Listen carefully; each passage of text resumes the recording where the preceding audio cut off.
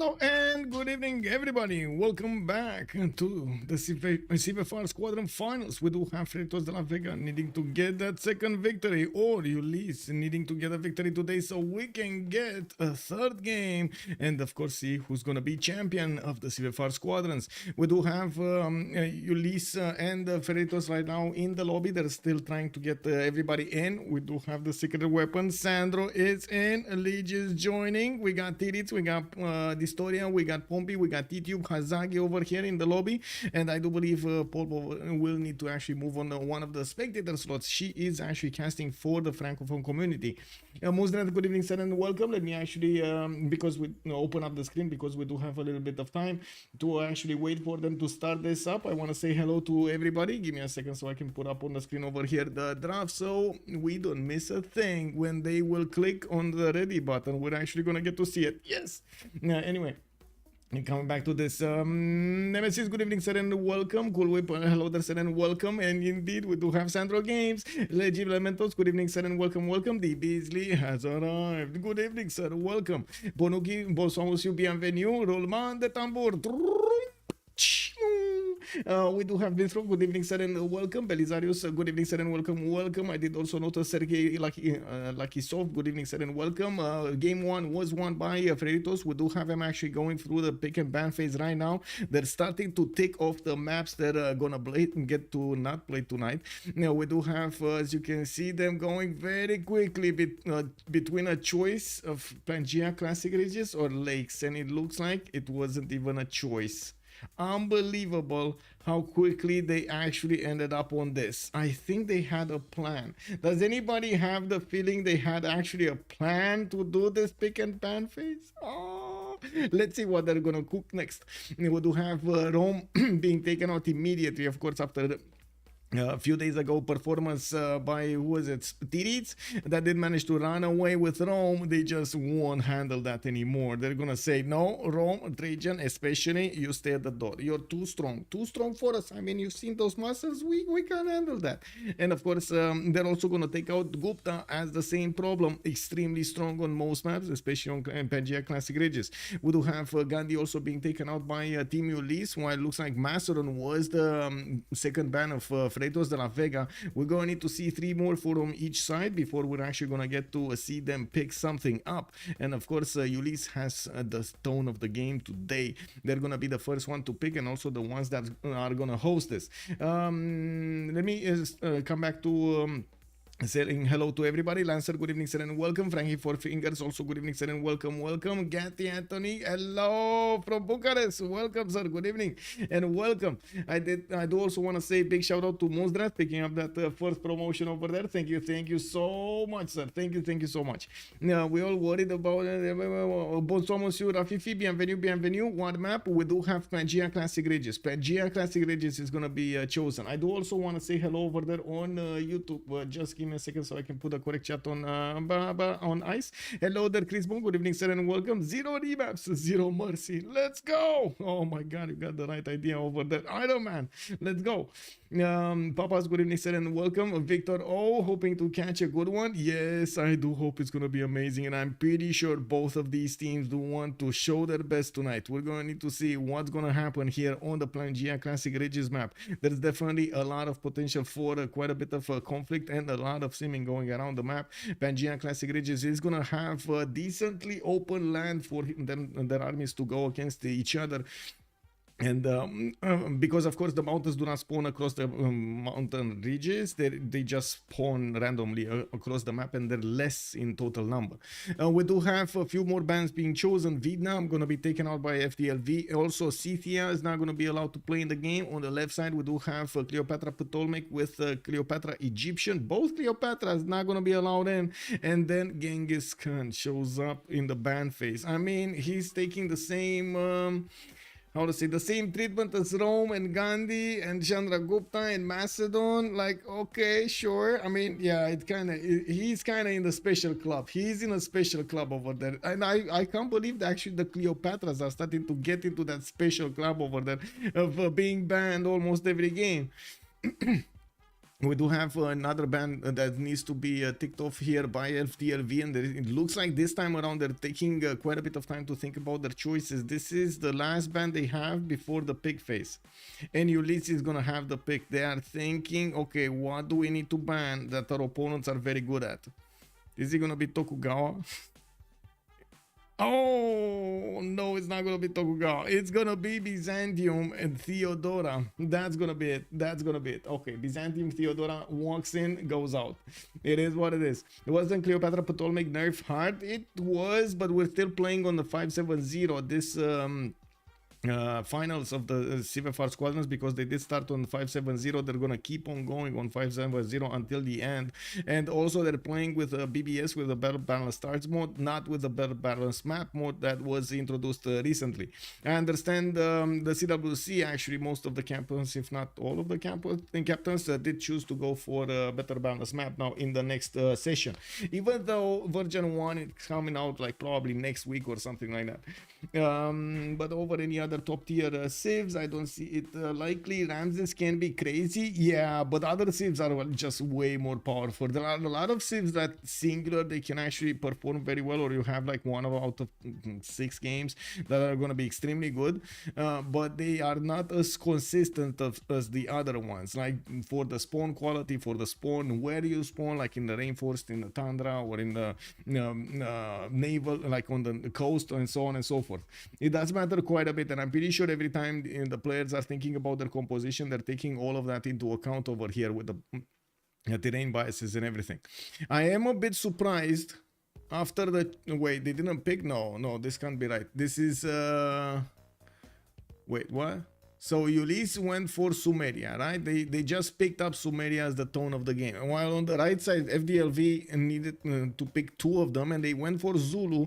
And then the game says waiting to pick, but it's Ulyss picking. This is a bit confusing. Pompi is saying over here from FDLV, trying to help out the situation. And it just adds to my idea that the players do definitely have a plan or a roster in their mind of civilizations that they need to actually combine together to get their plan going. And he said Black Queen, right? It's gonna be France Black Queen next to Zulu on their side, while we do have Cyrus and Sumeria on the left side. Are they actually gonna pick right now? Who's to pick right? Oh, they're picking bands. Okay, they just went into picking bands. Wasn't it usually like that bracket over there? Wasn't it switched with like a question mark or something because it wasn't big? Oh well, it is what it is. I mean, I guess I was thinking that maybe it's actually going to be 1-1-1-1, and they're still going to pick over there, so we can see the portrait. It's very important. I always felt like it's very important for this pick and ban phase graphically for everybody that's watching it to see the portraits and so on, the civilizations that are getting picked over here, and I want to say, and get a little bit of a glimpse into what's going on. Pick Simon. Catherine Black Queen is missing a pick. Yeah, it's definitely missing a pick. I mean, maybe it didn't get through the filter. You don't know what pick Catherine de Medici sent. You never know. You never know. Feed picks, you know. It is what it is. Catherine de Medici was just stopped at the post office. Was like, no, that picture cannot go through, ma'am. I'm sorry, we cannot send that picture. Can you imagine that? No. Over any other to them. Okay, I see that. Let me actually switch really quickly over the screen so I can actually see on both chats. Ani, hello there, sir, and welcome. Teamers over FFA. Yeah, to be honest, you're not wrong. We do have to see the last bands. Mapuche is going to be taken out by FDLV on the left side, Nadersha on the left side. So it looks like one of the Persians did get the axe, the other Persia got picked up. Cyrus is going to be over there helping out Ulyss. And we do have also the second Byzantine nation, Basil II, being taken out on the right side by FDLV. While it seems like Team Ulyss will need to pick up the last band, they also will need to prepare themselves for FDLV's choice. And they will reveal all of their choices here, Ulyss, in the next phase, before FDLV actually gets to pick the last civ. We do need to see what are they gonna reveal and what is FDLV gonna say about it. Freritos, the Freritos are gonna say about it. On the Pangea Classic Ridges map, most of the time we do see civilizations with quite a bit of damage or some abilities that do carry them through the early game and the mid game as well. We've seen a lot of Cree, we've seen a lot of the Persians, of course, how you can see over here. I wouldn't actually take it out from the equation to maybe have a Babylon over here or maybe something like Tamar. That could definitely be an interesting choice from them. I wouldn't really see it right here in this setup, but it's definitely possibility. I do believe we do need more gold on FDLV, so we're probably gonna see something that is prone to opening up with commercials, trying out to get that GPT going, so they can afford to buy a lot of stuff. We've seen last time how much gold was impacting the war between Firsos and Hazaggi. Firsos was buying out units with his allies' gold, while Hazaggi was forced to hard build as much as possible and send those units towards his opponent there. They banned a Monitore. Yes, I mean, I actually named myself in the pre-screen over here before. Like, I may name myself Pitati Madness. I was actually hoping for some Pitatis, you know, and also it kind of sounded like a food. I'm not gonna lie. Sounded like a dish. Doesn't it sound like a dish? Pitati Madness. What does it make you think of? Masere24, thank you so much for the follow, sir, and welcome. They picked Pangea Classic Ridges. Let me actually put up the map on the screen over here so everybody that has joined us new will know. Pangea CR. That's Classic Ridges Pangea. That's going to be the Pangea that does not have the mountains spawning on the continent splits, but anywhere else. We do have Gran Colombia being picked up by FDLV, which is usually starting off with commercials because, wait, guess what? He doesn't need to go in camels. And we do need to see what's going to happen here with Gaul being picked up by Ulyss. They already have the gold from, Cyrus, Sumeria. Both can do quite a bit of gold. Gaul over here is probably going to be a gold gobbler. And we do need to see what's going to happen here with Montezuma as their fourth choice. Oh, is this going to be again Hazaggi playing Montezuma and trying to take out one of his opponents? I mean, don't get me wrong, I really love some Hazaggi throwing a lot of units at his opponents every day, but I would have expected him trying out something different. I know he was very good at Gorgo, for example. What happened to Gorgo? Now we do have FDLV also needing to pick up their last fourth choice over here on the right side. We do have to wait a few more seconds. I do see 22 more seconds to go. Wait a second, I think I actually need to turn this. Yes, I need to turn this off. Simon got picked. Simon indeed got picked. Haciendas all over the place. Australia. What? Australia.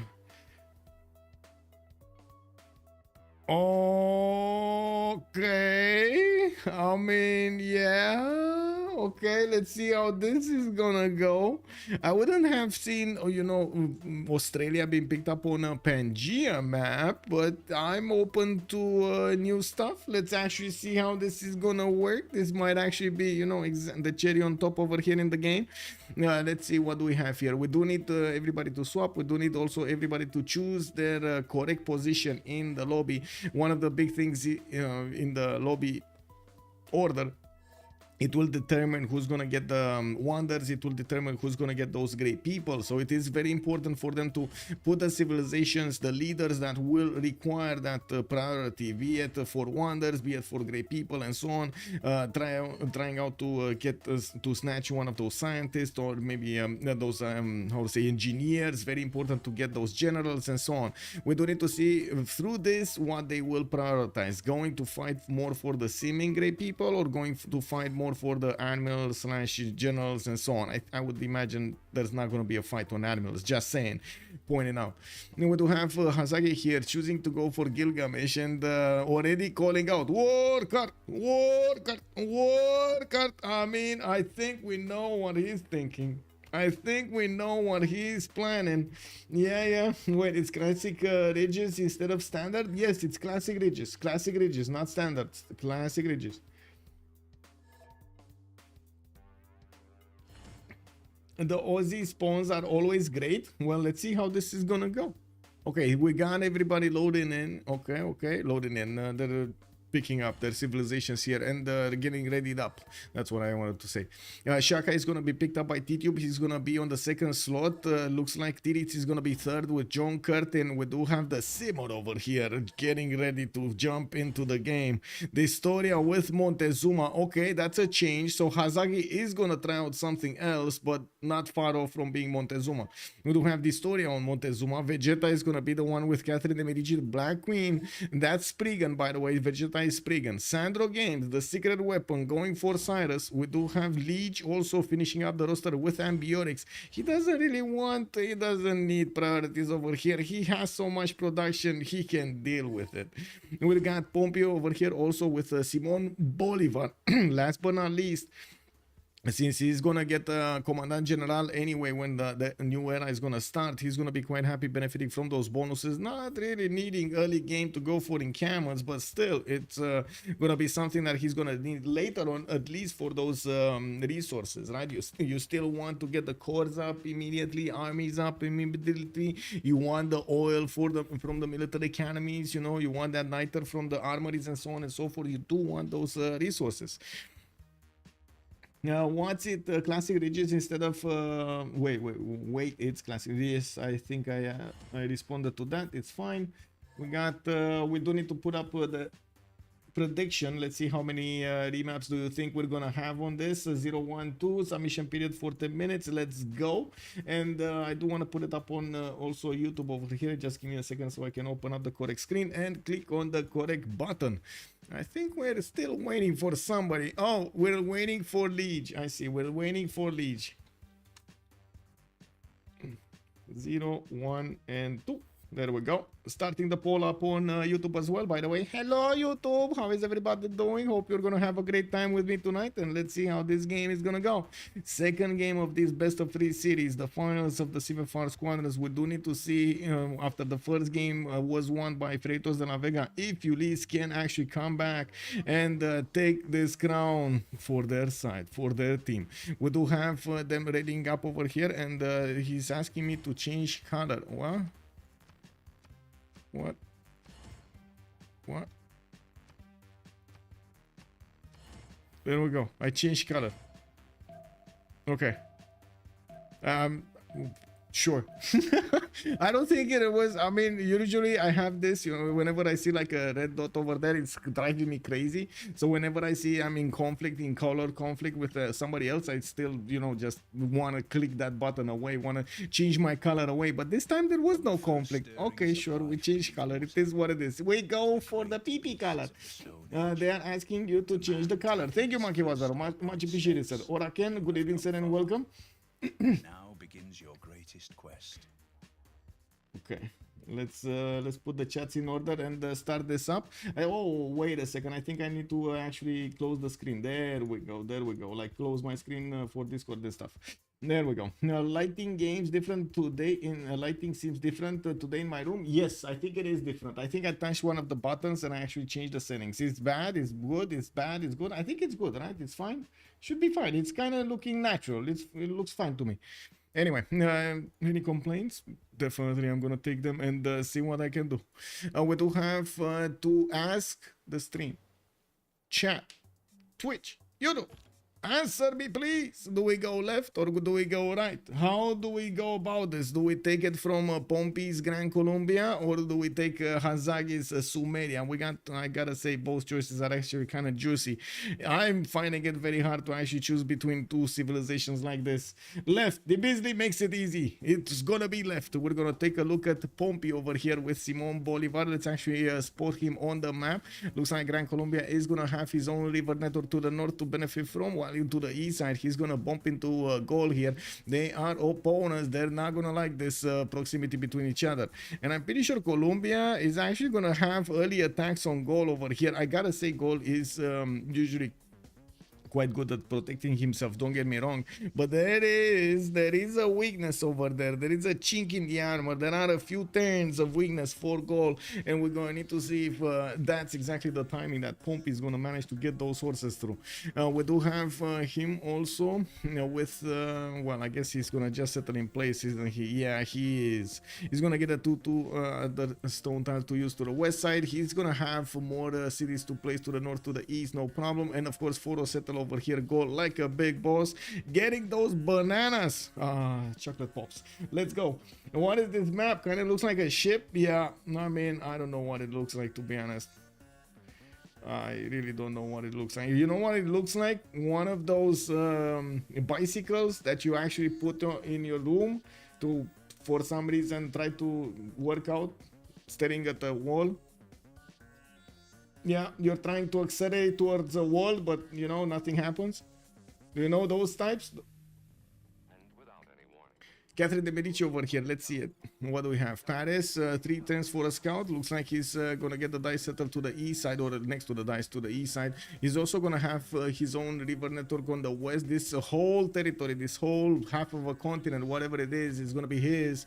And he's gonna get this also white continent to touch the sun. Wait.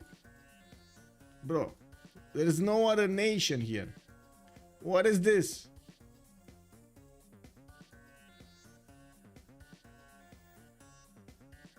This is Sprig. So this, wait, he has a third of the map? Am I blind? Am I not seeing somebody in the tundra somewhere? Please tell me there's somebody here. No? So he has this whole area for himself? I mean, 20 plus cities, bro. Yeah, let's go. Let's go. An exercise bike, yes. This is a remap. I guess we're gonna need to see the cage fight. So, okay. I'm not gonna talk about Catherine de Medici because he's gonna do well whatever happens, right? Well, let's see. Canberra, he's gonna have sheep tiles. He's gonna have a cattle tile. He's gonna have also some horses to improve. Decent amount of coast, some fresh water, not that he cares that much. And by the looks of it, he's also gonna be kind of protected by his opponent. It's fine from his opponents. I mean, he's gonna be kind of far away from Gaul to affect him. Now, we do have Gaul with, check this out, how close are they? Pasagarde with Gaul, and then Montezuma, and then Sumeria, and right here on the tip it's Zulu. I mean, what? What do you mean? Look at Tulundi. What is he gonna do? Get more than 2 cities out? I mean, at least he has an opponent to take some cities from. I gotta give him that, right? He's gonna have the dISTORIA to just walk through, but he has a problem, right? What is he gonna do if the dISTORIA defends himself? Who's gonna be first on Chocolate Hills? You know, Zulu on the coast. Yeah, it is what it is. France has its own continent. Hopefully Ulyss remaps.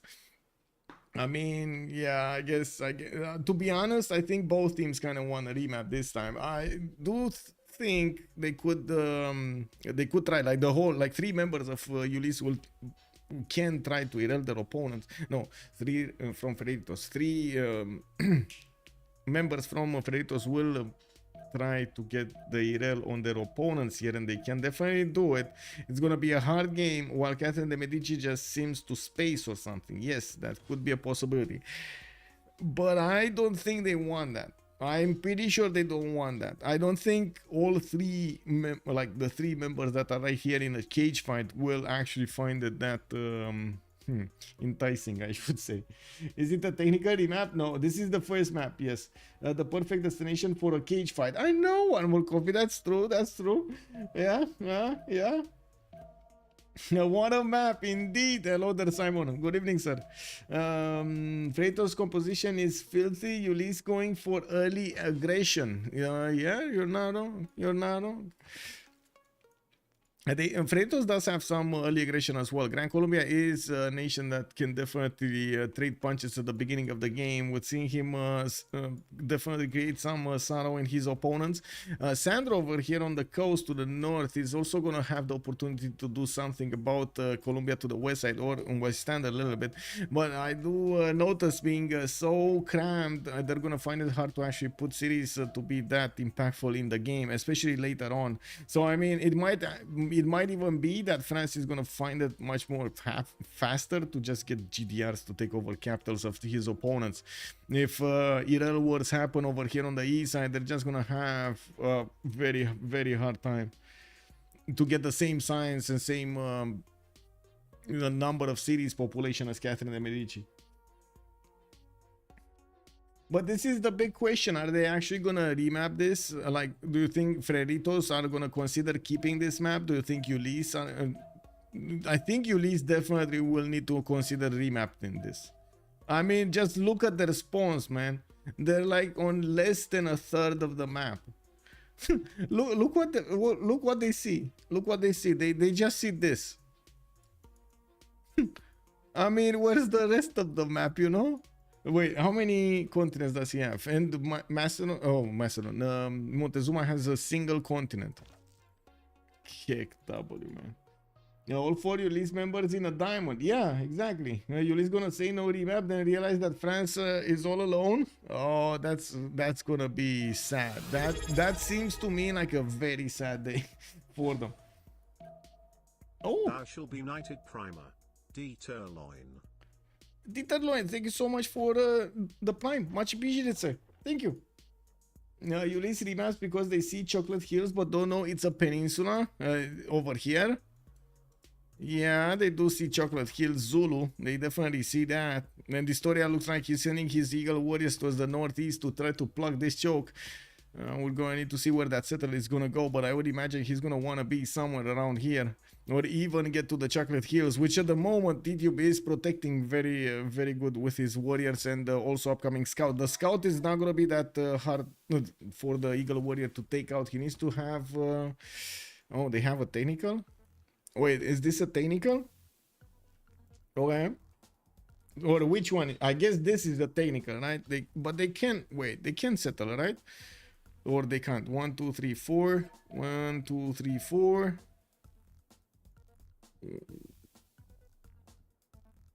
1, 2, 3, 4. They could have... Anyway, it is what it is. It's 3 other cities, right? In like what, 5 turns of walking distance? So who was... yeah, Ulyss called it. But wait, where was it? Who had it? That's what I'm asking. Oh, Hazaggi lost a pop. Oh, that's why. Cool. Thank you. I mean, thank you. I was thinking about something else. Yeah. Okay. Oh, who the priester? Good evening, sir. Forest fire. So it was a forest fire and he lost a pop. And they actually chose to remap for that. Don't you feel like Ulyss got off so easy out of that? Whoa. Yeah, they did. They got so lucky, man. They got so lucky. Okay, it looks like we're gonna have a screaming bear over here appearing with some wings as a map, and we do need to actually take a look what's gonna happen. Who are we gonna talk about? Pompi on the left side, do we see Gran Colombia again, or do we talk about Hazaggi on the right side with Sumeria? What are we gonna go? The Beasley center right is not really an option. Oh, come on, man. I mean, I'm trying to make this easy, right? Is it left or right? Do we take right? Oh, my nuclear uncle calling out the Lege already. Okay, you want to take Lege? We go for Lege first? But that's gonna just not gonna be in the same order, I guess. You know, it is what it is. Okay, I mean, he said it. Right? Okay, the Beasley saying right. I'm sorry, you need to be left or right. Those are the choices, left or right. We got right over here, Hazaggi. Let's actually take a look at Mr. Urk. He's gonna have his leg red, but to the west side, he's also gonna have some bananas, some fertiles over here. So and he's gonna get those extra production points. We do have him also with good mountain range to the south, not that many chops all throughout his territory, but he does have a decent amount. And I do like the rice settles over here for those extra food points, while I do notice he's gonna have a decent amount of cities to settle all over the place. Yeah, this is gonna be good. It's kind of far away. He's kind of far away from his opponents, but I don't think he actually is gonna mind that. We do have Montezuma to the north, and looks like he's also going to have a continent split to the west side, but he's going to need to fight off Colombia. Well, I guess it is what it is. He's going to have 2 continents to fight Colombia for. By the looks of it, Bogota is going to be on another continent split over here, and we do need to see how he's going to try to manage to acquire these resources from the other continents. dISTORIA is getting his Eagle Warriors out. I do notice he's going to... Oh my god, this is just the worst TT ever. This is like... Wow. It's just horror. It's just horrible. How did Paititi even land in the middle of the desert? Like, what is this? You know, like, look at this, man. I mean, okay, sure, when you're gonna get the oil, you're gonna see something. Oh, wow. But other than that, you can't do anything with it, man. Yeah, Paititi is a lost city, understandable. Yeah, it is what it is, man. It is what it is.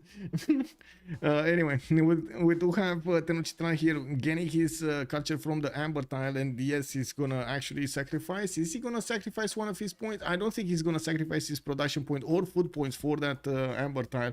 And by the looks of it, we do need to wait for him to actually make a decision over here on where he's gonna settle. He does have the sugar settle easy to go for in the south. He's also gonna have all of this north to benefit from with the worst TT ever. That is the worst by TT ever.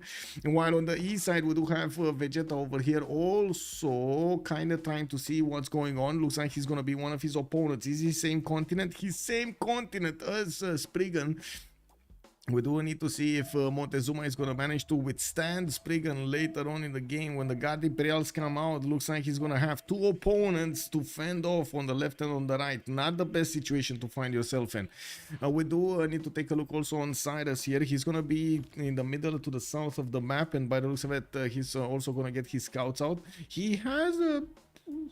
I mean, a few tiles with an interesting, you know, sprinkle on them of culture, but I wouldn't really call that, you know, you gotta get that city quickly. It definitely looks like his north is gonna be abundant in some chops, but in the capital he doesn't have that many. He could go for an Etemenaki, even though I doubt he's ever gonna try that. Now, while I'm pretty sure he's gonna try to get his cities towards the north, where he also has some more chops and resources over there, he's definitely gonna try to expand to the west side a little bit to get just a sheer city count. Not amazing quality of land here for Cyrus. I would say the secret weapon, I don't think he's gonna be that happy about this spawn. I really don't think he's gonna be that happy. Yeah, looks like a remap for Ulyss. Same continent plus fire and printing would be GG. Yeah, I think there is a definite possibility over there that the war between Catherine de Medici and his next door opponent is gonna go crazy. Necro Diplomat, good evening, sir. Call the Mansa Musa. Yeah, we need to call the Musa. Or the Fusa. Nutria 691, hello there, sir, and welcome. Matt Beats, hello there, sir, and welcome. Americans would love that Paititi though. They would? Wait, really? Okay. This is what it is, man. Now we do have Gaul to take a look at. Let's see, Ambiorix on the west side. He's gonna have his stone tiles. He has stone tiles, 2 stones in the capital, and he's gonna also have these iron tiles and also the horse tiles to the west side for a possible +4 Oppidum over there. We do have him also with some coal tiles that he's gonna get to discover later on in the game. Possible citrus settle with another +4 Oppidum to the east, and of course he's gonna have these banana settles with spice tiles. Oh my god, this is beautiful land actually for Gaul. Very nice, with so many stones that he could actually use for his Oppidum's adjacency, and also quite a few freshwater cities. And a lot of space. This is gonna be nice. I don't think Lege is gonna want to get out of this. It's just like right now dISTORIA is in major danger here, but other than that, yeah, I mean, you know, maybe oh wait, are they gonna get another technical? Are they actually gonna get another technical? Is he gonna lose a pop? I don't think so, right? Do you lose pop from these? I think it's like a what, a 50-50 chance that they're gonna lose Pop, or not 50. It's another like lower chance or something. Okay, he didn't. Okay, he didn't, and he got. I mean, the gods were like, you know, you don't have enough, no problem. Let me send you Habub, and he will take care of you. You know, it will take care of you. Just don't worry. Just stay in your home over there. Habub will come in, will sprinkle some extra fertility on your tiles, and he's gonna be way on his way before you actually get out of the house. Poof! You got more yields. Now, well, let's see actually how Sandro Games is gonna think about this. We do need to take a look at John Curtin here also. Northwest, he's gonna have his one tile of a pasture. That's it. He's gonna have Mount Vesuvius to the west side, which, yeah, definitely good to have those extra production points. Not to mention it tends to explode quite frequently to get you more yields. So why not? You know, why not? Why not? I can't really say this is amazing for him. It's not bad, but this is not really amazing for him. Looking at Shaka, let's actually take a look at Shaka. Half coastal over here. He's gonna have Rutherford to the east side to worry about, and I do see France as an ally to the west side. I guess this is simming Shaka. I don't think he actually chose Shaka to be the simmer of the game, but I guess we're going to need to see if he's going to do anything about the southwest over here. Sumeria, Hazaggi is definitely waiting behind the mountains to trade some punches with somebody. And we do have also Catherine de Medici with the city of Paris getting his settler out. He did start to scout out to the west side. Did not find dISTORIA yet, while he did pop another scout from his captor. I'm actually quite curious, where is he going to choose to settle? Looks like this southeastern city that he discovered on the next to the banana tiles might actually incite him a little bit more than the west side. And we do need to see how he's also going to spread out his cities over here and try to benefit from more or from better cities. What is going to be his doctrine? His approach to the game. The coast river settle next to Paititi is terrible. No, I wouldn't really say it's terrible, but it's not really good either, right? You put a city somewhere like next to sugar or next to sheep tile. If you put it over here on the 1-2, you kind of need to buy all the tiles you would want to work at the beginning. And then you kind of run out. After the third tile, you run out of tiles to work. What are you going to work? You know? Yeah, we really do love oil. I'm oiling myself right now. Can you start showing the stars by their vision? Could be cool to see what they see. Yes, sir. We can take a look. Usually I do put this a little bit later, like when I finish them up, and I do taking a round at least the response. Retained his knighthood for 19 months. Go Ulyss. Hi, Michael. Takeshi Lev, thank you so much for the tier 1 sub. Much appreciated, sir. Go Ulyss. Let's see. We got Go FDLV and we got Go Ulyss in the chat. We're gonna need to see at the end of the day what's gonna happen. Okay, let's see the remap vote here. How is it gonna work? Oh, vision. So we got Ulyss here. This is what I see. They're bullying Volin into submission while Freritos is here. And this is what they see. They are not that far away from actually seeing what's going on over there next to Volan. Smoria, hello there, sir, and welcome. No remap prediction? There is one. I think it finished. Oh. Okay, let's see. 4 seconds, 3 seconds. No, it is Freritos choosing to actually remap this. Yeah. I mean, they definitely thought dISTORIA is gonna be well experienced over here to handle two bad boys over here on the left side and on the right side.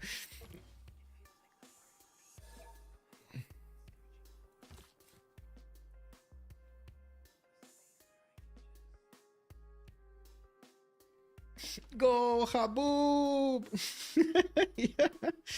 Yeah.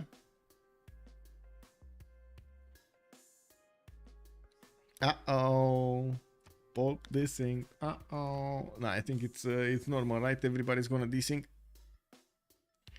Freritos remaps instead of Ulyss. Yes, Freritos actually remapped instead of Ulyss. I don't think they really wanted Zulu to be coastal and in the back lane. I think they wanted Zulu to be more front lane.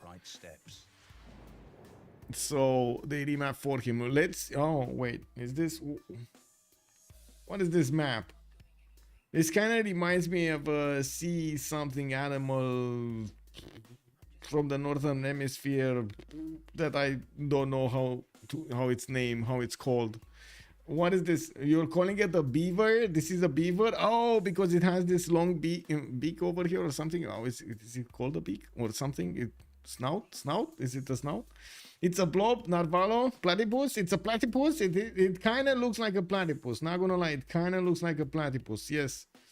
An anteater? I mean, it's not that long. I think he would have needed to actually have the snout a lot longer, right? Anyway, left or right, guys? Left or right? Let's actually see. Let me put up the chats at the same time over here on the screen. Left or right? Chat. YouTube. Okay, left. Chat. And Twitch is saying left. Okay, we go left. Okay, we got Simon over here. Let's see, Bogota. He's gonna get his culture from the amber tiles. He's gonna also have the extra protection from the spice tiles. Good enough adjacency from multiple rivers. While I do notice he's also gonna have a pretty good second settle over here. Oh, this is very nice. +3 campus over here. Just get the ivory tiles worked over with some spices next to them. Who doesn't like that smell? And we do have also with him. Let's actually see. He's gonna have to the south France, and they are allies. They don't need to worry about this. They're gonna have to the west side. They will combine forces and go against Lege. Oh my god, this is gonna be like one of those, you know, Captain Planet type of combination over here. They're just gonna combine in a massive beast of steel and iron and gonna go against Aduatuca. That might happen. Imagine that. We do have Australia also to the east side on the coast, and it looks like he's gonna be backline. He's gonna be safe on the coast. Just gonna have. Wait, who is this intruder over here? Sandro Games! Somehow, Sandro Games is behind enemy lines. Oh my god. They put a secret weapon behind enemy lines. What is he gonna do over here? Is Sandro Games gonna be the wrecking ball of this game? Is he gonna embrace his position? That's what I want to know first. Is he gonna embrace his position? Bottom is oversettled with city states. Yeah, it is. I mean, we got some in the north, but yeah.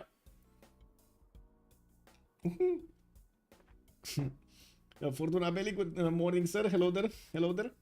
Build more units. Good evening, sir. Map looks like a beaver. Yes. I would say it's average length. This is great positioning for Freritos. Those immortals will be put to the test. Yes, their name will be put to the test. Okay, well, I guess we're going to need to see if they're going to keep this map, but I gotta say, Sandro in behind enemy lines, not going to be that nice. Well, I'm pretty sure Catherine de Medici, I'm pretty sure also Gran Colombia, and even Titiits are not going to be that happy with Sandro Games taking up space over here between them. Well, we're going to need to see how they're going to deal with him. Catherine de Medici will have probably the same continent as Persia. Yeah, same continent.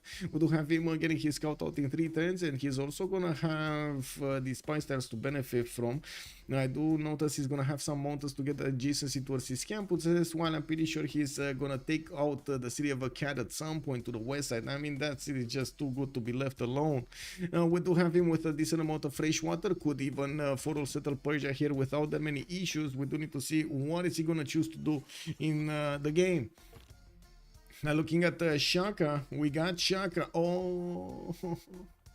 Oh, baby, Shaka is in between. Okay. So on one side we got Shaka, the biggest wrecking ball, while on the other side we got the circular weapon that usually seems to win. We're going to need to see if this time around he's gonna work to win, because he's definitely gonna have 3 opponents to go against, and the Shaka behind the Ulyss's backlines over here is definitely gonna create some ruckus. They could triple team over here at Duatuca. That's not gonna be nice for Lege, and I'm pretty sure he's gonna cry out help over there from other nations like Montezuma from the north to help him out deal with the big Zulu.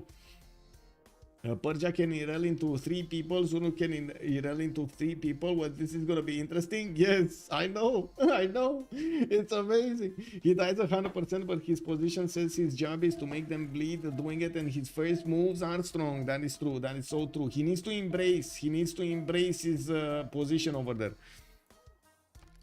Let's see. Shaka. We got Australia, right? To take a look at. Let's see. Australia is gonna have 1, 2, 3, 4 pastures in the capital. While I do notice he's gonna have more pastures towards the west side here. This this sword style might not be worked by any city. It's 4 tiles out from a possible city. I mean, I guess you can actually settle this coast over here, but who's gonna settle a city there? Do you think he's gonna settle a city here? Maybe on the amber tile, and that's 3 tiles out, but that's about it. And that's not gonna be like first cities. I'm pretty sure he's gonna want to settle this city to the southern horses over here, and I do notice in the water he's gonna have some turtles to benefit from. He doesn't have the opportunity to go with boats against Persia because yet he did not settle coastal. He is protected by the ridges and by these cliffs. I mean, not to mention those forest and rainforest. He's protected by the big bananas. Head Has joined the round table. Head Burner. Hello, Darsen, and welcome. Thank you so much for the follow. Kill Shaka and Persia quick and make this a 3 versus 3. Ulyss will remap because they can't listen to Sandro spawn wine for 80 turns. I mean, that's the last remap token. That's the last remap token. And we do need to see if they're actually going to like this spawn or not. Let's take a look. Lege. We got Lege over here with his... oh my god, no stones. No stones. I wanted to say he has stones, but the stones are not with Lege this game. Uh-oh. Well, he's gonna have some Opidums, but they're definitely not gonna be the +4, +6 that we were expecting here. He's gonna have good adjacency with a lot of rivers, good river network, I would say, good chops, but yeah, this is not cool. Sandro games, let's see. I mean, this is not a bad spawn, you know, you get the fish, you get the spices, you got the access to iron and horses, and you do get the extra cities over here on the west side. He's gonna have all of this southeast to actually settle, which I would really say it's amazing because the lack of fresh water. The Great Barrier Reef is to the east side, which I'm not even sure he's ever gonna settle. I mean, he could put a city non-fresh water and get a granary in there. Just thinking of that makes me... It hurts. Anyway, that should be. By the way, do campuses, they should get the adjacency right from the Great Barrier Reef, because I did play a game once and you didn't get it from the bioluminescence bay, which should be a reef. So I don't know, it should get it right. Drink water, yes sir. Okay, let's take a look, quick look on the Montezuma over here. He's gonna have his double continent, triple continent split, and I do notice dISTORIA is gonna get his central out in 3 turns. I did notice there is also a discussion over here about Irel. The idea is to weaken those that you go to war with. Yes, Irel irrelevant in this contact, making war on someone and thereby making him and yourself irrelevant to the late gamer. Yes, but you're still irrelevant to the game by doing that. It's depends on how you look at it. Yes, and get adjacency. They get adjacency. Thank you so much for confirming. They didn't used to get the reef adjacency, but they do now. Thank you. I still don't know if they fixed it on how to say, on bioluminescence bay. I hope they did. Anyway, we do have to take a look also on the last ones, right? What do we have here? We do have Sumeria to take a look at. The last one, Uruk to the west side. Hazaggi is going to be relatively free sim unless you take into account Zulu to the northeast, but he's going to have these mountains to close his borders off. And I do notice he's going to have a good amount of chops. Oh, very much better, much better spawn with so many chops, so many rainforests, so many forests everywhere. Is by the looks of it going to settle the south, and I do notice he's going to have a few floodplains, but I wouldn't really say these are a lot of floodplains. Still a possibility for him to go for Lady of the Desert Marshes, benefit from extra production on those. Time for training while watching Michael. Woohoo! On this channel, we make so much good for my health. Thank you so much, sir. Oh, I'm happy to serve. Happy to serve. See ya. What training? Sumeria hogging gold stones. Yeah. Sumeria is, yeah, he got all of the stones on him, didn't he? 1, 2, 3, 4. This should have been actually the Gallic spawn. I'm pretty sure if they would ask it right now, they would be so happy to switch spawns. Okay, so Gaul did meet. Let's see. Gaul met to the west side. They know about the southeast. They do not know about the southeast. They do not know he has another enemy to the east side and the southeast. While on the other side, Freritos, they're starting to get through. Slowly but surely, they're starting to get through. And I do notice we do have them with a bit of a late settler coming off from Paris. What happened here? Okay, is this gonna be a remap or no remap? It's a remap. It is a remap, guys. It's a remap. I mean, they had to get Gaul out of there. I can't say I didn't see this coming. They had to get Gaul out of here. No stones, with very few other possibilities for his Opidums to be very big. In between three opponents, only Montezuma next to him to help him out. Sumeria very far on the west side. I mean, you know, you had to get him out. Yeah, you had to get him out, man. Bye-bye, Platypus. Bye-bye. Yeah. Someone lost 68,000 on remap vote. Wait, what? It's good that I did not guess because I always guess one. Or I can already calling it out. And Sasu coming in. Freritos. Yeah. From the first stirrings of life. Okay, let's see. What do we have here?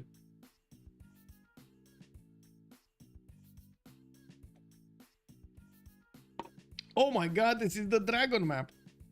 Wait, this kind of looks like how do you call it when a paper is crumpled, whatever it is? Oh, this kind of looks like a bad dragon. I don't know where this dragon went, but yeah, he's kind of chiffon. Dragon map, yeah, Joker hat or a Joker hat, yeah, that could be it also, a Joker hat, yeah, could be, origami, I don't know about that. Psycho Mike, good evening, sir, and welcome. Mulan Dragon, yeah, I think so, right? Is now the one with like the long, small body and then the long, how do you call them, legs? Okay.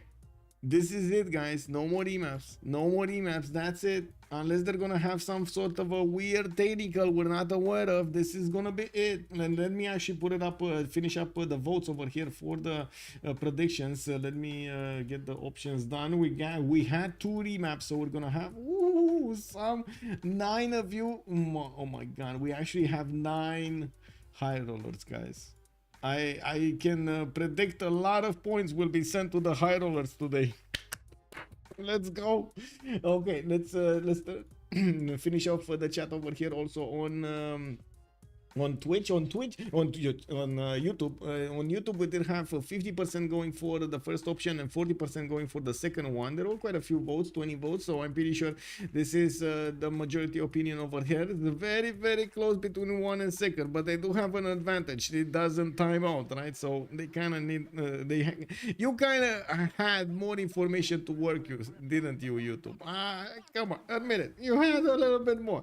Anyway, Capone, hello there, sir, and welcome. First time catching a stream. Welcome, sir. Hello. And the crocodile looking map, tardigrade map, tardigrade. Oh my god, yes. Those little how do you call them? The little bears over there. Did they do anything with tardigrades? By the way, there were quite a few that were trying to research them out. Where did that end up? Anyway, now we gotta ask chat right here, and of course start to talk about all of the spawns in detail. Do we go left or do we go right? Do we go left or do we go right? My left? Okay, Nemesis calls it out. We go left. Simon Bolivar this time. And we do have him with the Coco in the capital for the extra gold. He's also gonna have the Nabit Sansi to the northwest, and I do notice he's gonna have this cattle tile to the west. No, that's not gonna be settled. This one is probably gonna be settled next to the bananas, the 3 2s and the 2 2s. This is just good food, but not a lot of good production. You don't want that.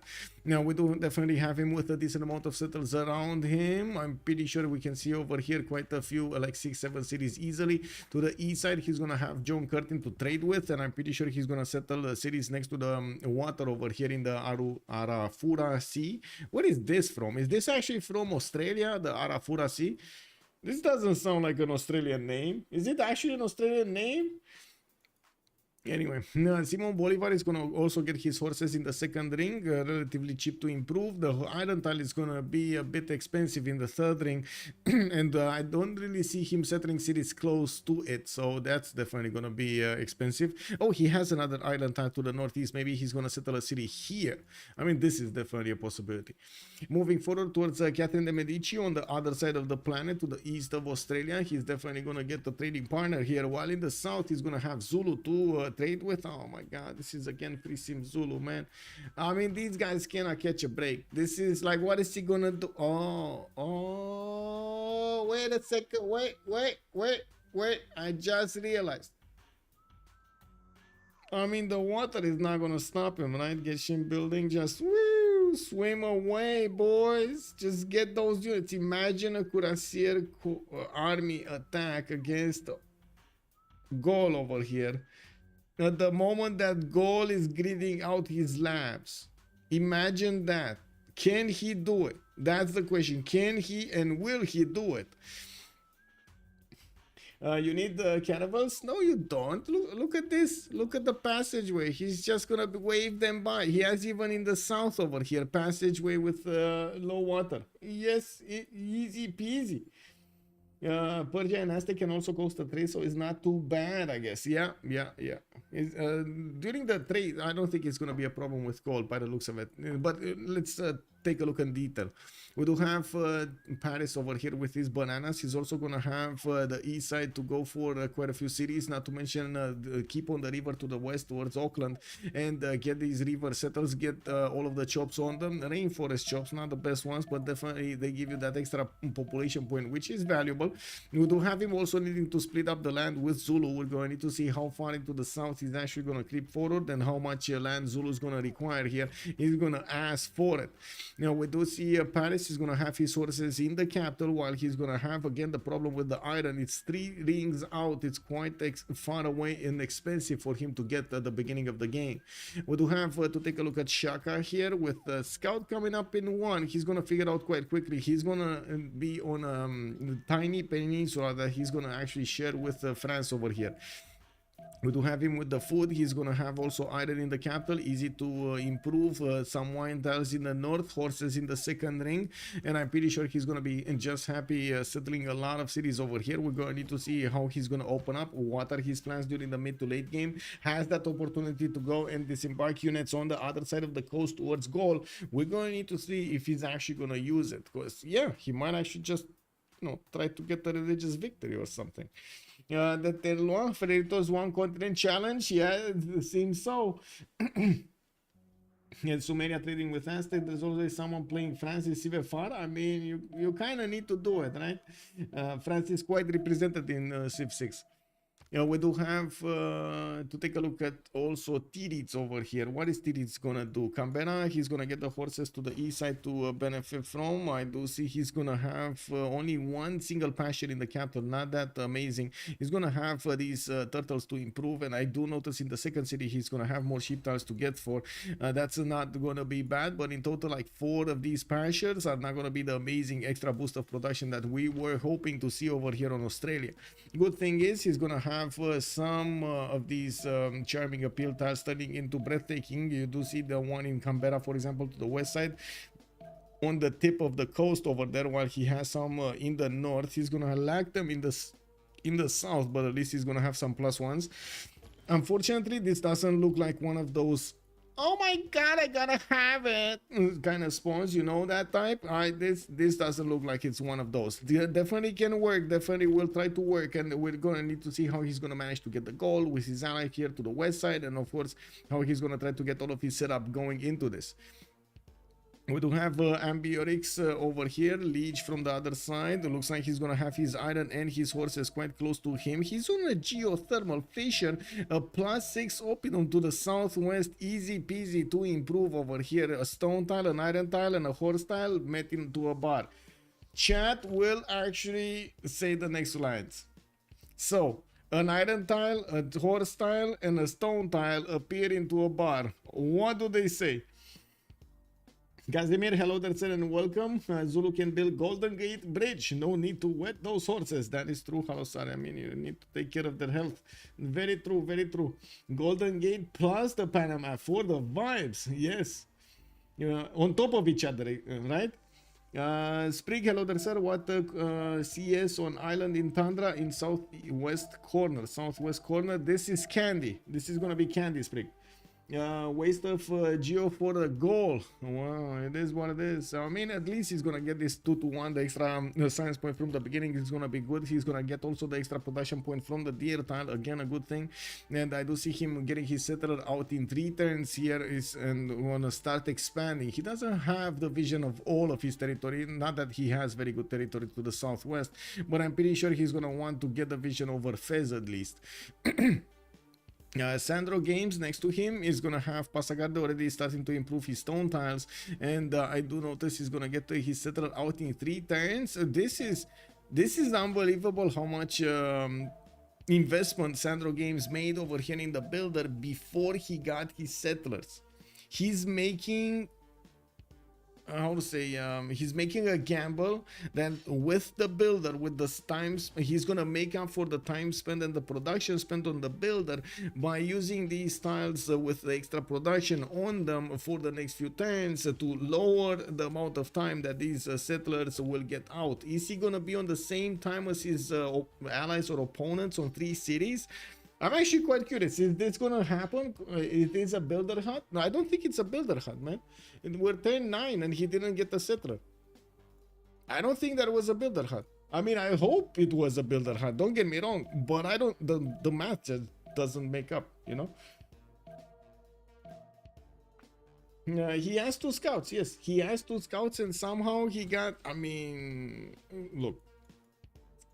Yeah, okay, yeah, you might be right. You might actually, I think you're right. It might be me just jumping the gun over here, thinking a bit. Never mind.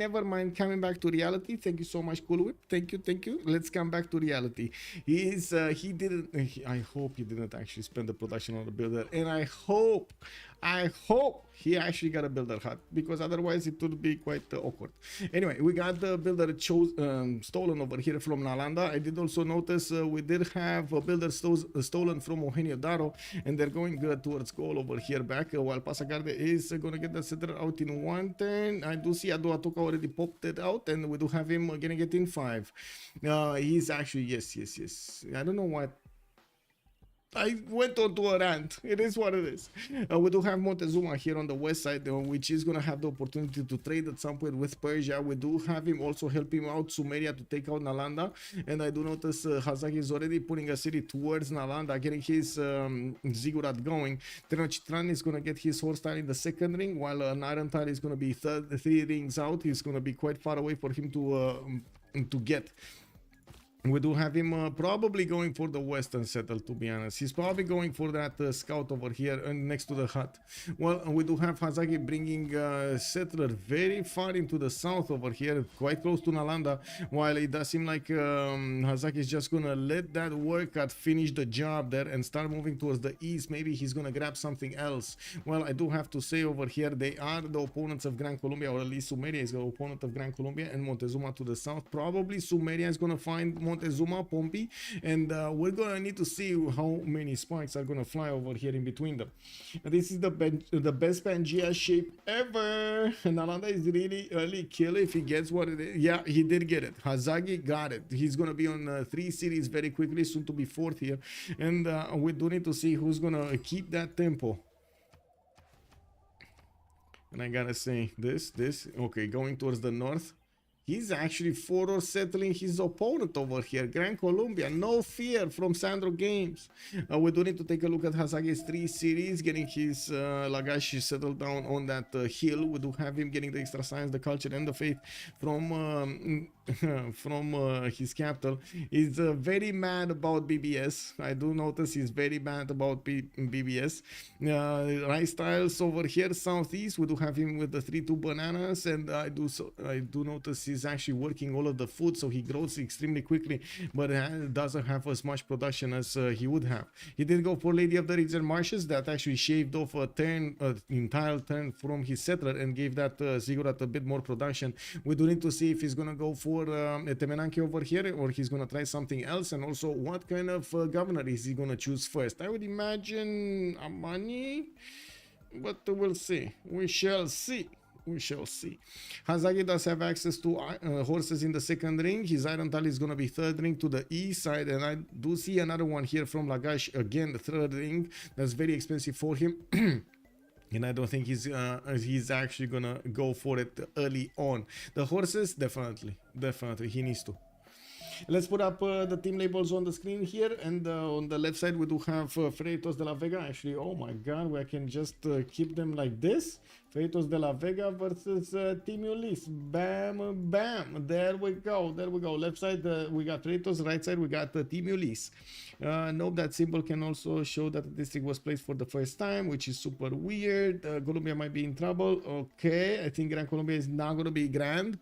You think he's not going to be grand? Well, I guess he did get to slow down over here with his settler, and yes, he's trying to put down a +3 campus over there on the horses on the east side, but he's getting pushed by multiple units, and he's trying to get as many units of his own as possible. This is kind of a hell spot that he finds himself in.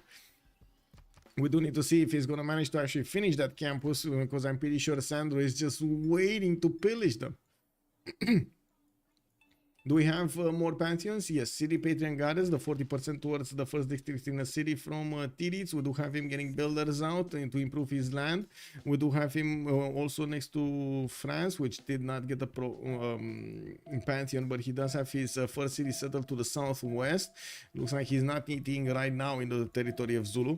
While Zulu is going to get his settler out in 2 turns?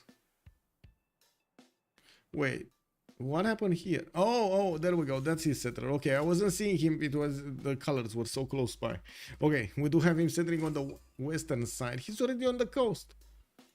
He's already on the coast. I mean, I think the man has a plan. I don't know. I feel like Zulu has a plan over here of some kind.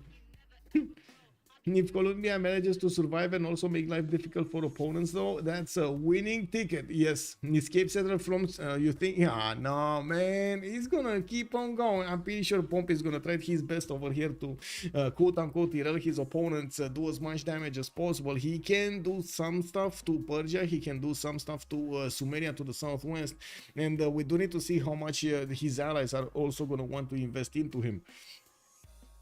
Halosar, do you get the resource when placing a district on a strategic? Once you place the district, you must finish the district first. You do get it if you have the technology. You get it immediately after you discover it is underneath your district, regardless if it is finished or not.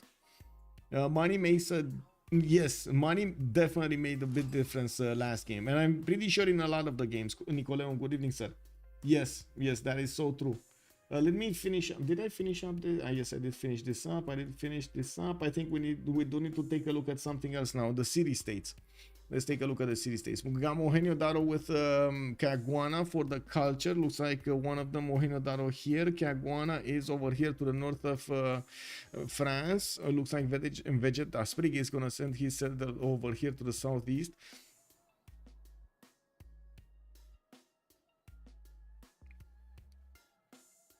We got Anshan with Bologna and Fez for the Science City States. Looks like La Venta with Candy and Cinguetti for the Religious City States. Venice is going to be the one for the trade bonuses. While I do notice Lahore is going to be the one with military.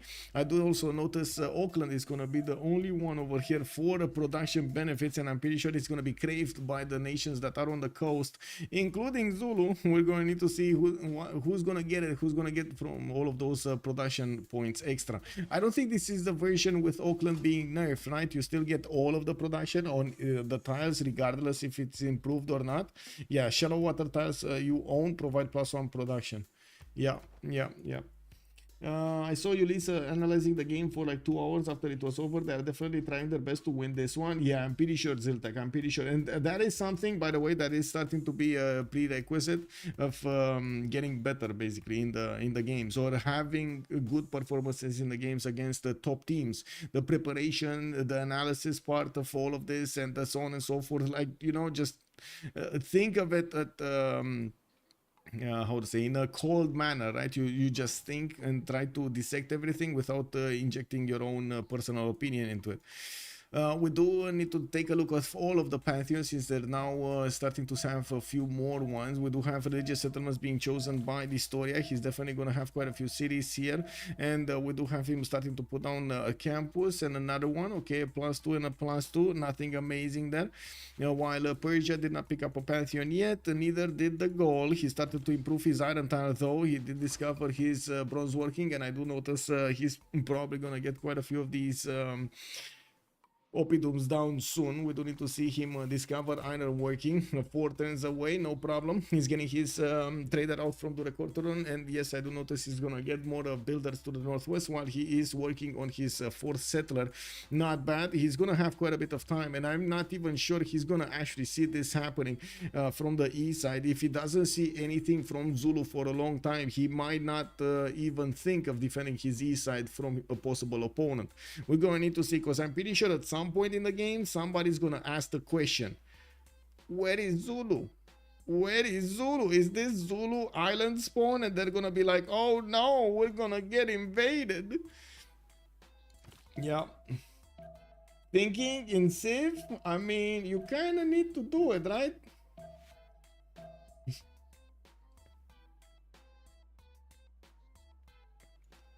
Okay, now France did not pick up something over here. I do notice we do have him settling towards the south, probably that cattle tile over there. We do have Zulu moving both of his units towards the north, and he did get his 3rd settler down. He does have Ikandas also coming out from his cities, while he's going to start improving his amenities over there.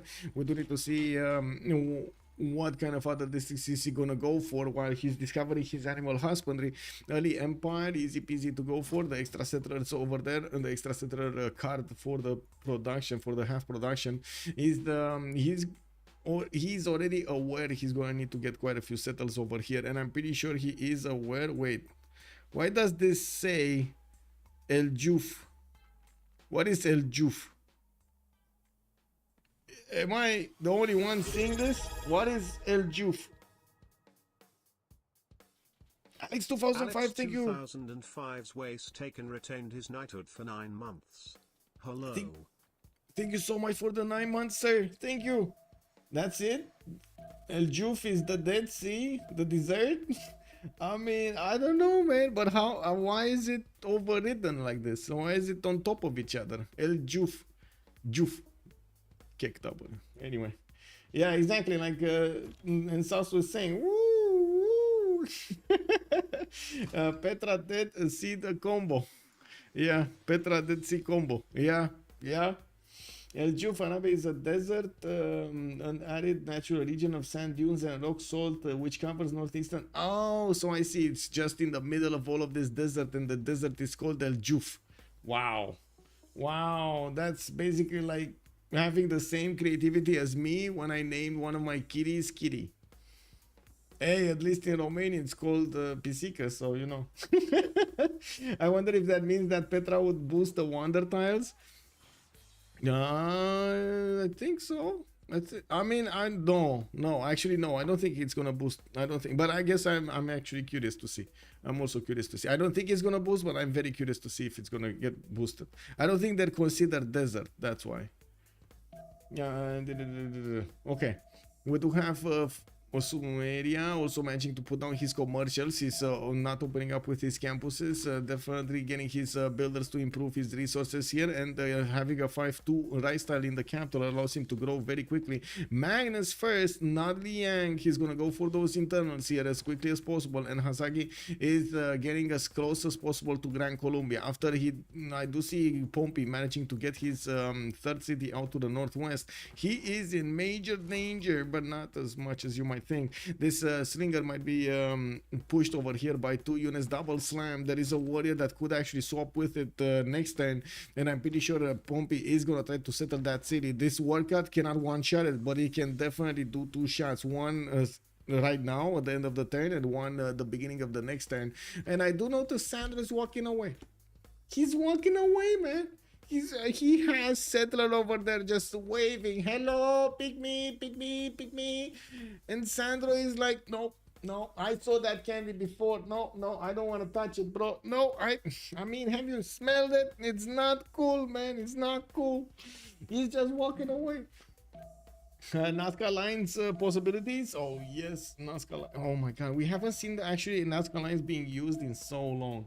I don't think we have seen. He can hit next turn 4 p.m. I mean, he did hit, and Hazaggi lost too much strength on the work card. That's why I'm pretty sure the scout needed to be here. He needed to be here next to the salt of Pompi. Well, I guess it is what it is. That covers that. We do have the campuses coming out soon from Pompi, and I do notice he did manage to acquire a decent amount of military here. He's going to get his archers improved, and he still needs to actually get the Pantheon. We do have him with the Volcane, Poras, getting to send some waves of lava towards his cities. While I do notice Sandro Games is not letting this go, man. Are we gonna see a one trick from Sandro Games over here? This is gonna be the one trick immortal push into Gran Colombia. This kind of looks like what it is, right? It is what it is. I mean, look at the position of his cities. His whole empire is geared towards attacking Colombia. There's no other way. There's no other way. It looks like Colombia is already running Persia. Yeah, he's. I mean, okay. I gotta ask. Maybe somebody knows. What is Sandro Games' favorite food? Do we know Sandro Games' favorite food? Got Anthony already asking for a prediction? Yes, sir. I will. Let me actually put it up. But I do want to know the answer. Does anybody know the favorite dish of Sandro Games? Let's see, if FDLV on one side, we do have Ulyss on the other side. 30 minutes as a prediction. Let's go. What? I mean, there was no question. Sandro was going to pray during somebody. Oh, he was going to prey on somebody. Okay, but those chokes don't make it easy for offense. Yeah, they don't. But that's why he got the city over here, Hagmatana, because he knows if he has a city over here, it's going to be very hard for Colombia to put one down. And, well, he's going to basically deny it. And he's going to get the opportunity to move these units a little bit faster. Sandro's favorite dish is one he doesn't pay for. So basically, that's a kebab. Already calling it out. Kebab, kebab, kebab. Jasper, good evening, sir. I mean, I'm pretty sure he likes the fact that his opponent built cities for him. Doesn't that include, basically, isn't that how it is, Machiavelli? Basically, you know, it doesn't cost him anything. Those cities are already built. You know, he's just dangling them in front of Sandro Games. Of course he's gonna drool over here. He's gonna be like, what, bro? You build cities without me? Oh, let me get a piece of that. Aztec, Sumeria can enable trade and we'll both go into commercials, I guess. Yeah. Okay, let's see. Okay.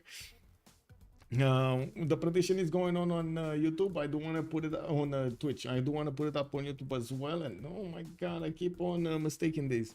But anyway, I'm gonna put it up right now. Who will win? And we got the FDLV, Freritos, Vega on one side with Ulyss on the other side. There we go. Start the ball. Okay, so let's see what we have here. On the right side, Zulu getting God of Craftsman. He's gonna get his extra production on these improved strategic resources. He's already starting to get more cities here on the coast. This kind of smells like a coasty settler. He's actually going to put it next to the whales over there. Well, I guess that's fine. We did have a bit more fresh water to the south, but definitely not the same quality chops. We do also need to see what he's going to pull up next with his Government Plaza. What is he going to choose with it? It's very important to see what kind of specializing building of choice is he going to get. Ancestral Hall or his chamber. Even in this position, is he going to choose Wall of Throne and so on. Gaul did manage to put down his Opidums, +6 coming up from wait a second, he didn't put that from Aduatuca. This is from Dure Corteron, a third city. Wow, where did he put it from Aduatuca? A measly +4 to the south. I guess, you know, it is what it is then. We do have him getting some slingers out to protect his settler from that pesky French scout. We do have also his scouts trying to body block those. And yes, I do see another Opidum is going to finish on the west side. Only a +2 over there, couldn't get it bigger. He does have amber tiles improved. He's getting quite a bit of culture from those mines improved. And I do see a single stone tile for a quarry did get improved over here in Aduatuca. It doesn't seem like France is going to be chilling with that settler anytime soon. Looking at Australia, he did manage to get his 4th settler out. He started improving his pasture tiles. Well, he didn't have enough of them to begin with anyway. Getting a few archers to help him out defend his territory against Gaul, and of course deploying them to attack into the Gesate that is invading his territory. Not gonna stop that before the ship tile is gonna get pillaged, and that's gonna be well, quite a big oof over there, losing its 3 production points. We do, or 2 production points I should say. We do have also Magnus established in the capital city of Canberra. No Government Plaza yet, but I'm pretty sure it's soon coming. Looking at his yields here, he is on 16 science and 11 culture. Even though he doesn't have like amazing campuses, he still has quite a few of them that he can work with. The +5 next to his capital, for example, it's going to be pretty good. And yes, I do notice that in Newcastle, he didn't actually put down a campus over here. But anyway, it's quite easy for him to get one over here as a +3, and I'm pretty sure he's going to chop at some point. Oh no, he's putting it here. Oh, that's a +3 as well. Okay, that's fine. Actually, I didn't notice this is a +3. Very nice, very nice. Easy peasy. We do need to take a look what's going on here, because it looks like we do have Hazaggi starting to get his markets out. Quite a wave of archers coming out from his forward cities on the east side, while we do have Persia managing to finish up his first encampment.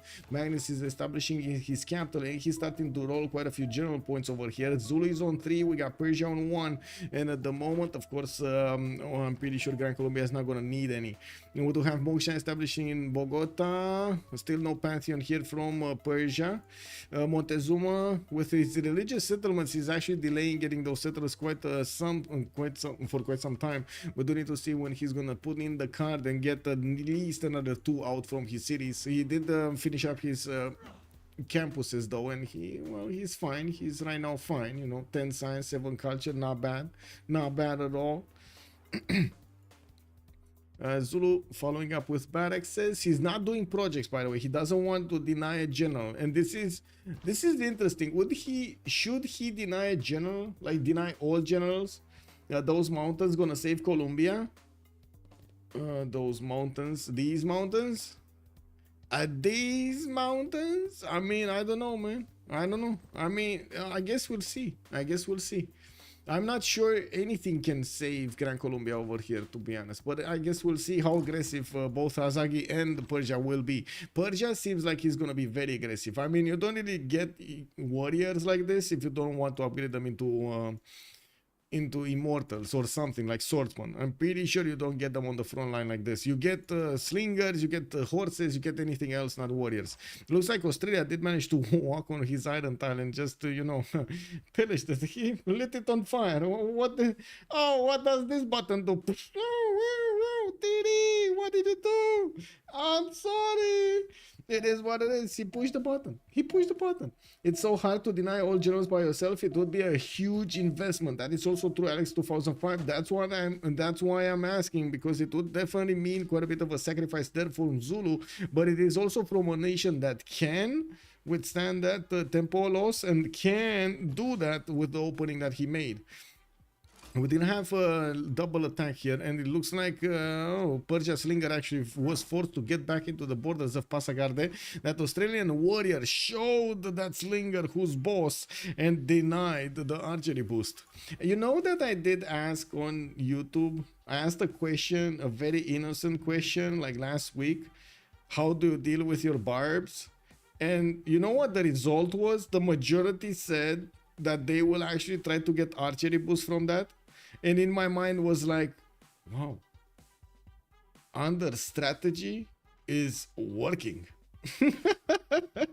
Oh my god. Okay, I mean, yeah, sure, it's definitely. I mean, you want to get archery boost, you can try it. You can definitely try it. No, nothing can stop Hazaggi and Sandro. Can we have an it? And it is what it is. Counter. Oh, wait, yeah, what is the counter to it is what it is? Is there a counter to it is what it is? I don't know. Somebody told me that it's very redundant what I say. I can only say it is what it is. I counted throughout the previous game. I see.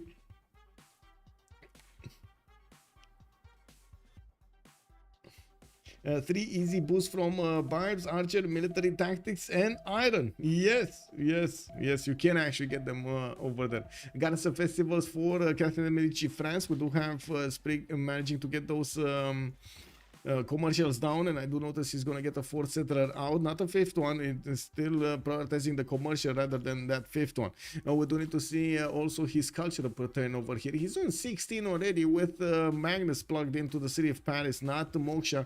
And yes, I do see he's on 8 science a 10. We still have them 3 turns out from getting their golden ages, and I do notice that everybody did manage to get over the threshold for the next golden age, over 19 points. While I do notice Tidube is starting to smell the coast. We're going to need to see if he's also gonna smell Gaul here. I'm pretty sure he's gonna smell some Gallic, I would say, cuisine soon. He's figuring out through the eyes of France that he has an opportunity to disembark these units from a very decent way away. I mean, to be honest, it's worse if the disembarkment units are gonna get or I should say the shores are far away from you, because usually you want to have some vision over the shore so you get an idea of units coming against you. It's worse when it's like mid-distance where you don't really want to send units there, but you're kind of aware that might happen, but you don't really have vision and you're focused on something else and you don't think that's going to happen. And again, you know, it's definitely totally different. What's the continent split between France? Let me actually take a look. France has this continent. It kind of stops here, but it looks like it keeps on going until he's on the same continent as Sandro. I mean, this is so far away. I'm pretty sure he's not going to end up here. I'm pretty sure he's not going to end up here. It looks like Persia is pushing away with stones. That warrior of Titiits. Australia is just not going to play anymore. We do have immortals coming out from Persia, getting hard building Hamatana. I think he lost his iron. That also means he lost his extra tempo over here. He's going to need the iron from his teammates, and we do have Lege over here with 12 in his bank. He did manage to upgrade that one quite early over here next to the city of Adoatuca. He's going to have a second one to the west of Ratumakos. And I do notice he managed to push back that scout that was buzzing him, this Vegetan scout. Wait, I do want to confirm this. Vegeta is Sprig, right? Let me actually... Yes, it is Sprig. Pompi, Sprig, Tidube, and Titiits. We do have them from Freritos La Vega. dISTORIA, Hazaggi, Lege, and Sandro games. The secret weapon for Team Ulyss. Well, let's see if the secret weapon is going to be that secret today. Hazaggi is getting that first horse right in the face of Pompi. Ooh. The Knights of Ni have arrived. Need lots of railroads. I mean, you need to get to railroads first, just saying. It kind of looks like Hazaggi did manage to hit that tempo faster than Gran Colombia, and even right now we do have Gran Colombia going for his will in 3 turns. He doesn't have a horse out. He doesn't have his horse out. Is Pompi actually... Wait, did he... I hope he managed to get that horseback riding. No, I'm pretty sure he got horseback riding. Come on, chat. Come on. He couldn't have missed horseback riding. I don't think he's... Yeah, I don't think he missed that. Oh my god, this is not good, guys. This is not good. We got horses from Sumeria moving in. We got some archers getting in there on the cattle tiles, and we might make some sushi over here next to the dice tiles. I mean, it is what it is. Yeah, but France cleans up this map. You think France is gonna clean up this map or, with the help of Zulu? I mean, they might. But they will sacrifice big for this. I mean, having a player down from the beginning of the game, I mean, where is he gonna go? He actually needs to get the shipbuilding to get out of there. And in the meantime, he's gonna need to get like men-at-arms and get like coursers and trying to get printing and get like campuses. And, oh my God, so many things to do over here. Is he gonna get the time to get the settler out to move towards Canberra, towards greener pastures? Is he gonna go towards greener pastures? Sushi is made from fish, yes, but you see, he has a dye style. What stops him from actually painting the fish into a sushi? Huh? What stops him, Ensasu? Let me know. That should count as feeding. Why is Gran Colombia for settling? I don't think so. First of all, he wanted to get his 4 settler out. He wanted the position over here on the river. I don't think this is a 4 settler. This is mean distance from his capital, guys. Everybody else is 4 settling him. That's just mean distance.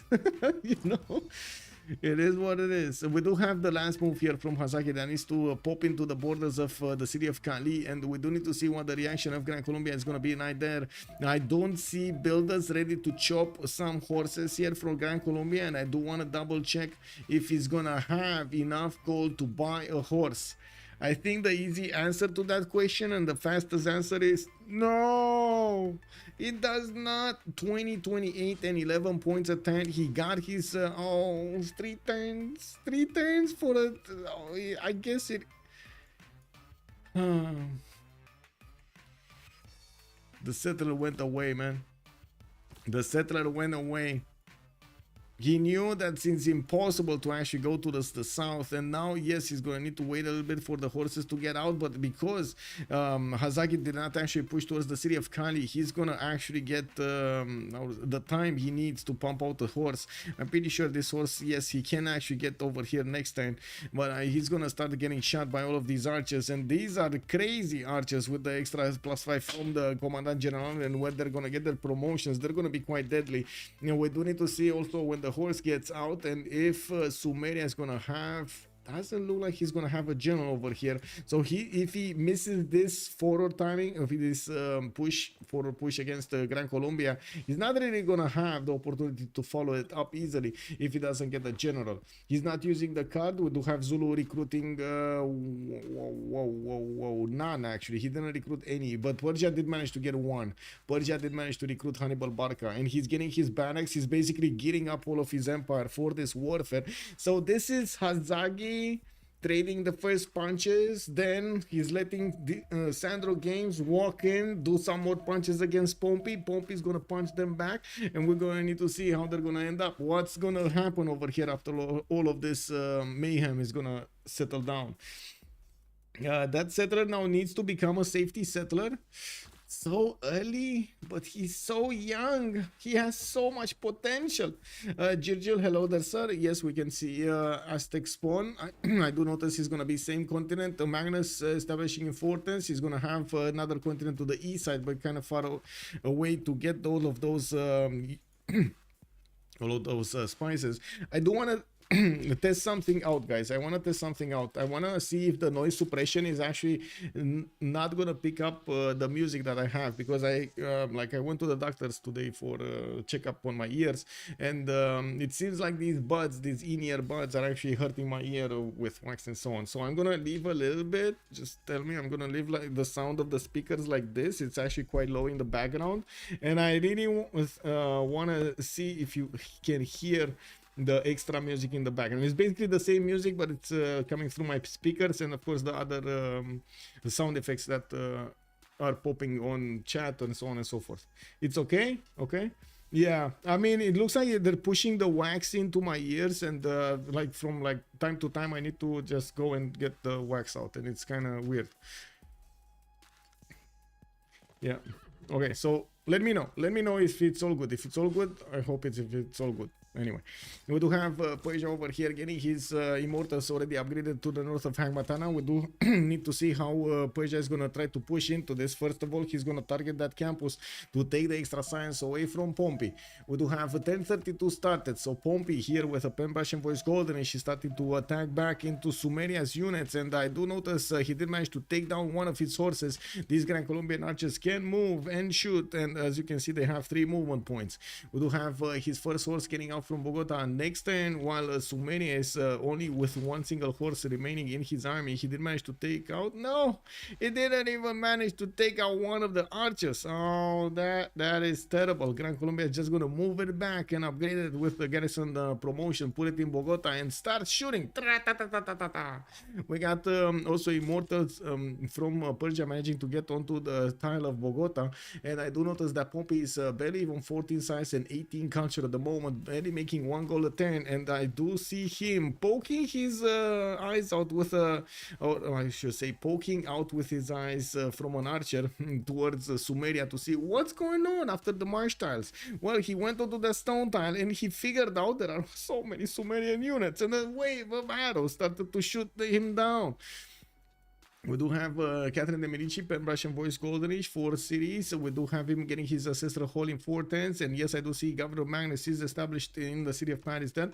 And we do see more builders coming out from his other cities, and I gotta say he's actually slowing down a bit over here so he can get that ancestral hall and start working on his upcoming settlers. He's probably gonna go 6 to 7 cities soon, and I'm pretty sure he wanted to get all of the district discounts that he could get.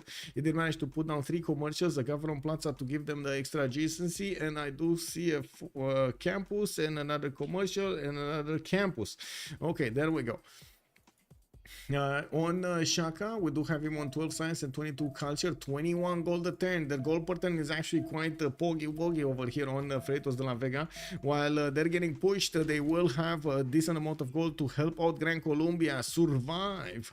It looks like Pompi is getting the message. He's getting the message that he needs to get out of there.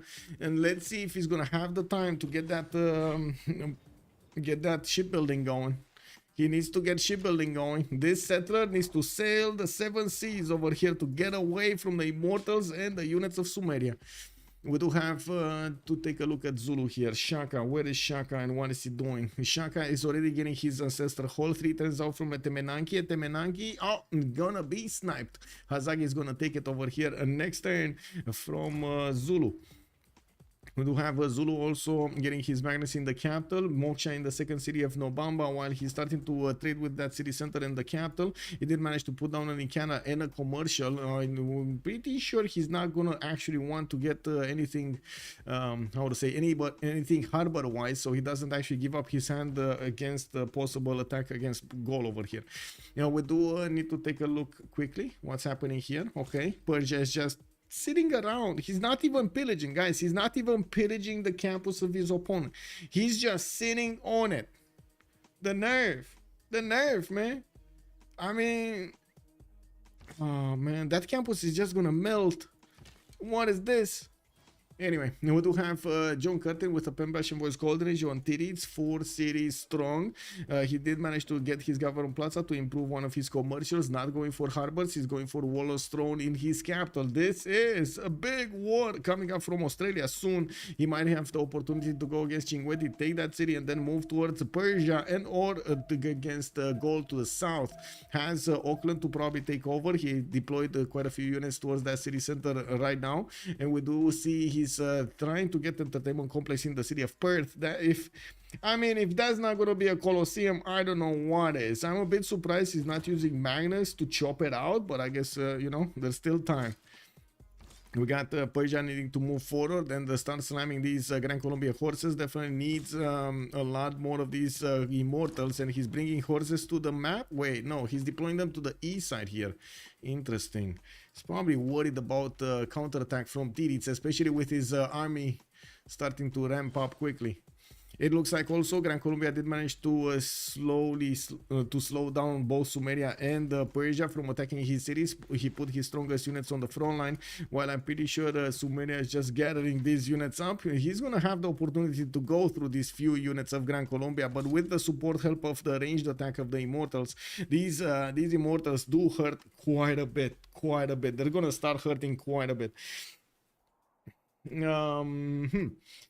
Let's see. Legion Gaul. We do have him Pembrush and Voice Golden Age. Looks like he's getting his 16 science, 27 culture, 4 series strong. I do notice Ancestral Hall is also going to be chosen here. We do have him with a campus. I'm actually curious, what is his government? He's in oligarchy. Okay. I mean, oligarchic legacy, right? He's gonna have oligarchic legacy. That's what he's aiming for right now. I was actually curious if he's gonna go for Republican legacy or oligarchic legacy. Is he gonna go for the extra points of defense, or is he gonna go for the amenities, which are starting to become so much more important? Sandro Games on 9 science and 24 culture. Drums of War Golden Age. He's just pumping production into these units, and I do see he's gonna get another immortal, putting him to a total of 4. And while he's gonna get his horses out from Sparta, looks like he did manage to recruit another general, a second general. He recruited the second general, not Zulu. Wow. I mean, you know, it is what it is.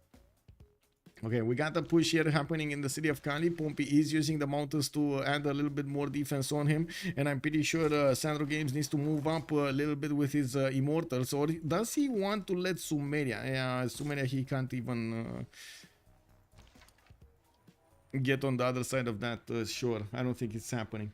Looks like Pompi is sneaking away, not swimming away. I think he's gonna put a city, not gonna lie. I think he's just gonna get a city here on the 2-2 base. I think he's just gonna be so, how to say it, that I'm so confident that he's gonna have that city that he's gonna put it there.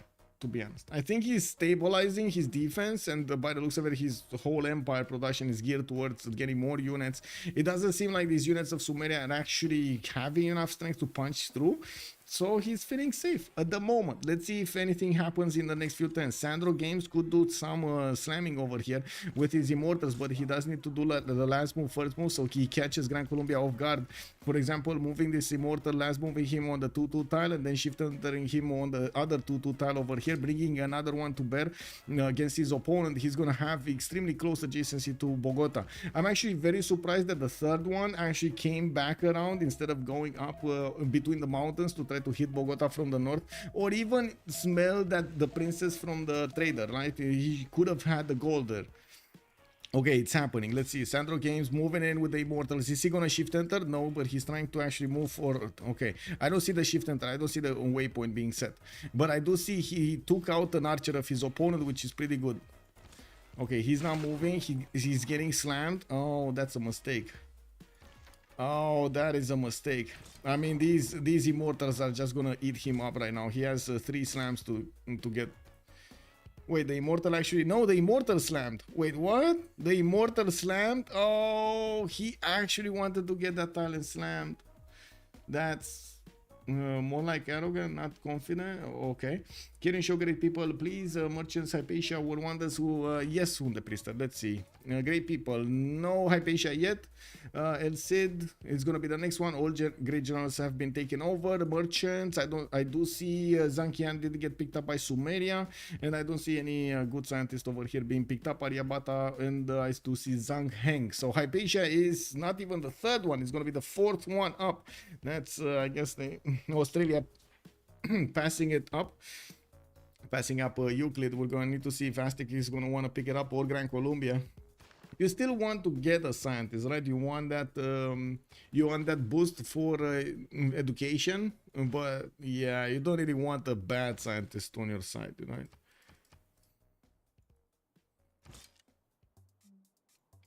Okay. Did we finish everybody? I think we didn't talk. Did we talk about Sumeria? Sumeria, by the way, did manage to get that Temenanki is getting his science points on his farms, and I do notice he's gonna get the Temple of Artemis in the northwest. We do have him getting new settlers out from Ur and Nalanda, and by the looks of it, Persia is starting to eat the health of that Grand Colombian horse, which is not getting enough experience to actually boost himself. We do have the Immortal over here getting enough promotions though. Yeah, these Immortals are definitely getting what they need. And there we go. Sandro did manage to get that spot next to the city of Bogota. While Sumeria has a hard time pushing into any of the units of Gran Colombia, especially without a general. We do need to see if Persia is going to manage to pick up the slack and go against his opponent. We do have quite a few horses being sent towards the northeast, and of course I do think Cinquetti might be a target, but at the same time it kind of feels like Australia is going to be a target. And I'm actually very curious if Sandro Games is actually going to try to sneak these horses through next to the scout of Australia. He could actually try to get through the uranium tile and just next to him is get into his main cities over here. While Auckland is getting smashed by Australia, it looks like the city of Auckland did manage to get the walls up, fortification health of 57 out of 75, with the city being put under siege. Is not healing anytime soon. I'm actually curious. Yeah, this city is gonna die anyway. This city is just gone. It's gone. It's gonna be a 5th settler from Australia. Well, we do have harbors coming up from Canberra, which is a bit surprising that he went for both, but I guess it's good that he's gonna get the extra era score. Is that a +3? That's not a +4. That's a +3. Anyway, he's gonna have a +4 over here in Sydney. We do have Perth still not getting the Magnus bonuses. He still has a few chops over here, and I'm pretty sure he's using the Magnus internal, so I would imagine Colosseum is going to be hard built here, not really chopped quickly with Magnus. We do need to see if Persia is going to manage to cross that river or even do the direct damage against the city of Bogota, while Gran Colombia is putting a lot of production into these units. He's also deploying Victor to help him defend the city of Cali to the northwest. Ooh, he found a way out. Gran Colombia trying to smash through that archery, sacrificing one of his horses so he gets less arrows on his own horses, on his other ones. Also builds a free library. Hypatia is just one envoy in a blue CS. No, not really.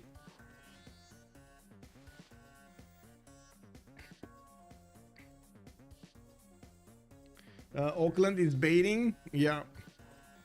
I think Hypatia is more valuable than an envoy in a city-state. I'm just saying. Like the extra science you get. And the free library. Like the free library plus the extra science you get. Okay. Persia still move. Oh, he's getting them. Look at that next to Cinquetti. He's not even caring about that city. Is Cinquetti being soothed by anybody? No, not really. Okay, he's just passing through. There is a horse here from Australia, but he doesn't have a general, and we do need to see if Persia is going to manage to clump up his units to attack his opponent. Usually it's not good to go with the first few units, even though you might actually surprise your opponent with a few pillages here and there. You kind of ring the alarm in your opponent's empire, and he's going to start putting out more and more units to help stop the bleed. So usually it's better to clump up your units before you go on the offense, so they do benefit from the strongest damage and the strongest defense. Not to mention you have a lot of units to overwhelm any initial defense that your opponent will have. Like this one horse, maybe 2 horses will probably be knocked out by the full 6 horses, 7 horses that Persia has here, with a general coming towards him. And Persia is devious. Yeah. Yes. Okay, we got another city from Zulu settled on the coast towards the northeast. He's also putting down an entertainment complex from Ondini. He's from an opposing team, right? Oh no, they're actually from the same team. Oh wow, I guess he just wants some extra amenities. These. We do have him with Magnus internals. Moksha here getting a granary. He's using the military engineer to actually help him out towards the north. He did manage to get his, of course, military engineer from the generals. Oh, this horse must be dead. And I do notice, by the way, the magical encampment that just appeared over here from the city of CivFR. We did have a photo setter from Sumeria right in the face of Gran Colombia. Put one of his encampments right in the face of Bogota. That's 2 tiles out from the capital city of his opponent, where he is going to have the ability to just pop some bombards and take out the city of Bogota, or even earlier with the trebuchets. Entertainment, yeah. I mean, I think they didn't actually communicate over here who's building or who's trying to actually go for Colosseum. Australia is managing to actually meet the Persian unit. Oh, he gave up his hand, man. He gave up his hand. The scout. He took out the scout of Australia, and now it seems like Sandro Games is going to force over here Australia to make more armies to help defend this territory of his to the southeast. These horses of Cyrus do have a +3 when attacking his opponent, and at the same time also, as you can see, the general bonus, that's a +8 that they do benefit from over the horses of Australia. Especially in big numbers, that's not easy to withstand. Let's see how Gaul is doing. Simming 2, 4, 6, soon to be 7 cities, getting a wave of builders from all of them. Another 2 settlers coming up from Durecorton and Enaduatuca. We do have Opidums in Tervana, and well, I guess he's doing well. He's doing well, you know. He's 21 science, 35 culture, 78 production right now. That's before the apprenticeship, and I do notice he barely has 100 points of military. Well, makes sense right now.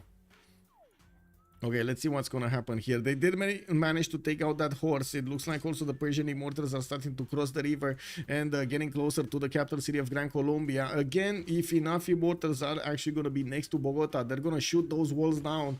And we do need to see if that's gonna be a magical number here. 4, I don't think it's a magical number. I don't think 4 is enough to actually take out the walls and the units. He's gonna get a battery ram though, and Hamatana is gonna get the benefits of Pingala. Okay, a single Perideza. Sandro Games putting more units in the front, in the face of Australia, forcing him to make his army. And yes, this general over here must be bait. This is bait.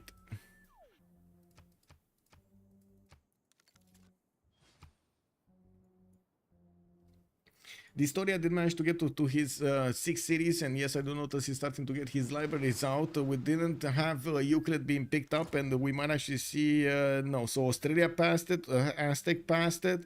Now Gran Colombia is going to need to have his choice, and Zulu afterwards. We do see in the merchant screen another ones got picked up. It looks like Sumeria did manage to get Zankian, while wait, we didn't have Marco Polo nor if Fadlan coming up here. Is it called the Fadlan or is it the other one? Khaldun or Fadlan? Is it the Fadlan or Khaldun? Anyway, naturally, if that is good enough, I always mistake these. Is Colombia close to researching better unit? I don't think so. He's shipbuilding in 7 turns, and I gotta say, this settler over here does definitely feel like a safety settler. He hasn't moved it, guys. Wait, he did move it and then he moved it back. Didn't he do it? Didn't he move it over here and then he saw the armies of Persia and then he moved it back? And I think he's right now going for shipbuilding, so he gets GTFOs out of there basically. We do have Gran Colombian horse being stuck between 4 of his opponents' units, and we do need to see how fast he's actually going to get that encampment from CivFR to blast the walls in Bogota and the remaining defenders. We do have the walls going up in Bogota, and as you can see, another city has been settled on the west of Cali. He's going to create himself a pathway from the north into that city center's defense. We do have a worker here from Sumeria, from Hazaggi, that didn't manage to get in Cartagena, the Indias, while Gran Colombia is keeping that settler from prying eyes. We do need to see if he's going to manage to get away. Persia looks like he's stopping. He's now moving forward, but his plans did succeed in forcing Australia to get quite a few horses, putting pressure on his economy and his early sim. We do have actually 3 members from Freritos de la Vega lower than 20 points of science, while on Ulyss we do have 3 of them over 30, over 23 at least, I wanted to say. Looks like Titiits and Tidube are doing very well when it comes to the culture, and yes, we do have him finishing up those entertainment complexes. So in both nations, nations, right? He did not. Oh, I see the city of Perth is trying to get a builder here, and we do need to see if he's gonna actually get that Colosseum. We got another entertainment complex here, but he still needs to build his strategy in 410s. And usually Aztec does want to go for Colosseum more for his unique building rather than Colosseum. Sorry, for his entertainment complex more than his Colosseum. Well, what could happen against what could you do against Hazaggi and Sandro? You lose internet? I mean, I guess that could be a plan, yeah. Why Australia is training horses to defend himself? Will Zulu versus Aztec naval fight? That's a good question. I don't know. There is a possibility, but I doubt it. There is a possibility later on in the game. We'll see what dISTORIA is gonna actually fill the plan over here. I think the first one that's gonna actually take some damage from Zulu is gonna be Gaul. This is like, oh wait, what is France doing? He's actually moving with a few horses. Oh my god, this is gonna be a coarser timing against his opponent. Where is he? France construction in 3 turns. Titiits is gonna boost that castle in 5, and we definitely need to see a lot more horses. If this is gonna be a coarser attack, Vegeta needs to have everything in order over here to actually upgrade his units when he gets that settled down. I don't think he wants to give up his hand way before that. Now we do have another spot being taken over here. Looks like Gran Colombia is back to his position to defend the city of Bogota. While he doesn't have archers to shoot back anymore, he's using his city centers, and I do not see them doing that well. The Immortals are getting more promotions, and yes, I do not see that many strong units from Sumeria, nor did he manage to get a general out. Hazaggi is busy building up more settlers and sending them towards new lands over here, to the west, to the north. Oh my god, look at this beautiful 2-4, 2-4, 2-4, 3-3, 3-3. You gotta get a city there, man. You gotta get a city there. Like, that's just too beautiful, too beautiful. Oof. 2 turning ancestral hall. What's the production of this city? 34 production. And imagine he's complaining about his spawn. Kick W, man. Is this a best of 3? Yes, this is the best of 3. Freritos did manage to win the first one. Are feeling so confident they are just effing around this game, since even if they lose, they can just win the next one. I mean, I don't think they kind of want to lose. I'm pretty sure they don't want to lose. I'm pretty sure they're playing to win. Maybe they didn't get how to say, maybe we didn't find out exactly their plan yet. I'm pretty sure there is a plan. There is a plan at work. They're cooking. We gotta let them cook. Do I understand correctly that both teams got to CWC? Yes, you do understand correctly. It's more of a question of which seed is going to be which. The winners of this best of 3 will have the seed 1 from CivFR, and the second runner-up will have the seed 2. Yeah, if he's gonna manage to get this correctly over here towards the southwest, because that's the problem. He needs to get it correctly, and at the moment it doesn't look like he's gonna have that castle in time. We do have Persia putting more pressure on Titiits, and yes, I do know that I do see that he's getting his horses to slam as much as possible against these Australian ones. We do still not have Australia with the ability to attack back. He's just gonna need to defend himself and gonna find it extremely hard to do any damage here. Okay, looks like Gran Colombia did manage to push out at least one more tile, and Sumeria did get back his units here. We do have Sumeria starting to get his 36 science and 33 culture. He's going to be very quickly on some stronger units like stirrups coming up in 4 turns here, while I'm pretty sure Pompi settler is going to need to get into the water. He still needs 4 more turns to get shipbuilding. I do think it's enough time. Like, if Sumeria is going to get his knights in 4, and even if in the like ideal conditions that he's going to upgrade knights in 4 turns, that would still put him at least 10 turns away from getting his opponent's cities. So I'm pretty sure that you know, that settler is going to have a decent amount of time to try to go somewhere around here in the north of Australia, right? He wants Upsunur Hollow somewhere around there, you know. He doesn't really want to take settlers from Australia or from Catherine de Medici. He needs to be somewhere where he's just going to be staying alive on, you know, how to say, how do you call it? Blood transfusion? No, how do you call that?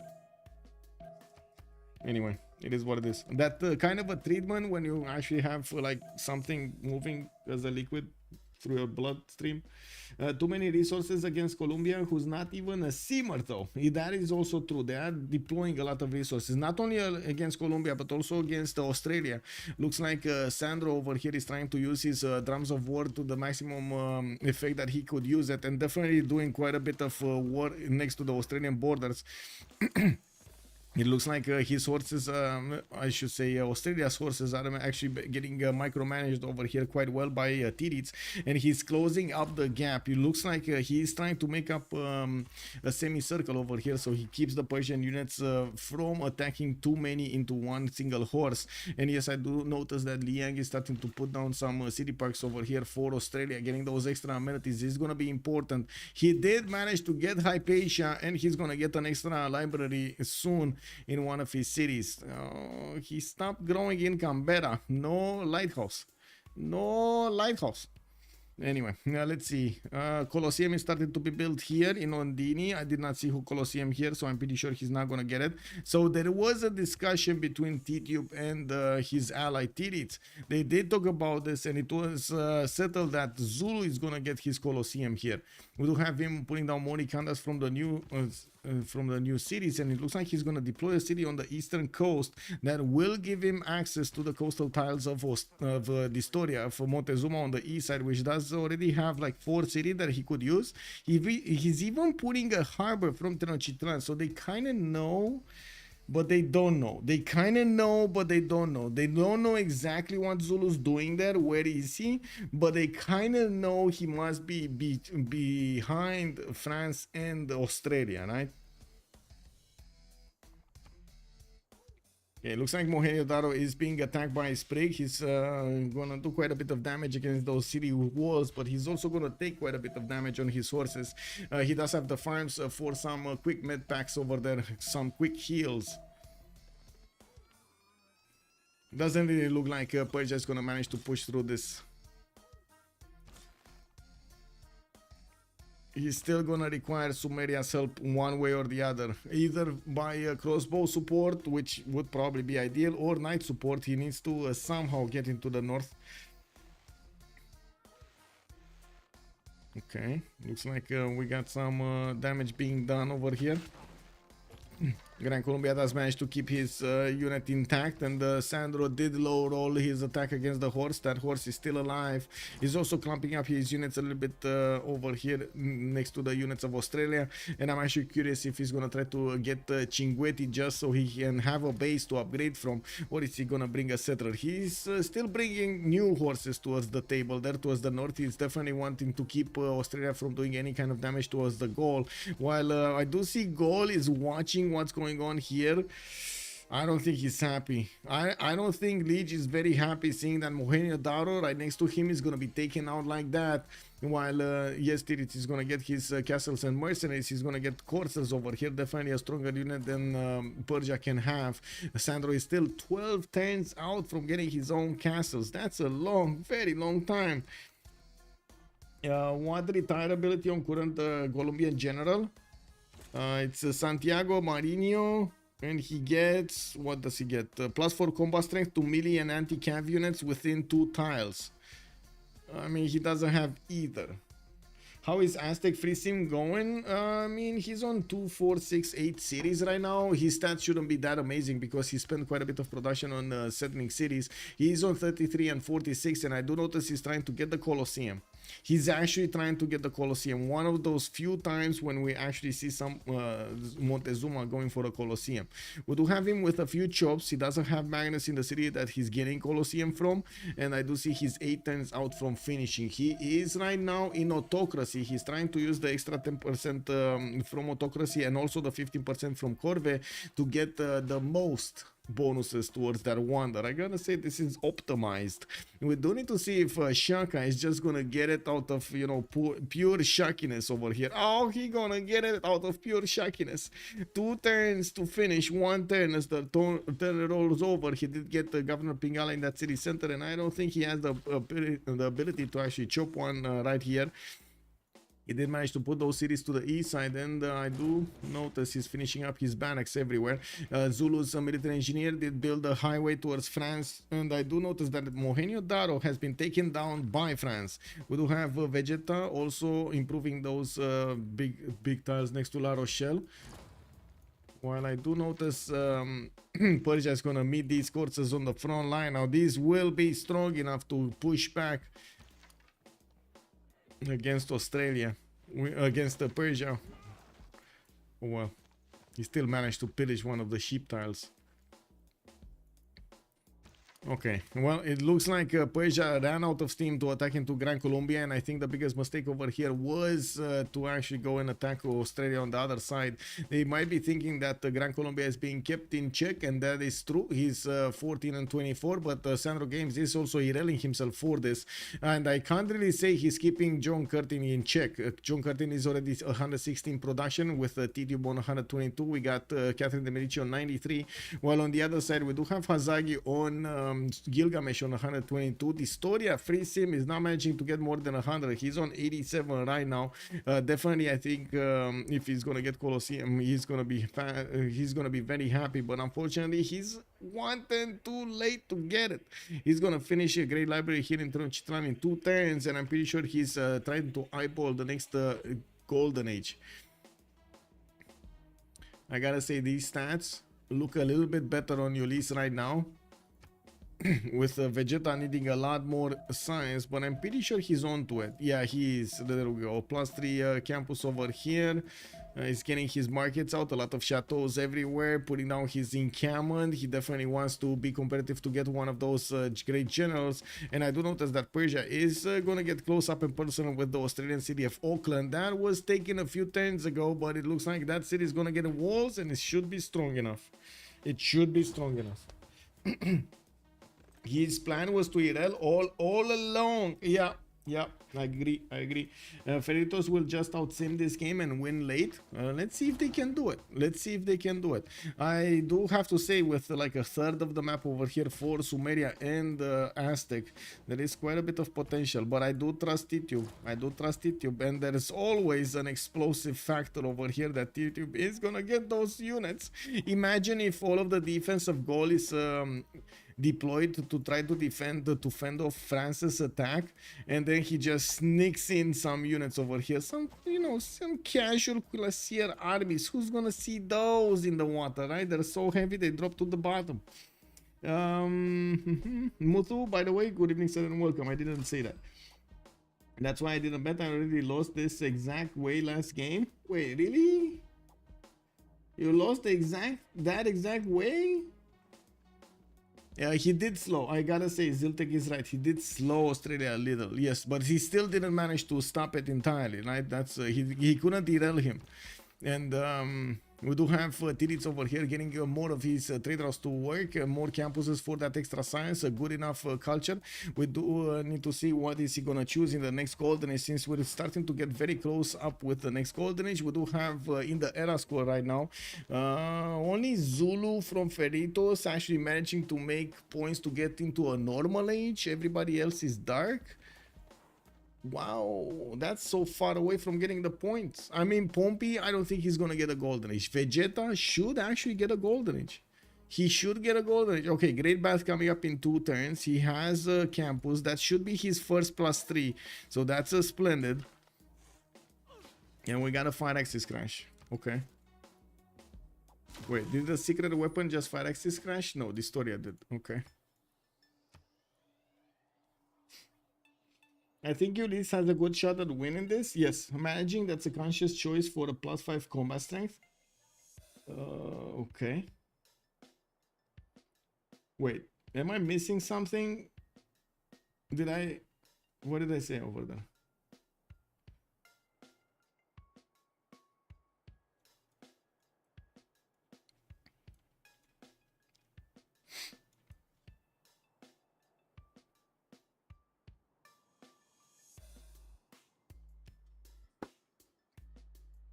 Oh man, during the pause I need to put more coffee on the brewer. We need to settle up, boys, because this looks like it's going to be quite a long game. We did have Colosseum finished up on Zulu. That's going to give him the extra amenities that he needs in his cities to keep those people happy. Right now, he's on your +3, but that's fine. That's fine. We got more settlers going on the western coast. It looks like he is going to go into El Juf. And we do have him getting another wave of builders, which I'm pretty sure are feudalism ones. Getting the lighthouses for the extra traders, setting up the trade routes with France in the north. And while I do not see a city that is going to be coastal over here from France, and it looks like they're actually going to trade inland. Not the ideal choice, unfortunately. Now we do have France managing to take over Mohenjo-Daro, and that puts him very close up to Gaul. We did not see him getting castles though. He's 4 turns out from castles, 1 turn away from mercenaries. He does only have a few horses deployed in Mohenjo-Daro, like 4 of them. This is not a big courser attack, nor does he actually have a general. That's a bit unfortunate. I don't think he's gonna get a general for it. Anyway, it is what it is. Who is Theodore? That's dISTORIA. They are intentionally going dark. Okay. You think they are intentionally going dark? I don't know about that. I mean, there is, yes, you do need the extra +5, but that also sacrifices a lot of your tempo. I'm except in the cases that you're gonna fight your next door opponent. I don't think it's that viable to go second era or first era into a Dark Age. You might be forced to by Lotaro, you might be forced to by the circumstances around you, like your neighborhood or what happened in the first game, in the first turns of the game. But I find it extremely doubtful anybody is gonna make a conscious choice to go Dark Age second. It's a possibility, don't get me wrong, the extra +5 is quite valuable, especially if you're worrying, but I wouldn't really say it's more valuable than getting faster to nationalism, or trying to get the next tier government, or getting the extra cost reduction on the builders and the extra 2 charges at the same time from civil engineering, and so on and so forth. There are so many good things that you can get on the civic tree that you will need during the late game. France went towards Gaul and Persia. Australia and Colombia are already in war, and Zulu is their chosen free sim, it seems. Yeah, I mean, I'm very curious about Tidube. I'm very curious. I mean, sure, I totally get that Black Queen is going to have that advantage of strength of extra diplomatic visibility against Lege. And right now he's managing to keep up with the stats, 27 versus 39, 56 versus 71. I'm pretty sure Catherine de Medici is going to get more science in the next few turns. So yeah, he's keeping up. Is he gonna manage to push through with a decent amount of units against his opponent, and is he gonna manage to disturb the peace of Gaul, letting Zulu sim? Well, we've seen before. I was just thinking of the other examples that I have with Zulu with in other games, and we did see. Actually, it was, if I remember correctly, on Inland Sea, it was free sim Lege with Zulu that just managed to get like overwhelming results. It was amazing to see just the awesomeness over there, even without fresh water and so on and so forth. Now, I'm actually curious if Tidube is gonna try to bonk against the Gaul here. I would just love to see that. That's just my right now my fetish. Finally home. Welcome, Salty Capybara. Hello there, ma'am. Good Abend. Is Hazaggi winning yet? Not really. He's finding a hard time. I mean, Pompi is just pushing him back over here. Hazaggi just cannot get a city. He cannot get a break. He's trying to get his heavy chariots, and yes, he did have knights getting discovered. The round table. Tony Green, thank you so much for the follow, sir. Oh wait, did that actually was that heard on the stream? I think you now heard the speakers right on the stream. I'm sorry. Tidube is free sim. That's not good news for Ulyss. That is also true, but Tidube is gonna need to do something about, first of all, Montezuma and Gaul next to him. I don't think he can ignore them. Kind of cool gameplay. Sandro defending for Hazaggi here. I think so. Good evening, Kerenk.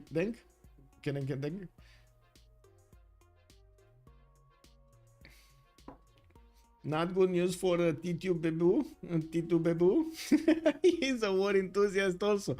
Yes, I mean, yes, I know. And that's what I'm hoping over here. I'm hoping Tidube is just going to get at some point an disembarkment attack against his opponent, against the Lege next to him. And he's just going to show us how it's done when it comes to the pillages.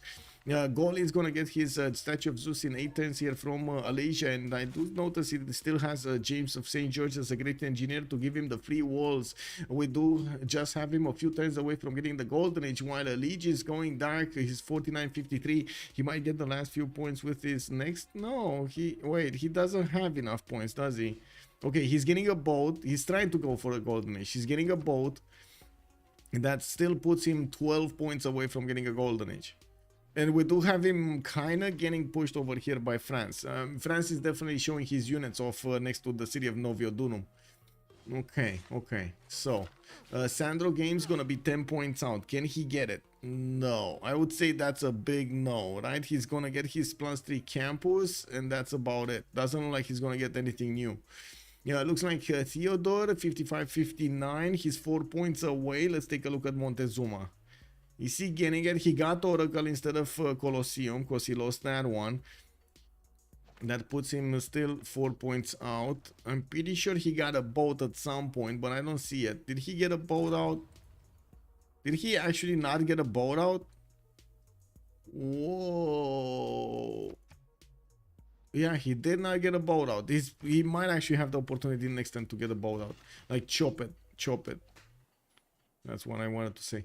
Anyway, we do have Hazaggi also 48 out of 48. He would need 59. That's 11 points away. And I do see Great Bath is being built in his capital city. That's going to be sniped by Sprig on the other side.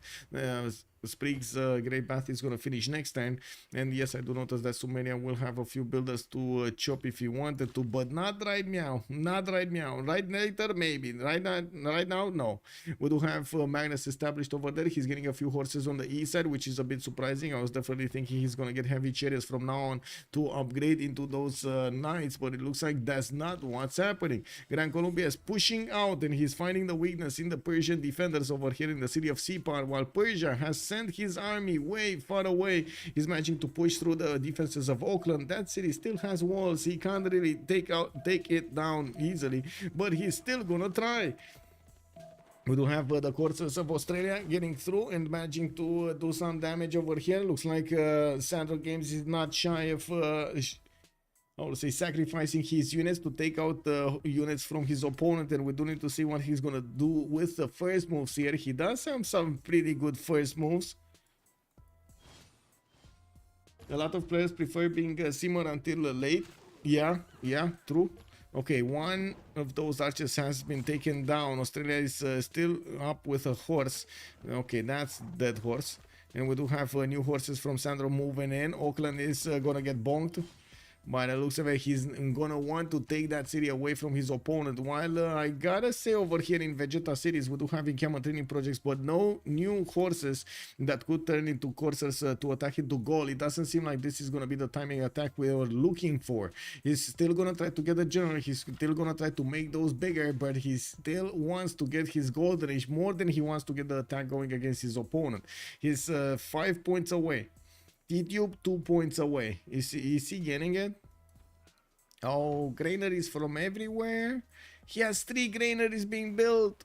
Wow. Wait, is he not getting this? What's happening with this map, man? Nobody's getting a golden age? No, Lege is getting it. No, Lege is not getting it. Wait a second. He needs 64 points. So, wait. Nobody got to the points to get a golden age? 3 turns out, nobody got to the points to get a golden age. I was wondering, can I spread the religion as Poland this way? Capture a city, build a fort that cultured bombs next city? I mean, why not? I don't see why not. Yeah, Colombia settler is finally on the way. Is he? Yeah, he's on the way. He's being sent over here in the worm arms of Australia, in the Arafura Sea. He's gonna be taken care of. Yeah. Australia is definitely gonna take care of the Gran Colombia settler.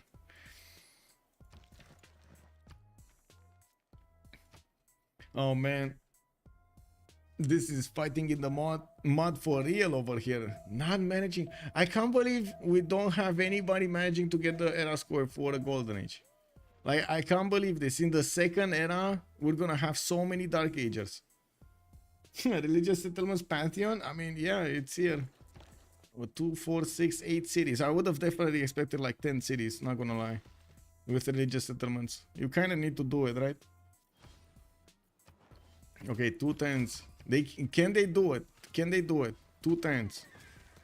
Okay, we gotta push back here. Pompi is gonna get slammed by multiple units of Sumeria. Did lose whatever units he was putting against Surupak.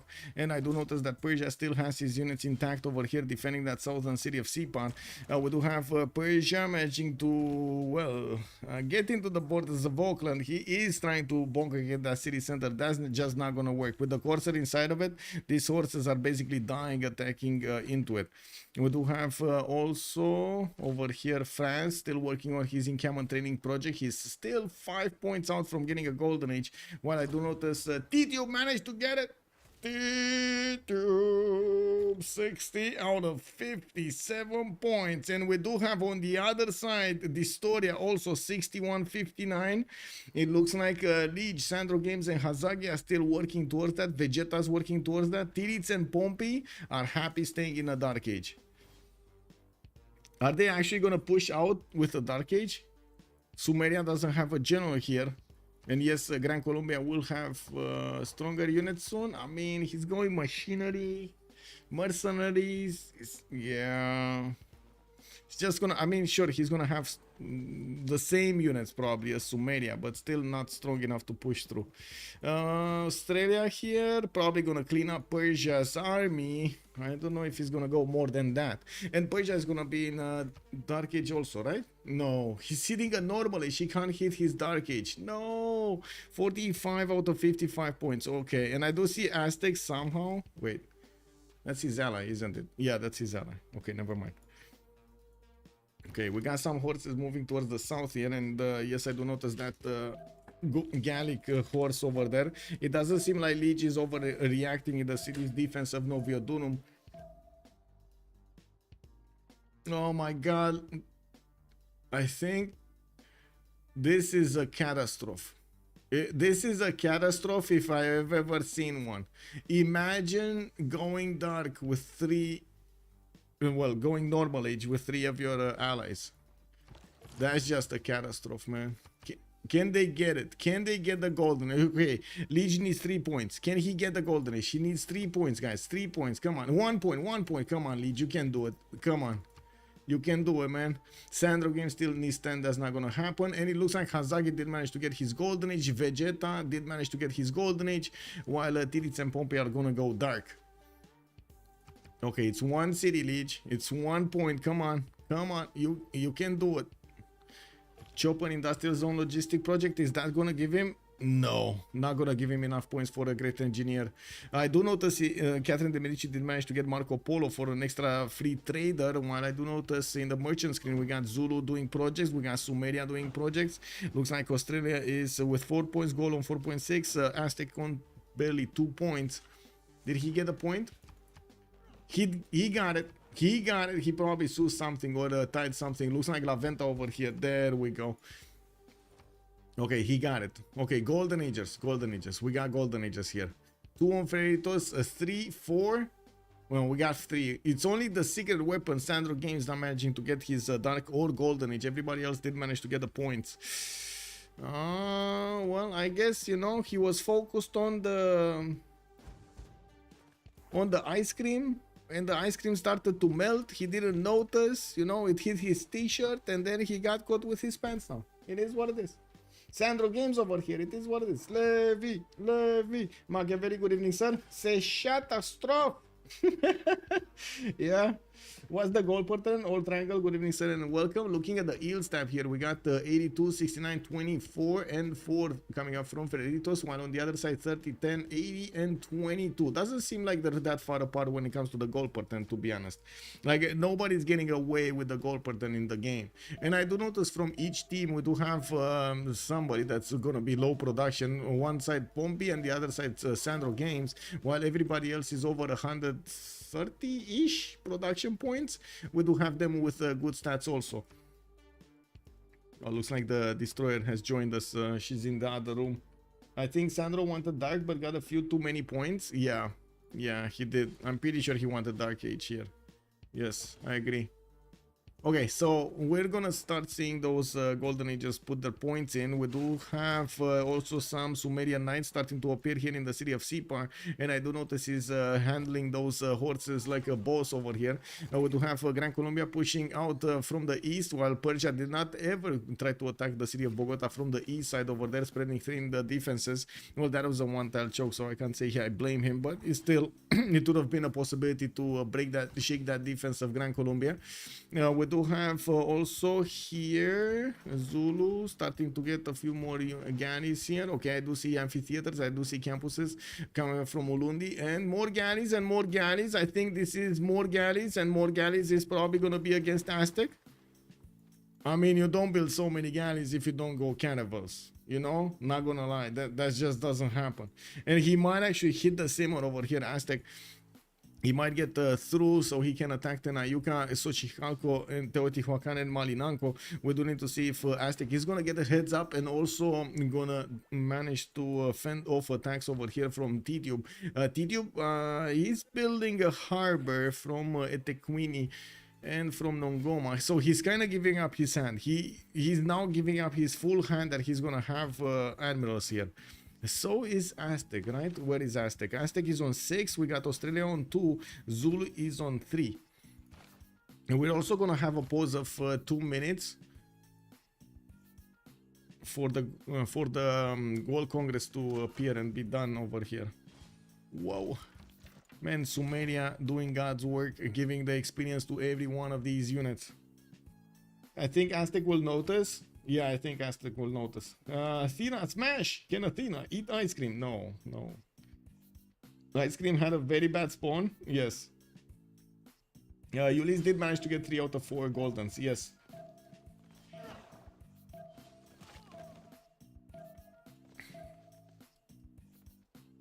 Oh. Okay. Welcome to the World Congress. Let's see. I think I go B, so I go Pomp, I go this. Wow.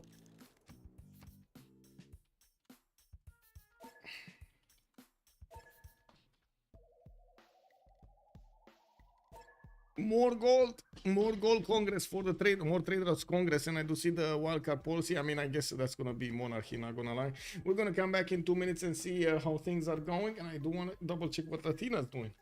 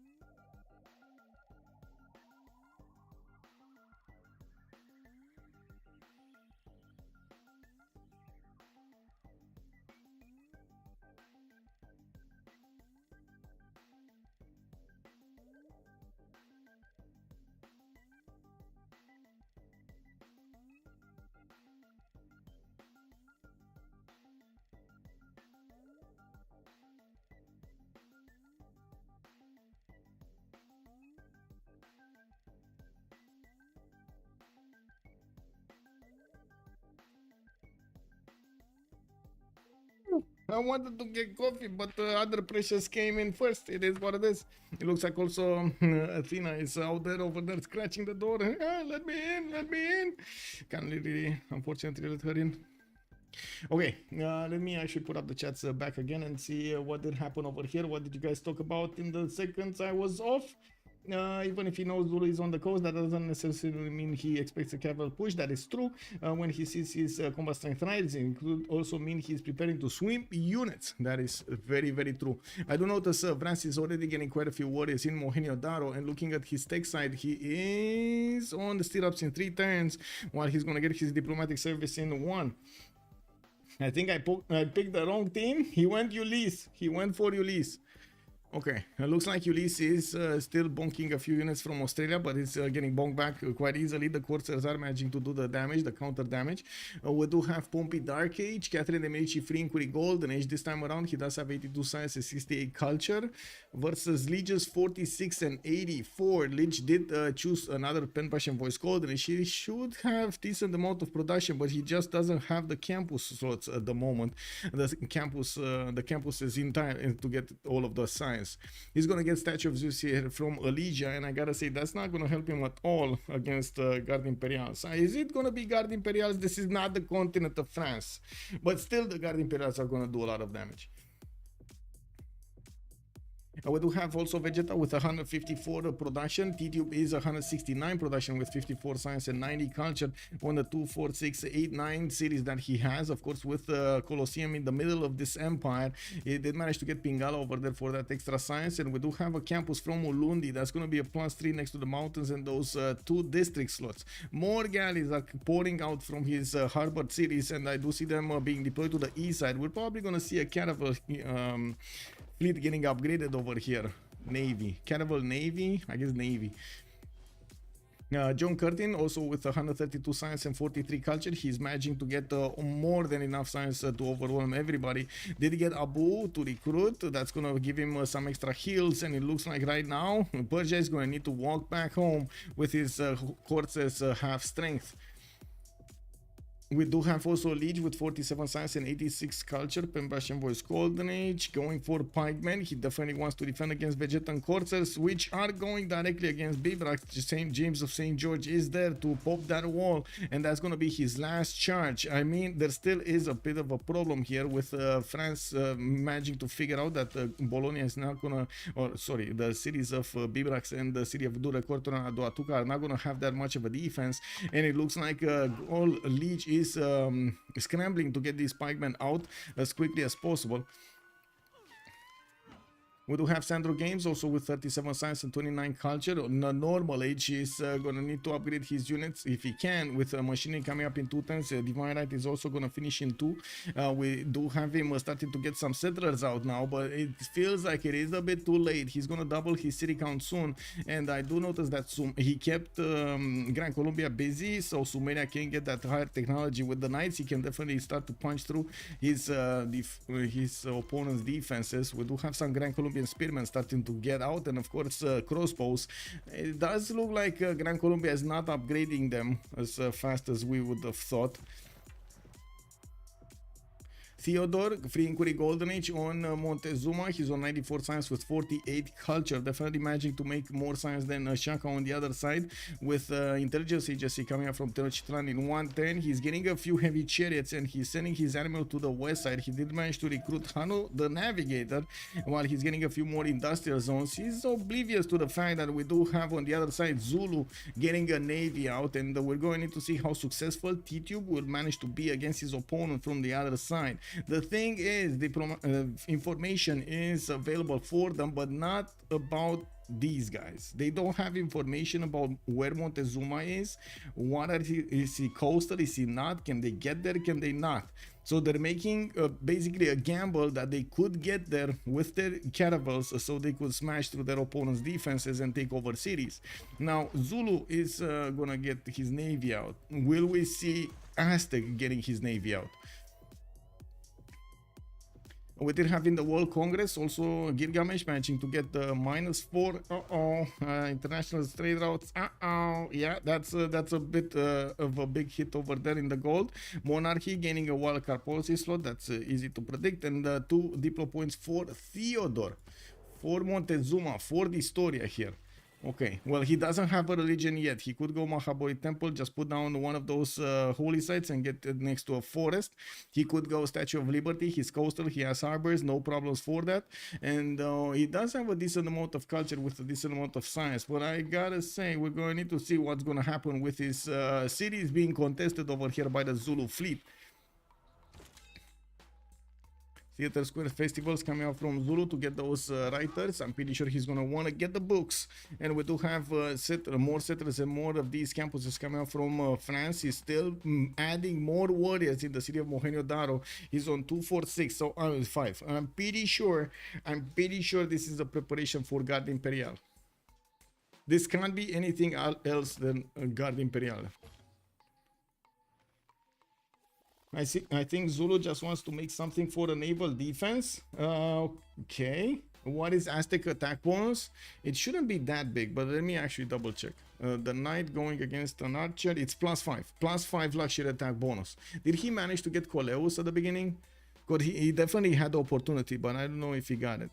Where is it? Wait. No. No. No. Oh, France got it. France got Coleus. Okay, so he has the city in Tenayuca that gives him access to the other continent, but he doesn't have the marble nor the spices from that other continent. He probably has the whales and these turtles to pad those numbers for extra amenities. I don't think he has the full amenities of his own continent, like the west side. He's probably missing salt. Let me see. Does he have salt in his empire? I don't think I saw salt. I saw mercury. I saw ivory. I saw the turtles and of course the whales. And what's his third one? Dice. It's his third one. So he doesn't have access to the salt. That's gonna be so far up in the north. Only Sumeria is gonna have access to that. Maybe another salt mine here? No, nowhere to be seen another salt mine. A bit unfortunate, but it is what it is. Does Aztec benefit from Zanzibar? Toys, jeans, merchants? I think, the toys and the jeans might work. I don't think, I'm pretty sure Zanzibar doesn't work. No salt. Yeah, no salt. Also researching wheel. What is he? Wait, who? Oh, Tidube. Okay. I'm pretty sure that's more to delay. I mean, okay. A defensive navy is usually like between 5 and 7. It's usually not bigger than 7. An attacking navy is definitely bigger than 7. You don't need to keep on building up so you get more units upgraded with the catapults when you discover catapults, right? You're basing yourself on the upgrades. I think this is gonna be significantly bigger than 7. This kind of looks like it's gonna be significantly bigger than 7. He's already on 2, 4, 6, 8, 9. He's gonna have 10, 11 boats over here. And in the tech side, where is he? Wait, he's still getting something else. He's still getting stirrups. He's not getting cannibals. He's pushing them out. Okay. Who has the advantage for now? Attila, hello there, sir. That's very hard to say, actually. We got right now, I think, a stalemate, and we don't actually know how the next pushes were gonna go. It might be a surprise Pikachu face on Montezuma, or it might not. It might be that Gaul is gonna manage to succumb to the strength of France, and this is gonna be definitely a faster game.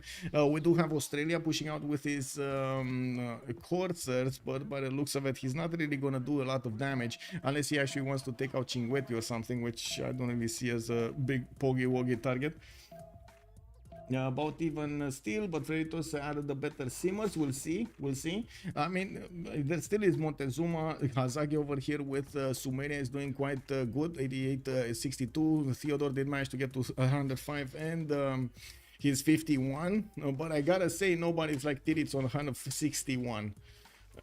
I guess it doesn't matter a that much right now. What is gonna matter is how Tidube is gonna get to play, and I do have to say how Hazaggi is gonna manage to punch through. If he's gonna manage to punch through the Gran Colombian defenses, it doesn't look like it. It really doesn't look like it. It looks like he's gonna manage to get those crossbows to bear against his opponent. Maybe gonna take out the city of Cali, but he's gonna have a problem taking Bogota, especially since Pompi is probably going for men at arms and gonna get the pikemen. Those are gonna be definitely strong units over here, and with only 2 crossbows, he might not have enough punch damage to get through his opponent's defenses. Now we do need to see also how fast Vegeta, how fast Catherine de Medici can actually get to his Guard Imperial. I'm pretty sure he wants the level 2 spies, Terracotta army finishing up in 4 turns, maybe even gonna get chopped next turn while he's gonna get his campus research projects. We might be seeing somebody sniping off Newton. It's the next one up, and it looks to look like Aztec is in prime pole position here with 9 a turn. Australia is making projects, 45 a turn. We got Zulu on 6, France is on 7, and Gaul is on 3. Let me actually take a look over here on Gaul. Is he making projects? No. Australia. Is he making projects? Yes, there we go. 3 projects. No, 2 projects in 3 turns. Okay. Is he gonna get a 3rd one? He might actually put another one in Launceston. He does need like 3 of them if he wants to guarantee it, I believe. He's on 79. Yeah, he does need 3 projects. What happened to Colombia settler? It's still going. It's still going. Choo choo. Look at that. He arrived in the city of Melbourne, just about to see the sights, and then he's gonna need to go into the dark and cold winter night of Sunor Hollow. They can make a safe guess. They can from the admiral points. Yes, they can actually make us. Or I guess they could lower the risk. I should say this is basically what it is. Not really a guess. It's lowering the risk.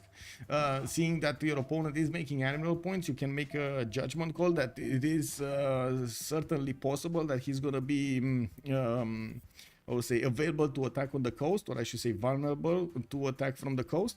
While this is exactly the case right here. We do not have Aztec benefiting from some form of magical inland sea to get all of those admiral points. He is actually connected to the outer ocean. And we do have more boats coming up every time from Zulu. He did manage to get... yeah, I would say he did manage to get all of these pre-builds, and we do need to see how quickly he's going to try to get the caravels. I'm actually curious if he's going to go for another wave of units, or he's going to start going for caravels to discover it quickly. We're going to need to see. Right now he's on education. We do have Vegeta growing up in science. He's military engineering next turn, and by the looks of it, we do have him with a lot of cities. 2, 4, 6, 8, 10, 11 soon to be cities, and we do have him also with quite a few encampments to get those points for the generals. The next one is John Dark, while he's 4 great general points a turn. Right now I'm actually surprised he's only 4 points. We do have him getting the general. No, wait, that's not the general project, that's a campus research project. They're still fighting for the one that got taken. Australia managed to take it. Isaac Newton is appealing on Australia. He's gonna get a free library and university in the district, sedimenting his lead against others when it comes to the science acquirement, while he's gonna get 2 points of extra science from each of his universities from the moment he activates Newton in one of his cities. We do have him 173 science with 49 culture. Okay, now the big question is, will dISTORIA build a navy? He's starting to get his feet wet. I see his galleys are getting out. It's basically the first tows are getting in. We're gonna need to see if he's gonna get his full leg in, and then get the body in, you know, get the stomach in and everything. Like, that's kind of the point, right? That's the point when the water, especially if it's cold water, it starts to actually sink in, that you're gonna need to get in there, and you start to feel the cold when it hits the belly, you know, and you're like, are we getting in anytime soon? By the way, I gotta ask, how do you guys get into the pool? Let me actually put up a poll on this. I'm very curious. Do you like? Let me put up a poll. How do you get into a pool? I jump straight in. Where to get?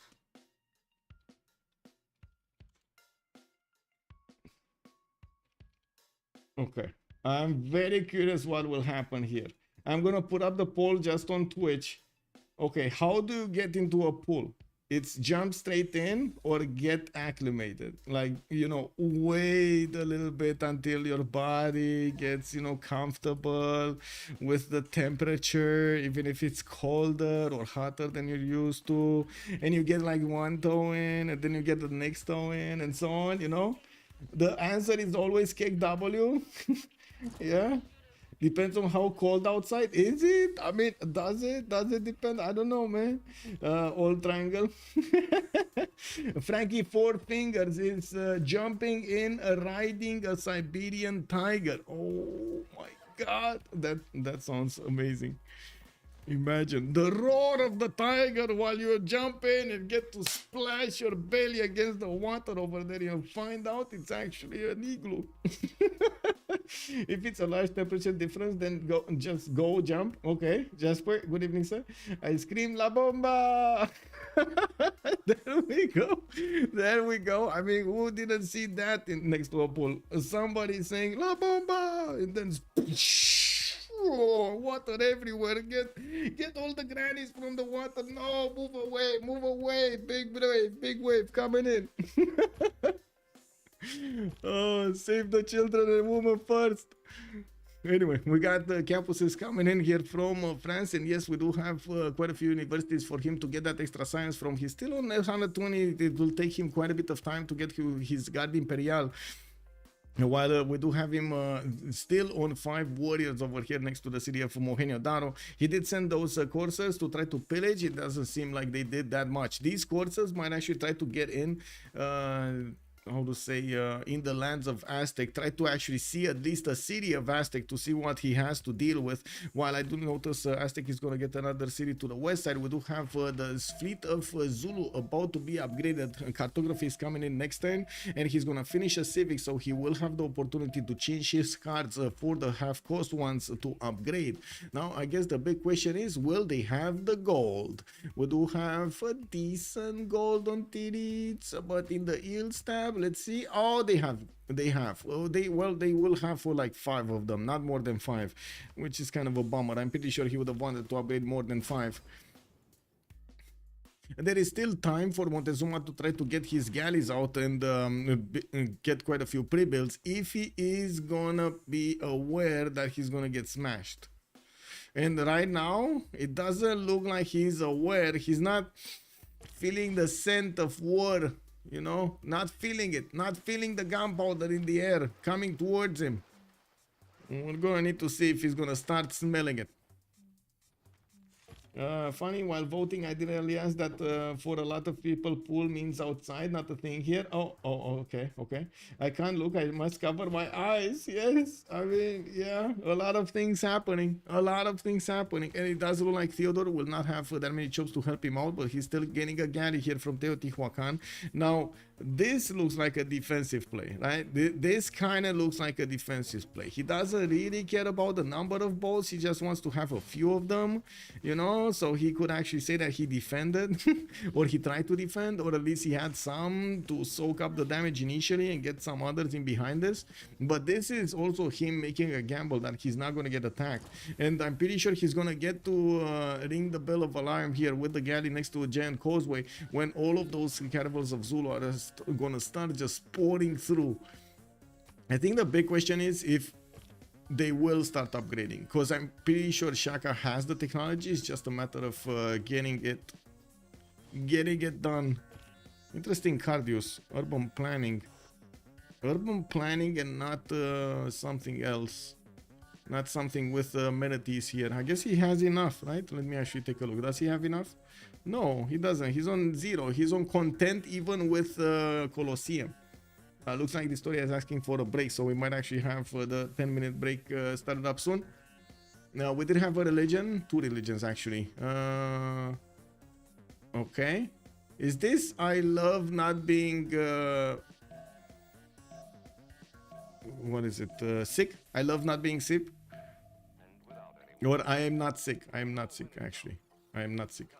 Anyway, it's gonna be Zen meditation with itinerant preachers for Sumeria, while Austria did get Buddhism, work ethic, and stewardship. This is gonna be quite nice to get those extra science points over there. Not bad. And it looks like I jumped straight in is the answer for my poll. The question, how do you get into a pool? You jump straight in, that's it. Yeah, yeah. Oh man, when I was little and I was trying to learn to swim, for the longest time, I don't know, like I was 5, 6, 7 years old or something like that. For the longest time, you know, you had those things you put onto the like wings. You put them onto the onto your hands on the top next to your shoulders, and you just swim there, or you felt like you're actually staying above. Well, there came the day that somebody thought it's a good idea to take those off of me and then throw me in the water, like literally, like woo. And I was like, whoa. Big shock, big shock, big shock. What's going on? Water, no, it's covering my eyes. Oh no, it's wet, it's wet. Yeah, but you know, I actually made the step. I actually floated. Look at that, I actually floated. I guess that makes sense, but the colder it is, the more you need to jump straight in, otherwise you will never get in. That's true, that's true. Yeah, yeah. I'm from Filden, no pools here, but I do swim outside waters quite often, and it's very cold. Oh my god, I can imagine the coldness of space over there. Yes, I can imagine, I can imagine.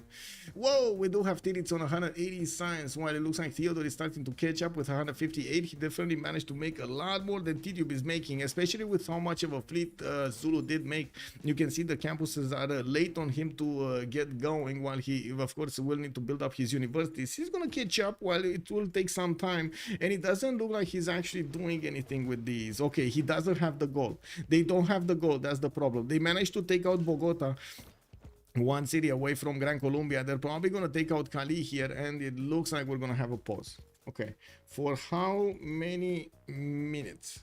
Is it gonna be 10 minutes, 15 minutes, 20 minutes, 1 minute? I would shrivel up so much. I know it's gonna be like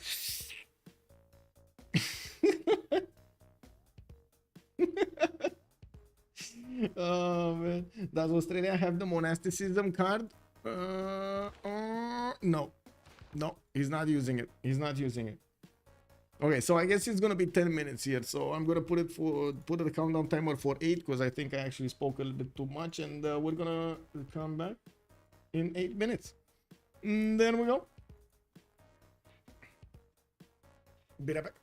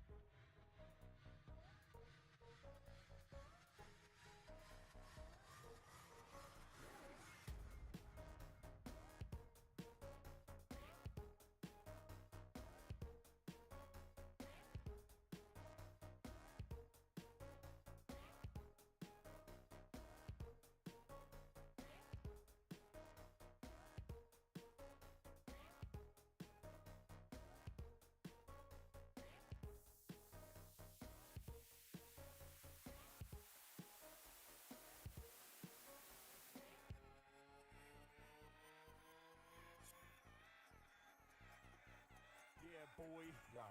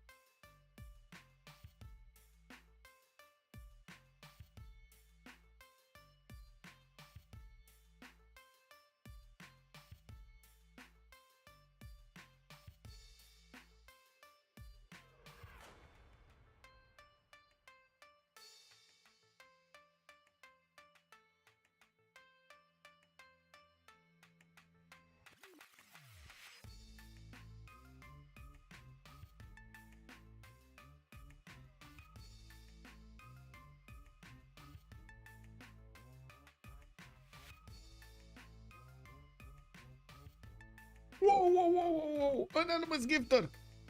Thank you so much for dropping 5. Much appreciated, sir.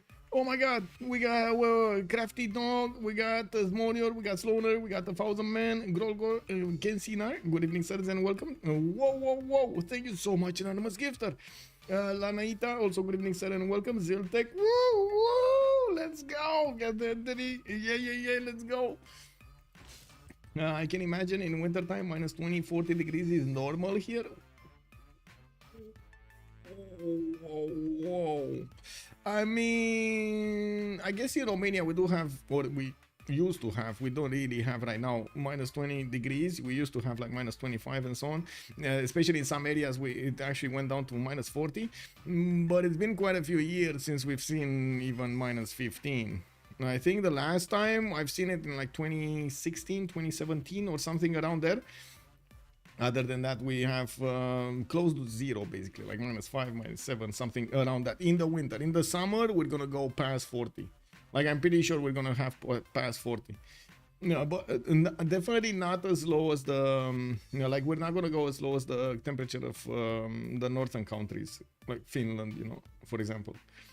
Minus 40 is the same in Celsius and Fahrenheit? No, it's actually way lower. Isn't it a fixed difference between Fahrenheit and, how to say, the Celsius one?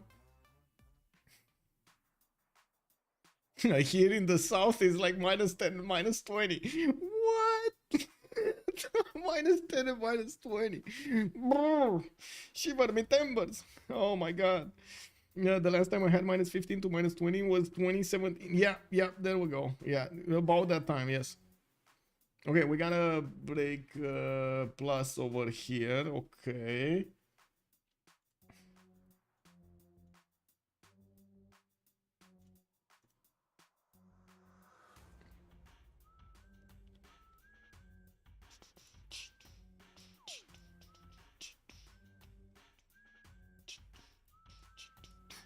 Okay, I'm gonna turn off the ticking time clock over there, and we're just gonna wait for them to unpause the game.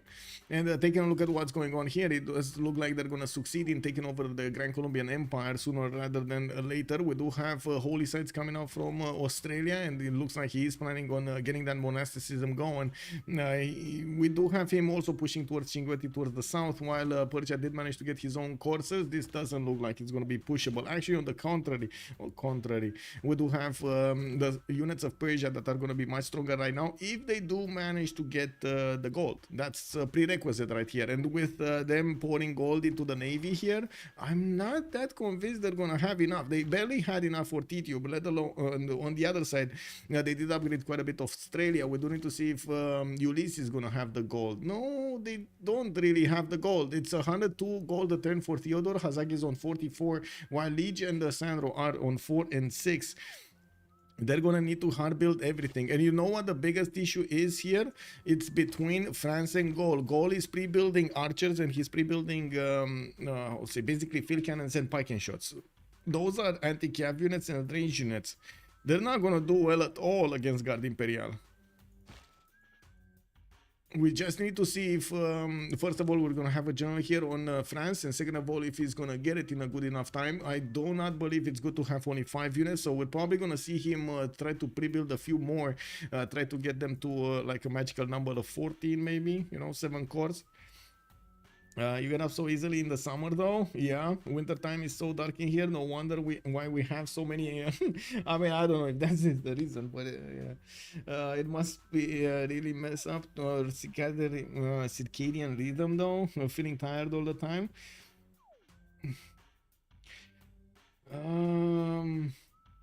To be honest, from my experience about this, how to say, the sleep pattern, usually you do want to get your sleep in a single session. If it's going to be split up in multiple sessions, you're definitely going to feel tired every time you wake up. But if you do have like a good 6 to 8 hours basically like full sleep, you're fine. And this is kind of regardless of when you're sleeping basically, or at least that's my experience on it. It's bad. Whoa, summer is nice. Midsummer, it's light outside, like 14-20 hours a day. I see. That's why Norway wanted to change their time zone to like the 27-hour day. How does that even work? Split sleep schedule made me feel schizophrenic, but in a very fun way. Yeah, I know, right? You're basically on automatic, right? You're a robot. It is what it is. Beep boop. Kalsari Kanit for the victory. Okay.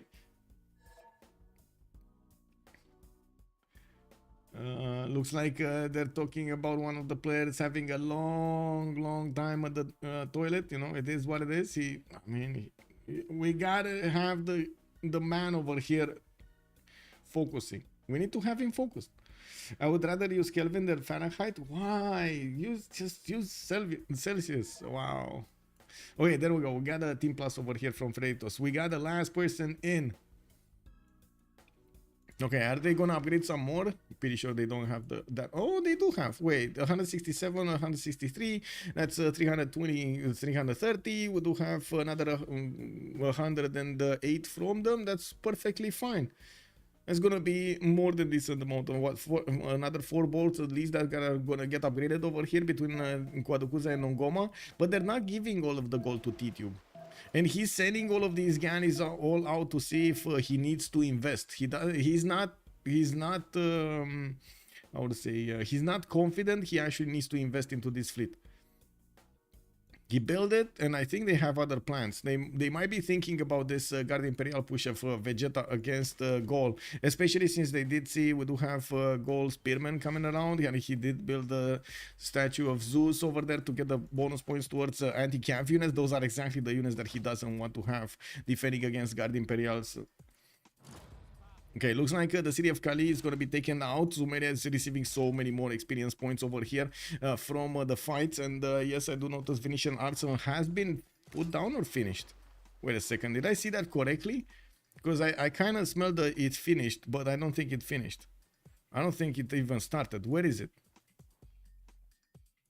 It must have been started. It said over here. Venetian Arsenal is here. Where? Where's the... Okay, here? It needs to be here. Here it is. Okay, so he pre-placed it here. Okay, I'm sorry, I wasn't watching the production of the city. I was just watching the tiles, and I wanted to figure out where it is. Here it is. Here. Okay.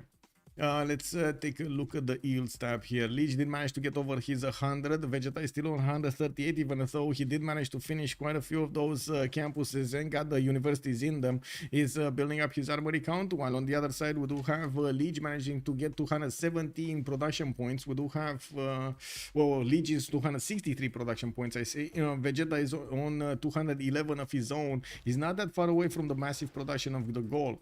We do have a few Australian units that are still bonking the city of Cinquetti, and we're going to need to see how fast or how hard they're actually going to go against the Gaul, and also if they're going to keep on investing into Persia's military so they can do something about the Australian push. We do have Gran Colombia managing to get his safety settled. Maracaibo is between the mountains in the tundra with a massive forest Ulsunur hollow over here. By the way, guys, did you know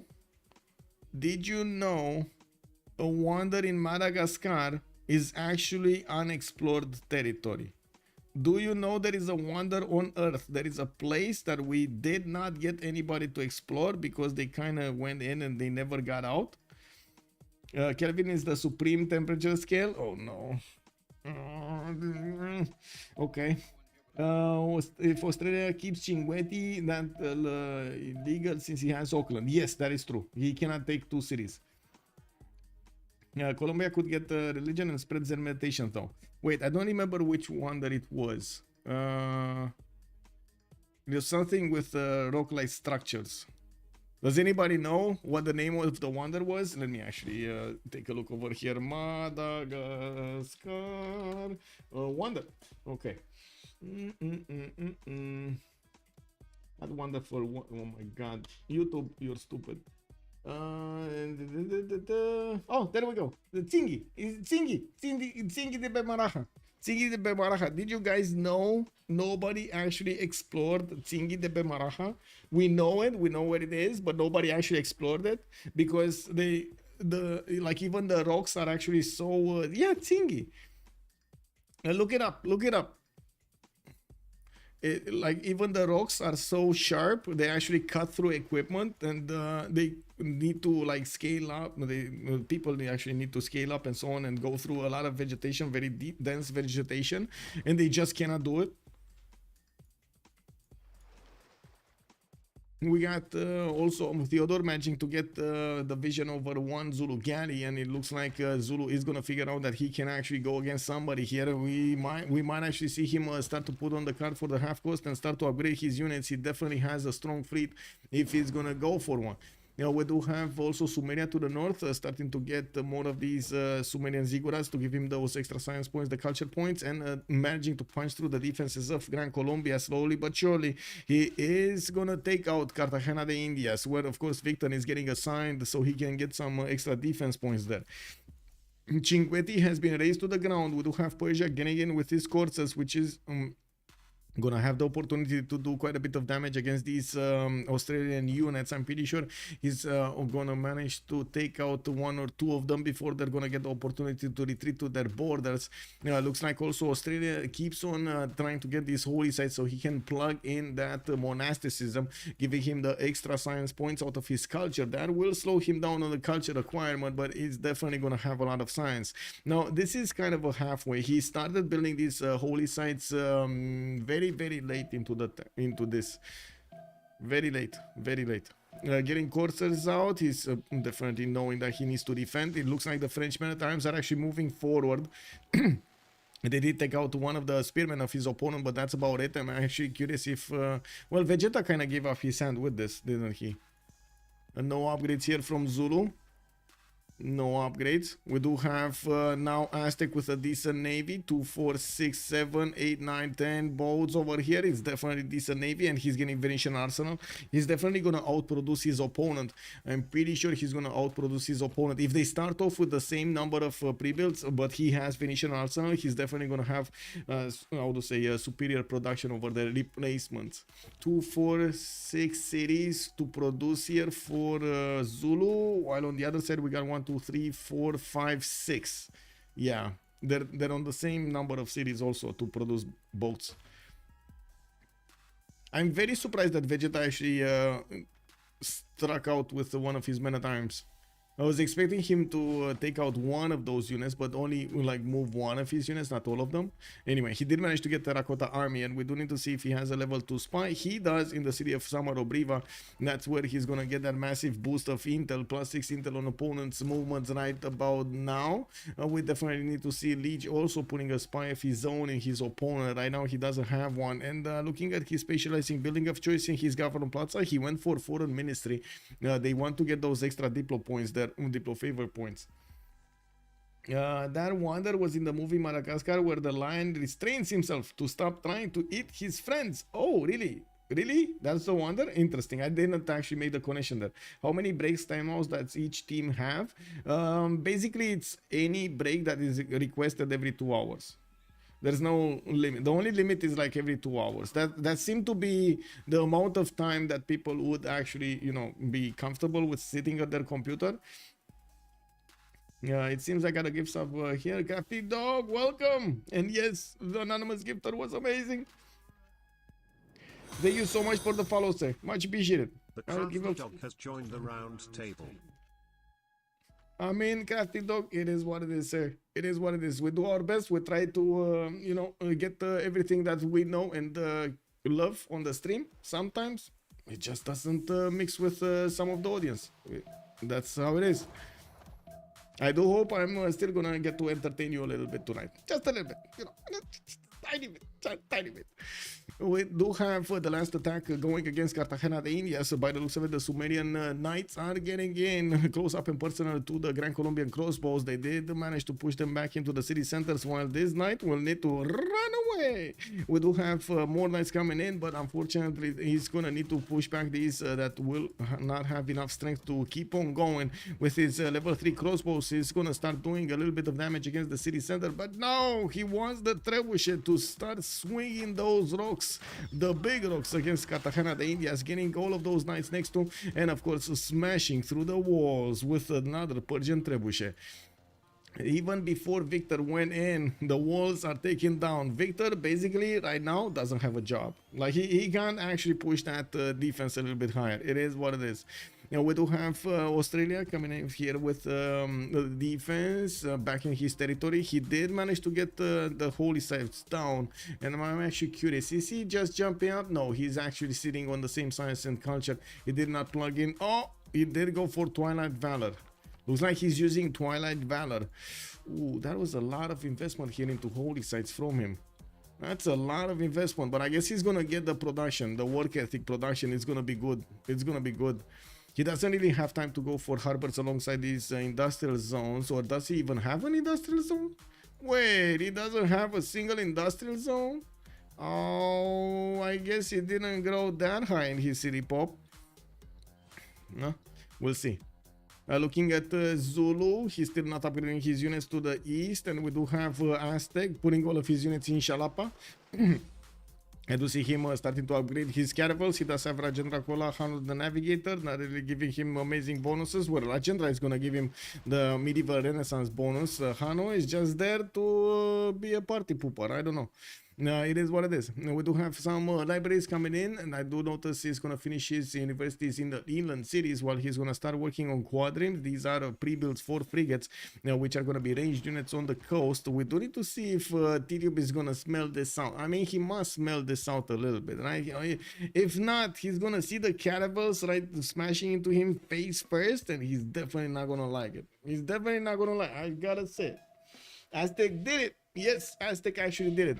Now, it was, again, information having a big play over here. What information they had available on to base their decisions on. And we do see that they're not really going for the full gambles. They're like half gambling over here. They're still trying to be careful to not commit to something that they cannot get the return from.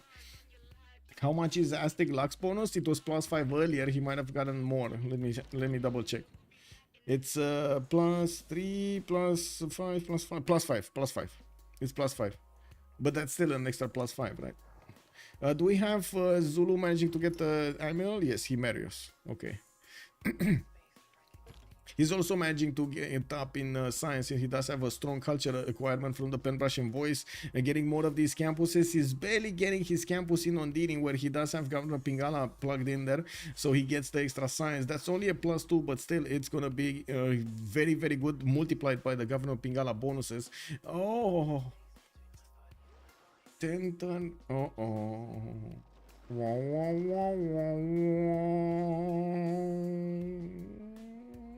Does he have a chop somewhere? I mean, he does have 1, 2, 3, 4 chops, but no builder. He's getting a builder from Endo Takusuka. He has 6 turns to affect this. Can he get it? Let's see. Is it, he can get 3, right? 3 moves. 1, 2, 3, 4, 5 to chop. He can only chop a stone tile, or a stone tile and a rainforest. I don't think he can chop more than a stone tile and a rainforest in the time allotted, basically. Unless they buy him a builder. Would they want to invest so much gold into a builder? Like right now, the builder should be like 190 gold, 200 gold, or something like that. That's a big chunk. Okay, we got the 4 caravels of Aztec starting to move out. It might have been that Tidube did saw them, and he's retreating his caravel away from the choke point. Race for Phoenician, do they have vision on Aztec? Not really, not all of the vision. So right now, this is the vision they see on Zulu, so basically nothing. And on the other side, nobody's seeing a single city from Aztec to know what's going on. And yes, Ulyss is very low on gold, I would say. While Freritos de la Vega have started betting those, how to say, those goal points, we do have 134, 130, and 45 with 32 on their side. On the other side, we're barely seeing them hitting next to 100, not 100, next to 100, like 94 gold here for Montezuma. Now we do have quite a few amazing production points though. Lege is 310, we got Hazaggi 284, Theodore 242.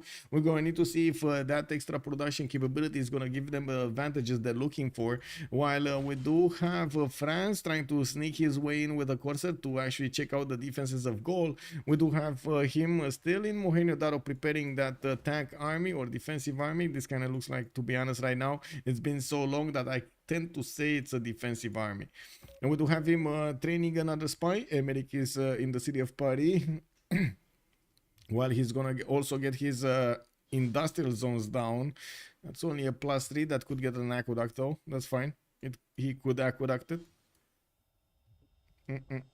I get WTF. Oh, where's my juice? Where's my juice? Not seeing a single city can be a huge problem for spies. Yeah, for sure. I mean, he can't put a spy in, right? If he doesn't see it, he can't put a spy in. That's a bit unfortunate. That's a lot of intelligence that you're not gonna get from your opponent. Not to mention having a bit of extra information if he's building a unit there. If he's not, how strong is the city? Is he like 50, 60, 30, you know, like 20 strength cities? What is he doing? While we do have Aztec getting his navy upgraded, it looks like Ulyss did manage to take the chance over here to put as much gold as they could grab on Montezuma, and he still has quite a bit in the bank. I do see Zulu is doing the same thing on the other side, while we do have Zulu's navy considerably lower in strength than Aztec. That is considerably lower.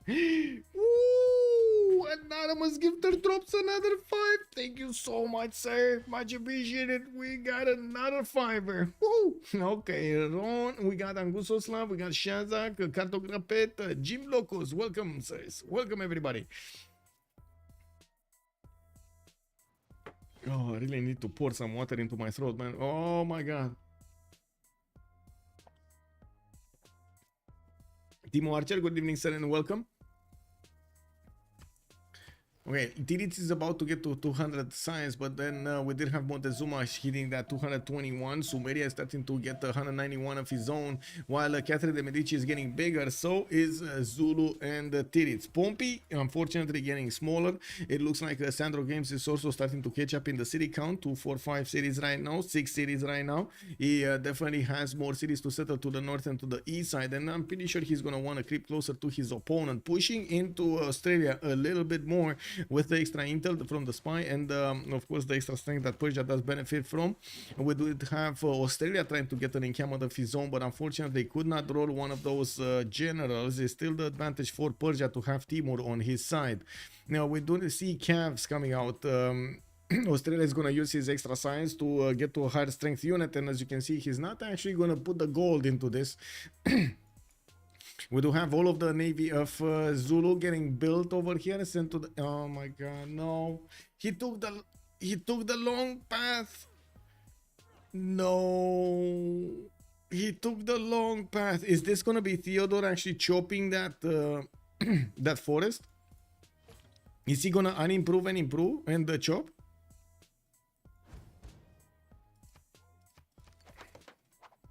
He is gonna unimprove and chop. You bamboozled him. Oh ho ho.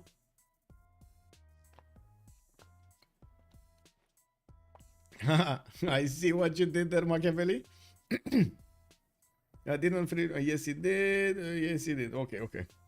Okay. So, industrial zone logistics projects coming up from Tenochtitlan. We do need to see if he's gonna get Filippo. Filippo looks like Gaul is gonna be much closer to him. I think he's gonna need to work quite a few projects if he wants to get there. You know, we do have more of these buildings coming in from Tidube since he did not actually. Oh yeah, he wants the stone tile, but unfortunately he spent too much time over here on the aluminium. He spent too much time getting here. Oh well, I guess we'll see. We'll see how this goes. Oh wait, this is another builder from somewhere else. Wait, this is the builder that came out. Oh, he didn't send this at all there. He wanted to send it over here. Okay, I see how it is. I see how it is. He's still gonna need a few more turns to get there. While his caravels are gonna need to plug the chokes here, looks like Aztec is discovering what Zulu is being what Zulu's doing over here on the western side. He does have 68 damage strength against the caravels, 69, but I'm pretty sure they're not clumped up, and that's the problem. And he doesn't have the animal next to him. He's gonna have definitely stronger units than Zulu, and next turn he could actually hit the caravels of Zulu in that eastern flank. Let's actually see. This probably gonna be the way, and then the counterattack can't easily happen, by the way. Zulu can probably trade one unit, that's about it. Cannot punish the others. Okay, is Theodore? No, he's not gonna be that aggressive. He's just gonna build a line of units. Okay. Okay. Okay, okay. And trying to guarantee his Venetian. Is he gonna get it this turn? He should have enough from that shop to get it this turn. And I'm pretty sure this is way too late for Zulu to get it. This is way too late. Like, by the time he actually gets onto the stone tile, that Venetian arsenal already starts to be populated and working, and it's become a museum piece for everybody in the empire. Freritos de la Vega had the upper hand, but I feel like Ulyss catched up and is passing now. It kind of feels to me the same. Yeah, we do see them right now honking at each other, and Ulyss is just passing through. Let's see. No, not enough production to actually get the Venetian arsenal. 2 more turns. That's still about the same time that builder actually needs to get onto the stone tile. So this is not gonna happen. 6 turns to finish in Hlob lane. Okay, no armies going against armies. What do we have here? France. Yes, getting printing, getting close to nationalism. We do have also calves coming out from Australia that are going to do more than enough damage to take out the coursers of Persia. I do see the last bastion from his initial cities of Gran Colombia is going to be taken down probably this turn, and they're going to keep a capital. This is the BBG that you still get penalties if you keep a capital of your opponent, right? You don't get benefits. I believe that was changed. You get like 2 Diplo favor points or something like that. Oh man.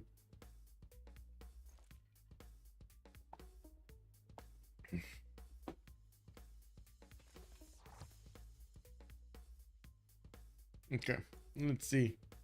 Universities, industrial zones, chats, Twitch, YouTube. Alex, hello there, sir, and welcome. Ulyss wins, calls out Alex on YouTube. Might be. If Ulyss can work around their low gold income, they can win surely. Well, they do have civilizations that are based on more on their production capabilities than on their gold per turn, especially Gaul over here. We do need to see if he's going to start setting up more of these commercials everywhere, and of how he's going to try to manage the defense against France, since France did kind of give up his hand with his men-at-arms. I'm pretty sure Lege is going to be aware that he's going to get attacked with Guard Imperials next, probably. I'm sorry. Now we do have Austria coming in with calves from the north moving out. He still doesn't have a general for them, so no extra movement. And we do have him finishing up more of these holy sites, so he gets not only the faith per turn, but also his production capabilities higher. He does need to build the shrines and the temples for that. Okay, looks like Zulu is getting in next to Aztec, and we do have him with both, I guess, both with the great terminals. Still 1 turn remaining for Venetian Arsenal to finish, while Titiube is just climbing on the stone. He's just trying to get that builder there. Oh man, it is what it is. You know, we did have 15 Pop City Paris getting higher over there. Is this city on boss getting hit every turn? Like, it's half HP. What's going on with the floods in this city? We got 4 food tiles over here, 3 2s over there. Wow, a 5-2-3-1 chateau that wasn't even one single production point when we last saw it. This was lacking production. Oh well, it is what it is. I do notice Titiits is still keeping his lead when it comes to the science. I am actually curious if he did go for monasticism. He did. He wants that extra little bit of science and going for industrialization in 1 turn, nationalism coming up in 9, while Hazaggi is also going to get his industrialization soon. We're going to need to see how he's going to try to transition into the late game. We do have him putting down quite a few encampments, so I wouldn't want to take out the possibility of him trying to pull off a tank army attack against his opponent over there with some artillery sprinkled in for some good measure. We do have him setting up his production capabilities here with the aqueducts, the industrial zones, and even Chica needs are being built for the extra production and culture at the same time. You do have him needing to expand his empire into these rainforest tiles, and by the looks of it, he's working on his goal pattern. They are definitely aware they have a problem with the goal pattern.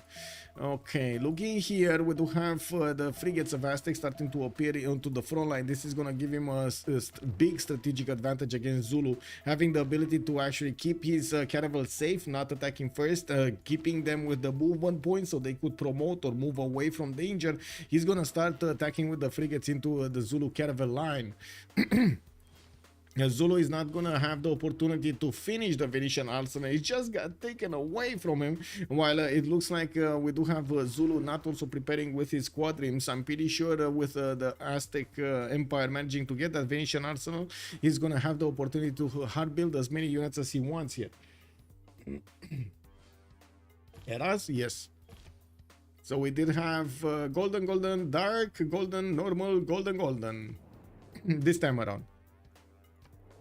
You're going to need to see what happens in 2 turns. So let's see. Heroic Age on Titiits. We do have Sandro going for 74-74. That's enough to get a Golden Age. Hazaggi is going to need 7 more points, and Theodore is going to be needing 10 more points to get to keep his Golden Age. Looks like Freritos is only going to have Titiits actually with enough points. Doesn't look like there's going to be anybody here that's going to have enough points. Oh wow. Also, this is a decently strong army to go against the units of Persia. We're going to need to see if he's going to manage to punch through, and when is he going to go against him. We do still have him with movement left. He's, you know, moving slowly, being careful. With my pleasure. Also, Liang is needed there. Yes. Where is Liang? Does he even have Liang? I think he has Liang, right? No? No, he doesn't. No, he actually doesn't. He has Reina, Pingala, Moksha, and Magnus. He doesn't have Liang. No Liang. Okay, looks like Gaul was forced to get quite a few more units and deploy them to the east side to plug those defensive points. Looking at the city-state screen, we do have Pompi keeping Anshan, and I don't see Lege is keeping Bologna, while dISTORIA is going to keep Fez. So there are 2 science city-states up versus the one of Freritos de la Vega. We're going to need to see if that's actually going to make a difference in their science per turn. We do have both Ulyss and Freritos de la Vega actually making more than decent amount of science. I gotta say, Tidube is going to be quite a bit of a beast if he does manage to keep his coast. But the problem is, I'm believing it's going to be very hard for him to keep his coast. He does have 302 production. Most of the production is on the coast. But Montezuma, if he actually plays this correctly, he should be able to stomp Zulu's units. Especially with already quite a few frigates deployed on the front line over here against the Zulu. He shouldn't be taking hits. Or I should say, he shouldn't be losing units while he should be taking out Zulu's units. I'm very curious when he's going to put the first caravel or frigate in. If he's going to 1 turnet or 2 turnet. He might not have enough production to 1 turnet. And he doesn't have press gangs. Wait, no, he does. He just didn't put it in. Okay. He does need to switch professional army. It's not like it's useful right now. He has everything improved. Okay, getting a holy set in Tenayuka. Production capability is getting bigger on Hazaggi. He is just keeping Cartagena de Indias. He's not actually taking it down. He's not converting it. They don't want to keep that penalty on their side of Diplo favor. This is so sad. I want to cheer for Titiube, but since he's playing against Hazaggi, you can't. I mean, I would say one pom pom Titiube, one pom pom Hazaggi. Doesn't that work? No? Maybe? He's giving up experience to spies? Wait, who's giving experience to spies? Oh, you mean, what, Sumeria?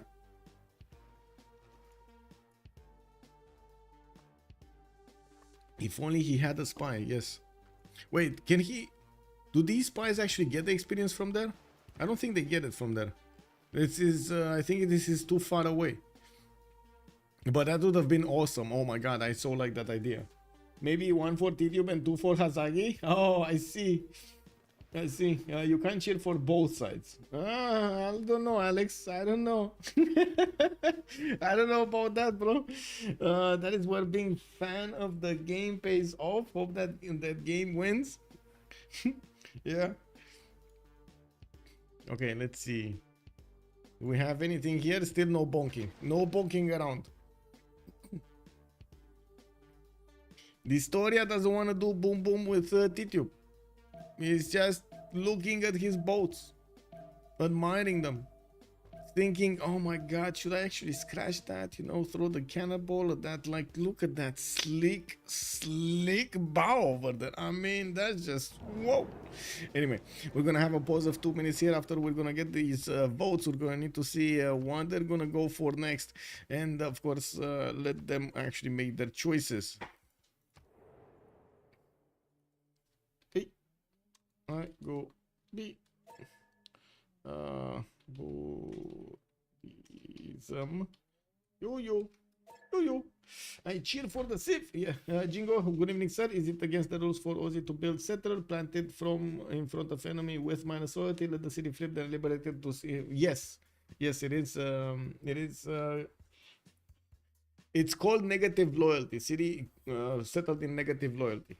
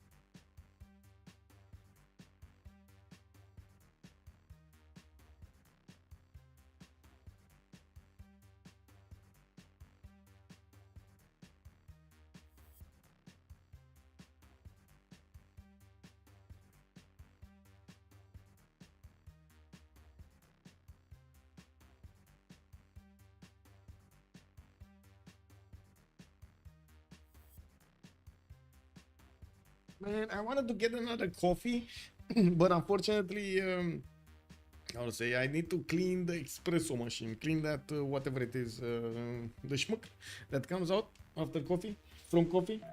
He can't liberate his own series, it will already be his, that's also true. But you can pillage the series, keep on pillaging the series. How many cups of coffee so far? Ooh, one. Did I have another? No, one. I have one, but I had also a Pepsi, so it is what it is. Anyway, we got some frigates coming in here, and looks like finally Titiube is gonna need to make a decision. Is he staying to fight or is he moving away? It doesn't seem like Theodore is actually gonna punch out here. I don't think he's feeling that confident with the amount of boats he has, but it looks of it. We do have him finishing up his holy set in 3 turns and taking a look at the World Congress. We did have Buddhism getting the +10 strength. Catherine de' Medici did get the 20% faster population growth, but -5 loyalty. We did have Montezuma also gaining 2 Diplo victory points. Montezuma over here, man, he just rolled another wave. Let's actually see how many points does he have. He's on a 9 out of 20, and that's before Mahabodhi Temple, Potala Palace, Statue of Liberty, and so on. Ooh, that's big. That is quite big. He did manage to actually correctly predict his opponent's moves. And let me actually see. What did he vote? Did he vote with them? So let's see. This is option A, right? For Catherine de' Medici. Did he actually vote with them? Who is where is Aztec? Aztec is here. Come on, bro.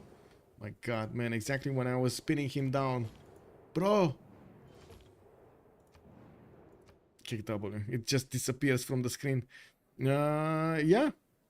Yeah, look at him. Look at him voting with his opponents over here. So he gets the point. And Buddhism, did he vote Buddhism? He did vote Buddhism. Yeah, yeah, he's getting all of the points, all of the Diplo points.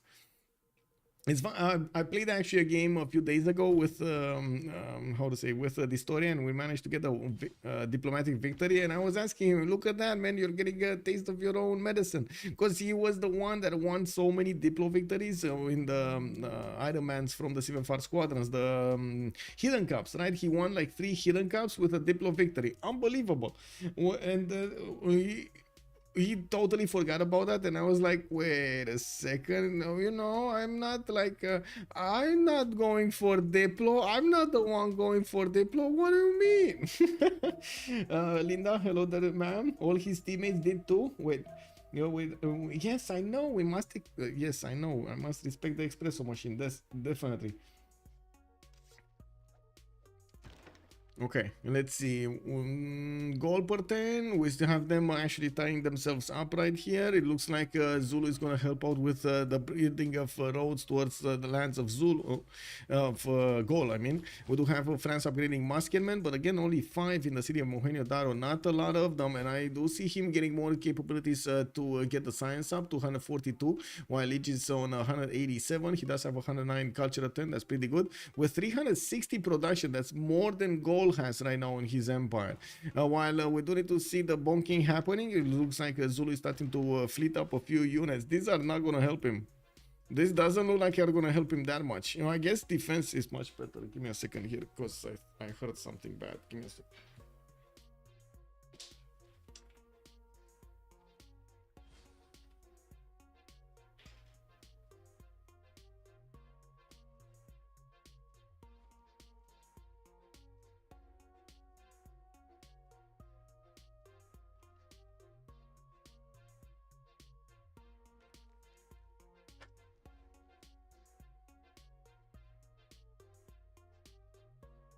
It's all good. It's all good. No problem. No problem. It's all good. With the grown France sim is kind of taking steam again. Yes, it looks like France is starting to get back up. And I gotta say, on the other side, it looks like also Hazaggi is starting to get quite a bit of science up. I gotta say, this is after the war he had against Gran Colombia, and he's gonna use the Gran Colombian campuses to get himself some more science points, while he definitely needs to do something about his next door neighbor. Australia getting quite a few of these calves. He's gonna try bonking against Persia, and you do see how Persia is starting to reorganize his defense, so he will benefit from the most points, and also try to keep his units in as much as possible in a line. While this is probably gonna be the weakness, we're gonna need to see if Australia is gonna manage to actually do something here against Persia. It doesn't look like without a general, Australia is gonna manage to punch through easily through the Persian units. Okay, we got some line infantries coming in. I gotta say, if Cavs are not gonna do it, Diggers are definitely gonna do it. I mean, Digger Corps, that's a strong unit. It just needs to come out in time, and I think come out in time against Persia is definitely possible. I don't think it's going to be possible against Sumeria. I think Sumeria has right now way too much science to be bothered by the Diggers. Oh, we actually have Zulu starting to bonk against the Aztec nation, and Aztec Theodore has been ignoring this for quite some time now. By the looks of it, Tidube is not gonna ignore this, and he's gonna still try to take out his opponent over here as quickly as possible. He did manage to take out one of the cannibals, while he didn't get counterattacked that much. It does seem like the frigates of Theodore are numbed right now. They don't know what to do. It might be the cold. They don't know what to do here. You know, fight their opponents or go back to sleep. You do have, oh, I see. Mi scusi. Mi scusi. I mean, yeah, you know, ironclads, definitely the solution. It's definitely gonna work. Yeah. Okay, I mean, I guess right now Aztec is definitely gonna feel safe again. We do have him getting his production capabilities up, and I do see him finishing up his universities in his other cities, getting some more frigates so he can keep on shooting from afar, while Zulu is doing basically the same thing in his territory here. It takes him quite a bit of time to hard build these units. Chopping out the shipyard here in Cloblane. And I think we might have some special effects coming out from, you know, yours truly, God from up above over there. We're gonna see quite a bit of a thunderstorm around my house. I keep seeing thunderbolts getting over there, you know, like in the distance. And I keep expecting to hear also a boom somewhere. Hazaggi is leveling his crossbows on the city. Yeah, but I think it only like you don't get more experience if you go lower than 0. Whenever the city goes lower than 0 and it doesn't do any more damage, I don't think your units are gonna get more experience. But of course, if every turn it actually heals. And why is Victor still there? You know, like he should let that city be. He should let that city be in I would say in a siege. Yeah, you do see? Okay, so the okay, I see.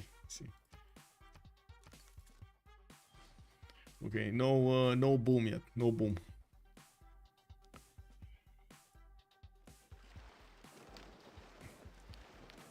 Okay, looks like Theodore is not gonna take the bait. He doesn't want to go into the deep water to fight Zulu. He's just gonna mix around his units and move them back.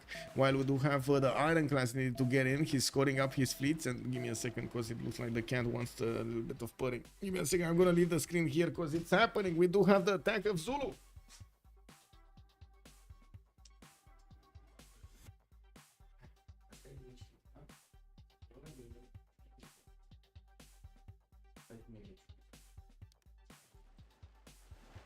Okay. So let's see if Zulu is gonna manage to punch through the defensive line of Montezuma. I gotta say, these ironclads, when they're gonna get into the front line, it's gonna be very, very hard for him to do anything about it. We do have also Gaul needing to defend against the upcoming attack from Vegeta. And looking at the Gaul pattern, they're managing to keep up with the economy and their needs on both sides. The production capabilities of Vegeta are a little bit higher, but not significantly higher than Lege, and we're gonna need to see what is he gonna do with them. We do have over here also more universities showing up. No more units, but he did upgrade his 5-4 Guard Imperials.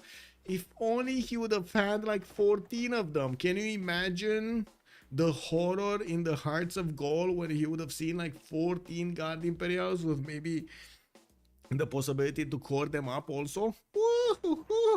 Anyway, we're gonna see these Guard Imperials with the 96 attack strength going against the line infantries of his opponent, and also those field cannons. It's definitely gonna be a bit tricky over here how he's gonna get the defense going. Even without Victor, he's not sieged. Oh, wait, he took it down. Okay. Never mind. Oh, I see. Bogota was the capital. Never mind. That wasn't the capital. Bogota was the capital. Okay. We do have Australia moving in with a settler here to the west side, and I'm pretty sure he wants to get those diggers going. I do see some special effects. Oh my god. Should I actually close the light? Okay, is this the time to close the light? Are we gonna let Mother Nature blitz us? Do we do that? Chat. Let's see. Do we close the light? Do we let the special effects come in there full? Sandro is somehow still relevant, making 140 gold. Yeah, true. And keeping his cities, first of all. France seems to be stretched a little bit too far. Yeah, you're not wrong. Not wrong. But with the military engineers coming out from Zulu, he definitely had roads to build to replenish his units towards the south. He just needed to start doing it for quite some time, and he didn't want to sacrifice that those extra bonuses in science and culture that he would have gotten. Ce-ai pățit? Ce-ai pățit?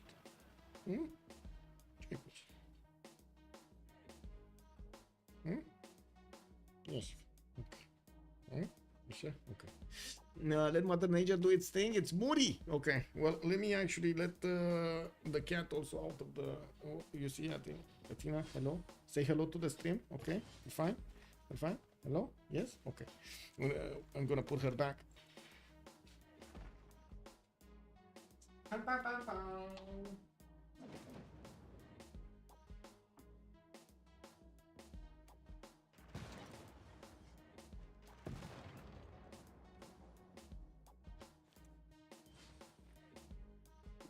Okay, well, I'm gonna let Mother Nature do its thing over here. Cats are, dogs are, rules. Oh, I mean, I wouldn't say that, man. You know, they have their own thing, both of them. Definitely. Okay, so let's see. First, Ironclad's getting into the coast here against Tidube. It looks like he's figuring out the hard way that those caravel fleets are not going to carry him. He does need a lot more of these frigates coming in, and it looks like he's having a hard time. Finding it quite hard to actually replenish the boats that he's going to start losing. We're going to need to see also how many boats Aztec is going to want to put to the fight and how much he's going to commit to this attack. While Titiits is getting to build his infrastructure to attack into Sumeria and even maybe try to take away some Sumerian cities back to Gran Colombia like Bogota and Cali. We do need to see if those diggers are actually going to manage to punch through. He's getting more line infantry slowly building on 2 turns at a time. This is going to take quite a bit of time.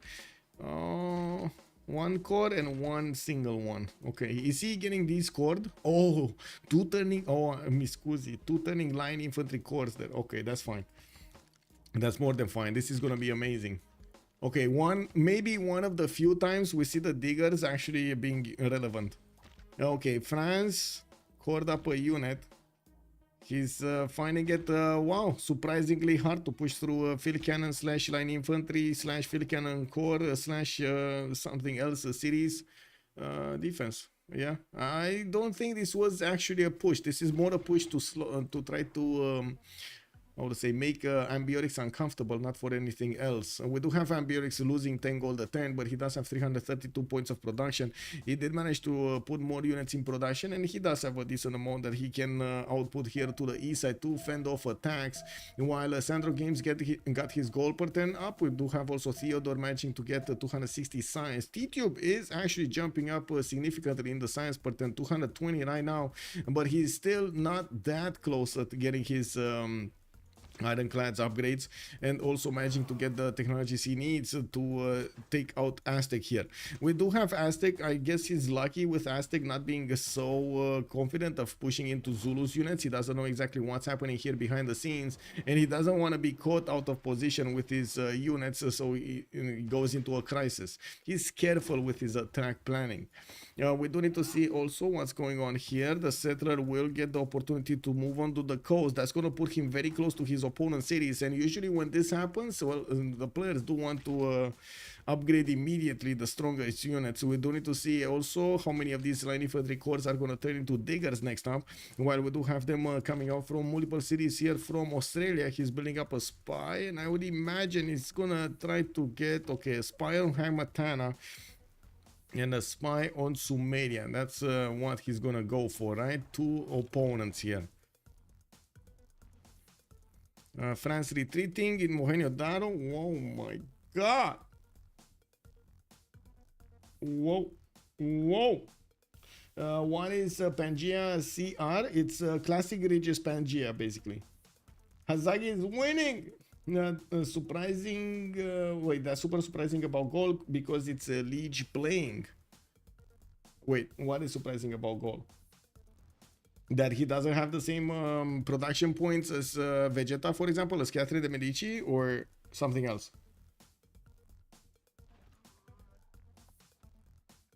Okay, Holy Sal coming up from the city of Paris.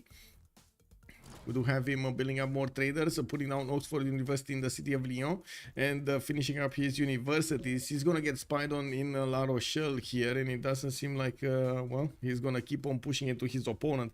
The level 2 spy here is just doing listening post, and unfortunately he is not using it for any other missions that would actually be quite relevant here. I gotta say, these spies of France are a menace.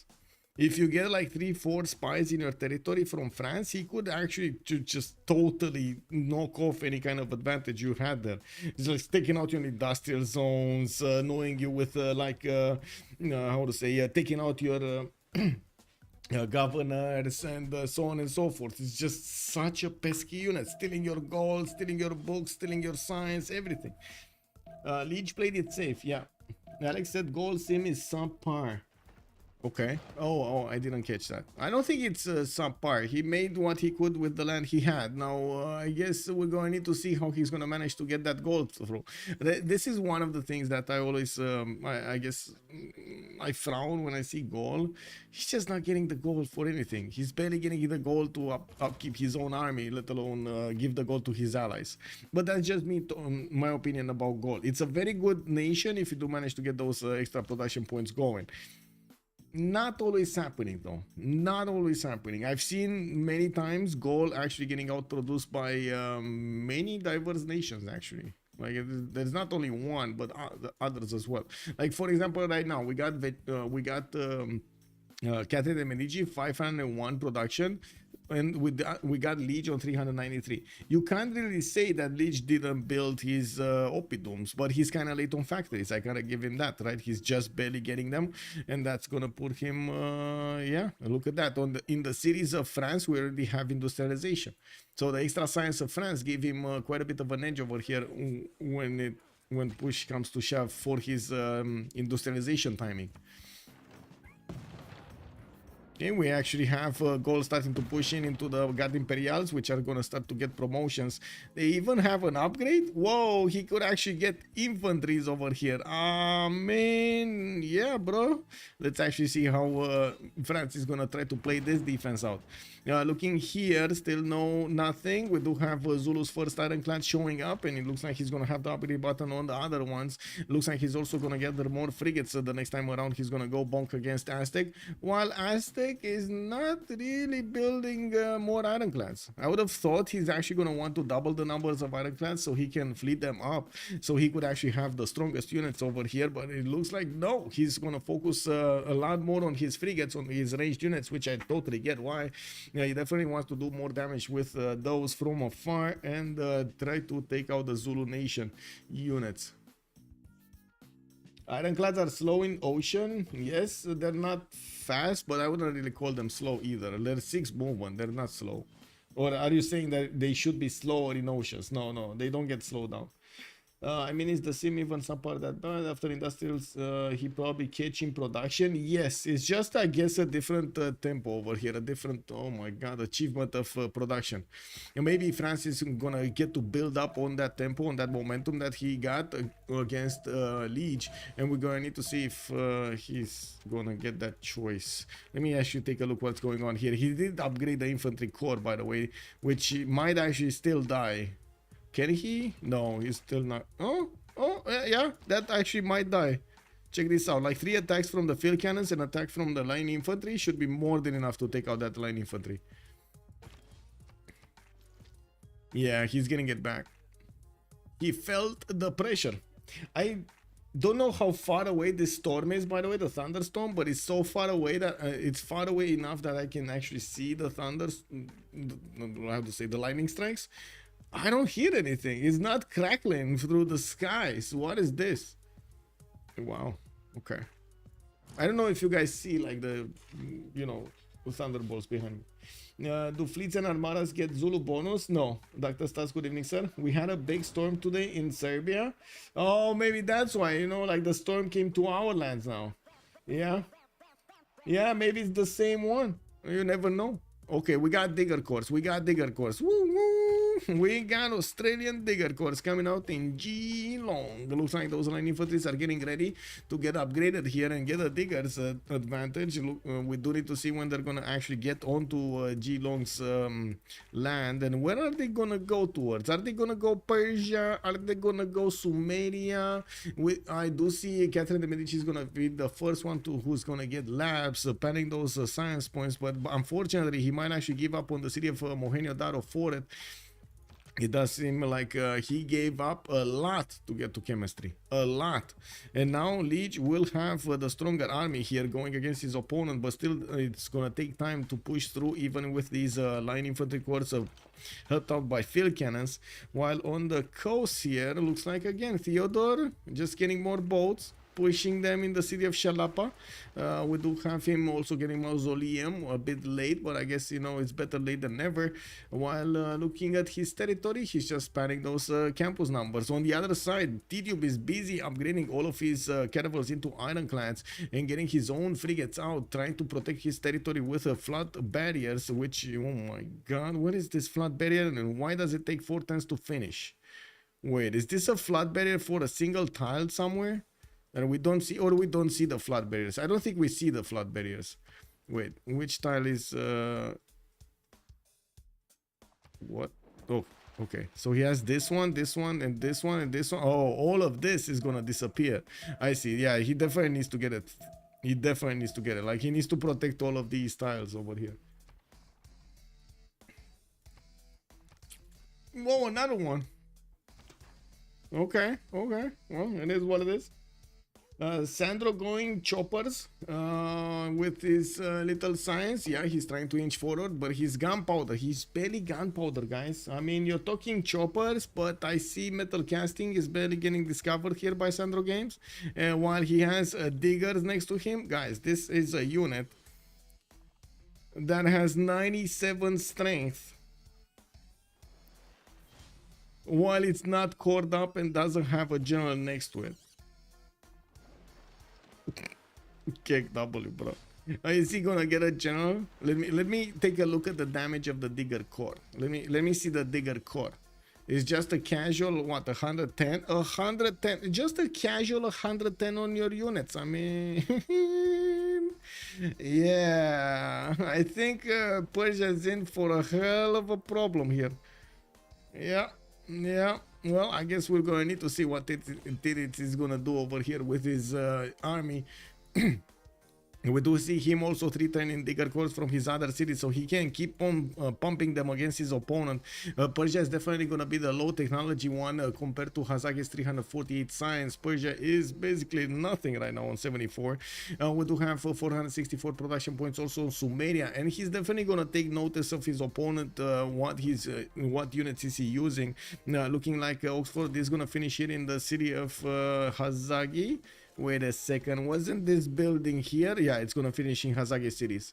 Paris is gonna try to get Mahabodhi Temple from the capital. I didn't see Mahabodhi Temple getting built over here in Aztec territory. Unfortunately, he's not gonna get the holy site bonus, which is gonna be a big wolf actually, and not going for that Diplo victory as hard. He did have Tenayuka with a beautiful forest, a holy site here, just a beautiful forest to get the Mahabodhi Temple. He's just gonna ignore it, and his allies, his opponent are gonna get it. His opponents are gonna get it. Okay, ironclad fleets going against Aztec boats. We got 98, 91. Ooh, they're stronger than Aztec now. Wait, what? They're actually stronger than Aztec. How are they strong? Oh, that's a level 1 and he has the +5 card on. Oh my god. Yeah, that's a big lightning. That's a big lightning.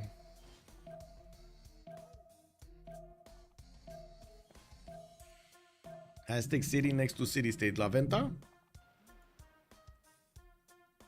Which one?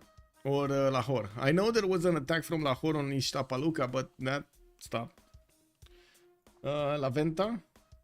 La Venta. La Venta. Okay. Doesn't seem like anything is happening at the moment. Oh, he popped the line infantry. Still asking a good question. Who did manage to get the +3 admiral? Let me see, because I don't know. It was Zulu. Zulu managed to get Ferdinand Magellan. Perfect. Okay, perfect. Do we have... Okay, we got Vegeta trying to defend his city of Mohenjo-Daro. He's getting... he just bought a cuirassier. Looks like that city of Mohenjo-Daro is still much stronger than the light infantry skill to actually push into it. It's 91 defense, and these new units that are pouring through from Catherine de Medici, well, these cuirassiers are going to be strong enough to push back against both the field cannons and the line infantry. He just needs to get enough of them. He's chopping another knight there. He's going to need to get the gold from his teammates so he can upgrade. He's having a decent amount in the bank, actually, to be honest. Like 300 is surely decent amount. Did he just put a neighborhood to kill off the farm over there? Interesting. Kick W. Show Colombia's last city. Maracaibo is here. Yeah, nobody's getting that, or at least not soon. Doesn't seem like it. Caguana, who's Caguana? Tidube. Okay, it's fine. We do have the ironclad fleets moving forward, inching forward towards their opponents. They're still going to need to punch through the Aztec defense, and with battleships coming in for Aztec to help, I'm pretty sure it's going to be very hard over here to keep these ironclads alive. Tidube is going to need his own battleships to bet against his opponent, and he's getting his own ballistics next turn. It's going to take a while to actually get that going. Military academy is coming into his lands. I do see Alhambra is also going to be built in 4 turns, while we do have swords getting in for the extra amenities and for those extra points of housing. Research labs coming in from France, finishing up Mahabodhi Temple next turn. It's gonna deny the 2 extra diplo points from Montezuma. Montezuma, who was on 9, so imagine Montezuma could have had 15 quite easily just through the wonders, but right now he's basically called to war. He needs to do something about Zulu, because Zulu is pressuring him here. Is he gonna manage to get one of those engineers to actually just 2 turn or 3 turn Statue of Liberty? He might get it. More battleships coming in. Very slow to build though. 3 turns, 4 turns to get a battleship. That's just not gonna be good enough time. What's the production of Theodore? 445 versus Zulu's 400, and of course he does have the bonuses coming out from Venetian Arsenal. While looking at the science screen, I guess it's not that big of a difference, but we do have Hazaggi with 350. He did manage to get much higher science than his opponents over here. Now it looks like Australia is managing to two-shot these units of Persia quite quickly, and it doesn't seem like even the medieval walls are going to be that easy to get. Did he just almost two-shot 2 units there? Oh my god. Anyway, we do have Australia moving in. There is a forest fire in the city of Susa as well. Oh my god. Also medieval walls going up. I guess it is what it is. He's gonna need to get the bombards going. He's bringing a few bombards, don't worry, and he keeps on building up these digger corps. They're gonna keep on ramping up their aggression against Persia, and will try to take him down. That's a significant portion of their opponent's economy. With 376 gold a turn, Sandro Games did give up on his science abilities and did go as high as possible with the gold per turn. Reformed the coinage golden age for him also. Oh, wait, do we have more movement here? Oh, we did have more movement. Okay, looks like a Cav Corps from Persia did manage to take out the Cav from his opponent. Okay. Wait. Oh, he moved he moved both of those low HP ones in Hamatana and put new ones. Okay, I see. Who got Terracotta Army? France. France got Terracotta Army here in Bordeaux, and it looks like France is also gonna get up in science quite quickly. In Sumeria's territory, we don't have the research labs, or at least I don't see them in the... Oh, we do have the research labs. We do have the research labs. Never mind. So yeah, he's getting them. He's getting them in 2 turns. What's happening in the Grey people? James Young is getting passed or picked. Okay.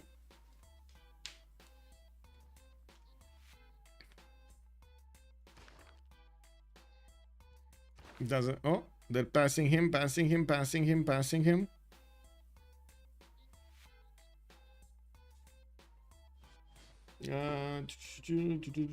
Okay. Oh, we got Einstein next. Who gonna grab this? Looks like Dimitri Mendeleev has been picked up by Gaul. We did have Charles Darwin for Australia. Not that he's going to get that much, but still. And by the looks of it, we do need to see if Gaul is also going to have the opportunity to go for those research labs quickly. Looking at the tech side here, now we do have Lege getting his replaceable parts next turn with mobilization coming up in 2 turns. He's still finding it hard to push through Mohenjo-Daro's defenses now. Just the ancient walls are there. Just doesn't have the strong units to go against that city center. Coal power plants being finished over here in the cities of Catherine de Medici. We do have him, we do have Australia getting his units next to Persia, but I gotta say he lost another unit there on the west side. It's only calves, he's not losing the diggers. Those are the important units. And oh my god, these diggers can one-shot the cuirassiers.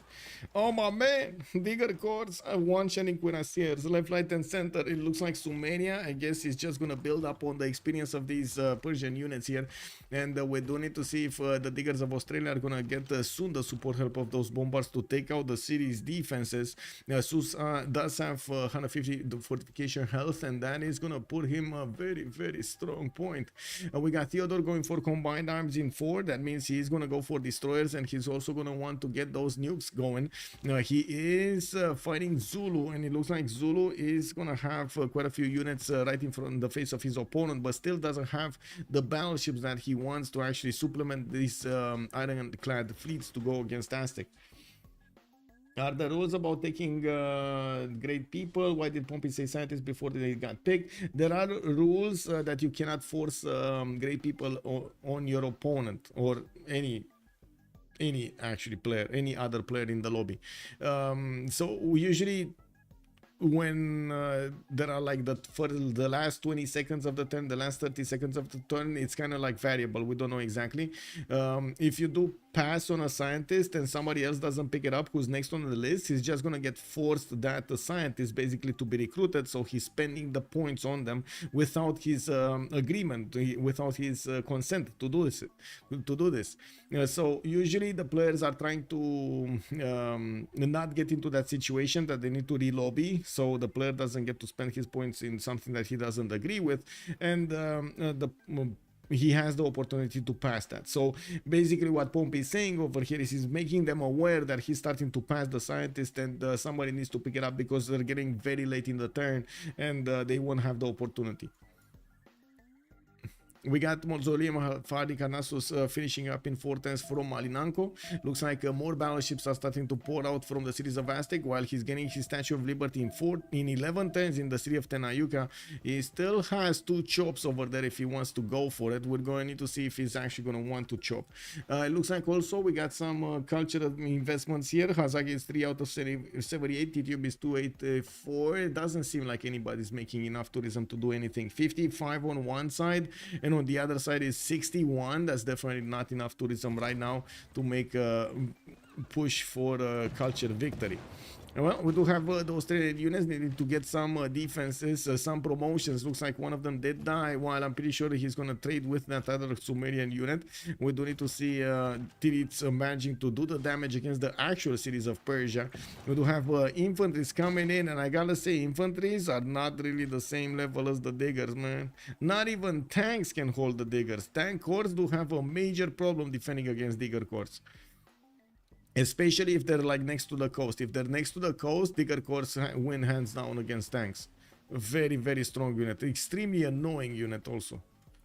You can't get rid of it. Like it comes at a time when the field cannons, or I should say the ranged units, are not as valuable anymore, and they don't do as much damage proportionally versus the archer or the crossbow doing damage against your opponents. Usually at this point in the game there is a transition towards like siege units, like artillery units, and your next upgrade on the ranged unit type is going to be machine gun, which is amazing, but not many people go for it, you know. How much production is Gaul? He's on 569 right now. He did manage to get more than Catherine de Medici. Catherine de Medici did slow down on 507. Okay, let's see what's going on. More research labs coming in. Okay, I do see Rural Valley is getting out from Paris, the city of Paris. or Pari. We did have, we do have the Gallic army getting back into his territory. Doesn't need to go anymore. And I do see Gaul is trying to get his banks up from multiple cities. He definitely tried to get an economy of his own, but look at that. Even with multiple commercials, he's just not getting to be positive over here in his goal per turn. Still on minus 17. We do need to take a look what's going on here. With Aztec coupling his navy with the battleship fleets, we do need to see if he's gonna start bonking these Zulu ironclad fleets. He's scouting them out with a writer. I mean, I guess that's a job for the writer also. But would you actually trust the writer to go and scout an opponent fleet out? Or, you know, would you trust him to actually be, you know, successful enough to do it? Not in real life. I think they got buffed now. No, they didn't. I mean, they got changed a long time ago because they only had like 1 extra ranged, and they got changed to 2 ranged, which, yeah, you can consider it a buff. They're very strong. They're very strong. Don't get me wrong. But you gotta get to them, and you gotta actually, you know, take it. And it's at this point, it's just much more easier to go for artilleries, like mass artilleries. Oh, looks like the units of Zulu are managing to do quite a bit of damage here to Aztec fleet, and yes, we do have Zulu also needing to get out of there. GTFO, he didn't bring his full fleet to bear, and it does seem like right now Aztec is managing to overwhelm him. Tidube just lost like half of his fleet and is crawling back to his cities over here, while we do have Theodore still keeping the choke. We do need to see if he's gonna want to push into his opponent. He's definitely getting battleship fleets here towards the west side, and we do see some more units coming up from his production queues, or at least I want to see them soon, from Teotihuacan and Xochicalco. He's starting to chop the Statue of Liberty and getting Filippo to help him out. There's one more Congress to go in just a few more turns, and he's still on 9 out of 20. With Statue of Liberty, he would get 12 out of 20, and he would be 1 step closer towards that Diplo victory. We do need to see if he's gonna have, I mean, wait, he doesn't have the chance of building Potala, does he? He can't build Potala. You need don't you need a mountain next to a hill or something? Oh, this is where he can build Potala, right? This one tile. It's like a weird placement. You need it on a hill next to a mountain or something like that. Yeah, must be built on a hill adjacent to a mountain. Freritos de la Vega will CC after Digger's push. Okay, I mean, the Digger push over here is gonna be strong. Do they want to CC? I mean, if they will lose, so okay, let's take this one step at a time. Yes, Diggers are gonna be important. Yes, they might actually take out Persia entirely. They might also not take out Persia entirely.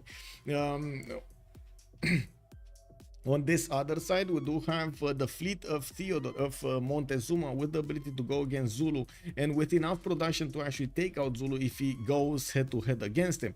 I believe the reason that at the moment we didn't actually have Montezuma going head first into his opponent with all of his fleet is because he still wants to sim a little bit behind it, try to be relevant for the next part of the game. If Sumeria is going to be enough to actually be the simmer, and Gaul also going to be enough to be the simmers of the game, and they will tell dISTORIA over here, hey man, you gotta step it up, just go take out Zulu. If Digger core push fails, then Zulu starts to wind down his abilities. Then they can't really do anything with Montezuma, with how to say, Gran Colombia on one city, and it's only Catherine de Medici that could actually sim a little bit. I think, yeah, in that scenario, Freritos de la Vega will probably gonna concede. But there are so many things that could happen in between. Like, we might not see Zulu getting pushed. We might see Zulu getting a big navy, and he's gonna get overwhelmed at some point, Aztec, because we've seen it before multiple times when players just don't want to go that extra mile to take out their opponents. They're just taking out their navy, and they're considering, that's fine, he's fine. I mean, what is he gonna do? I have the highest strength. And then their opponent shows up with like 30 boats, and their 2 boats are like, what do I do now, bro? Run! Anyway, so we see now tanks against Diggers. I don't know about the tanks, bro. Okay, let's see. Tanks against Diggers. Look at the tanks. 113 strength digger core against the tank 101. I don't know about this tank, bro, but I think that's gonna be taken down. I think that's a poodoo tank. We got artilleries with medics also coming in from Australia. He's gonna start taking down the walls in Susa. That wall is still 100 strength, and I do notice that Sandro is still on ballistics. He doesn't have the technology to get steel yet to slow down this takeover. There are more units that need upgrades here, and I do see calf cores coming in. Titiits is gonna be close enough to get to his own combustion, and then keep on going towards helicopter technology, so he can keep up the pressure against his opponent. Looking at Hazaggi here, his units are basically, guys, tanks are dying against diggers. 97 strength tank basically dies attacking into a digger, and this digger is not even on the coast. Are diggers the latest unique unit in the game? No, they've been quite some time in the game, but I think the players are finding it very hard, or at least in the meta that was like 6 months ago or a year ago, they found it very hard to hit the timings that Australia needs to hit for the diggers to be effective. If you do start to push with diggers in a line of like tank or units or something like that, you're just not gonna push, especially if they have like artillery behind them and so on. In this particular scenario, he's starting to push because first of all, Persia is low in his science and culture, and on the other side, we do have Sumeria with a big problem. He doesn't have enough units to core themselves up, right? He was relying more on the army of his neighbor over there than his own army to do stuff here. Is an American fighter even later? Oh, you mean the latest unit? Yeah, the American, the 51. Yeah.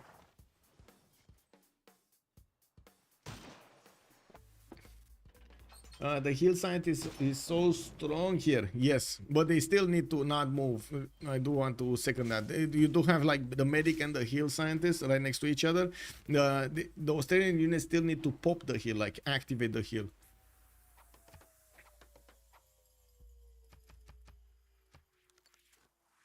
Low oil.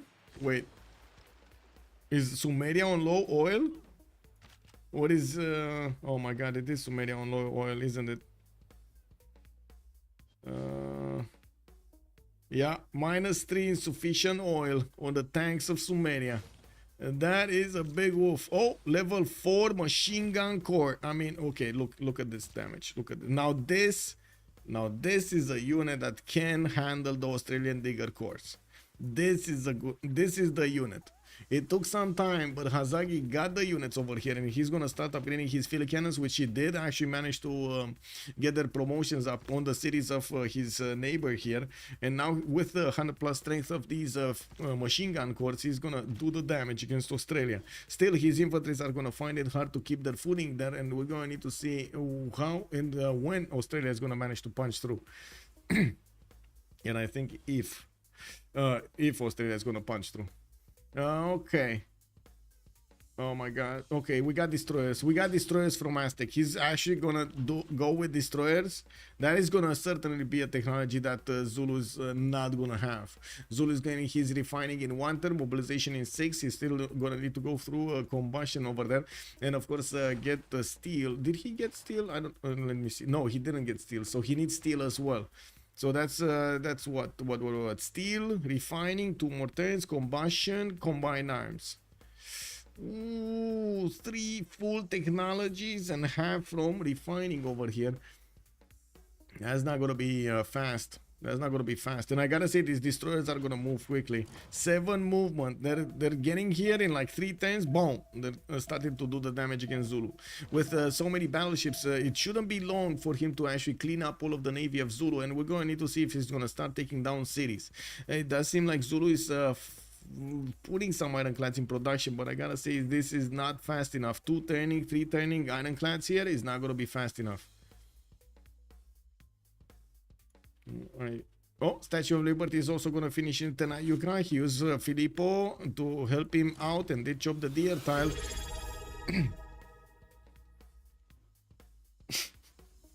Groovy Feet retained his knighthood for 40 months. So you're Oh saying my Galleys God, won't man. tie must tackle on T90? Oh my God, man. Groovy, thank you so much, man, for the 40 months. Thank you, 0769 sir. has joined the round table. And yes, I'm saying Galleys won't cut the mustard at 1090. I gotta say it. They won't cut the mustard, man. Also, Attila, thank you so much for the follow, sir, and welcome. Cool Whip, I hope I answered the question with the image over there. We do have Venetian on Aztec, and we do have the +3 Admiral on the other side on Zulu. And it doesn't seem like it's going to help against these destroyer fleets of his opponent. Look at these destroyer fleets just smashing through the ironclads like they're nothing. And let's actually take a look at what's going on in the war, in the Digger war. Looks like they did actually take out the first city of Persia while he keeps on going towards his opponent. He killed the machine gun. He actually killed the machine gun. How did that die? No. This is a level 1 and that's a trebuchet, right? This is a level 3. The level 4 died. He could send his battleships to handle the diggers. When does time go, dog? Where does time go, dog? Oh, very far. Woo! Yeah, very far. Okay, well, digger corps are actually getting the tanks, getting to stomp the tanks. We do have so much of a military coming up from Titiits. He dedicated probably all of his production for the last 10 turns to just get more and more military, and he's bringing wave after wave of units against both the armies of Sumeria and the armies of Persia here. We do have Persia starting to get a settler from the gold farmer, and by the looks of it, he's also calling himself the best support player with 400 GPT on 40 rare, while he is also telling us Hagmata and Gordian. I don't know what this is. He probably ran out of ideas when he kept on renaming the cities. Maybe we'll give him some ideas.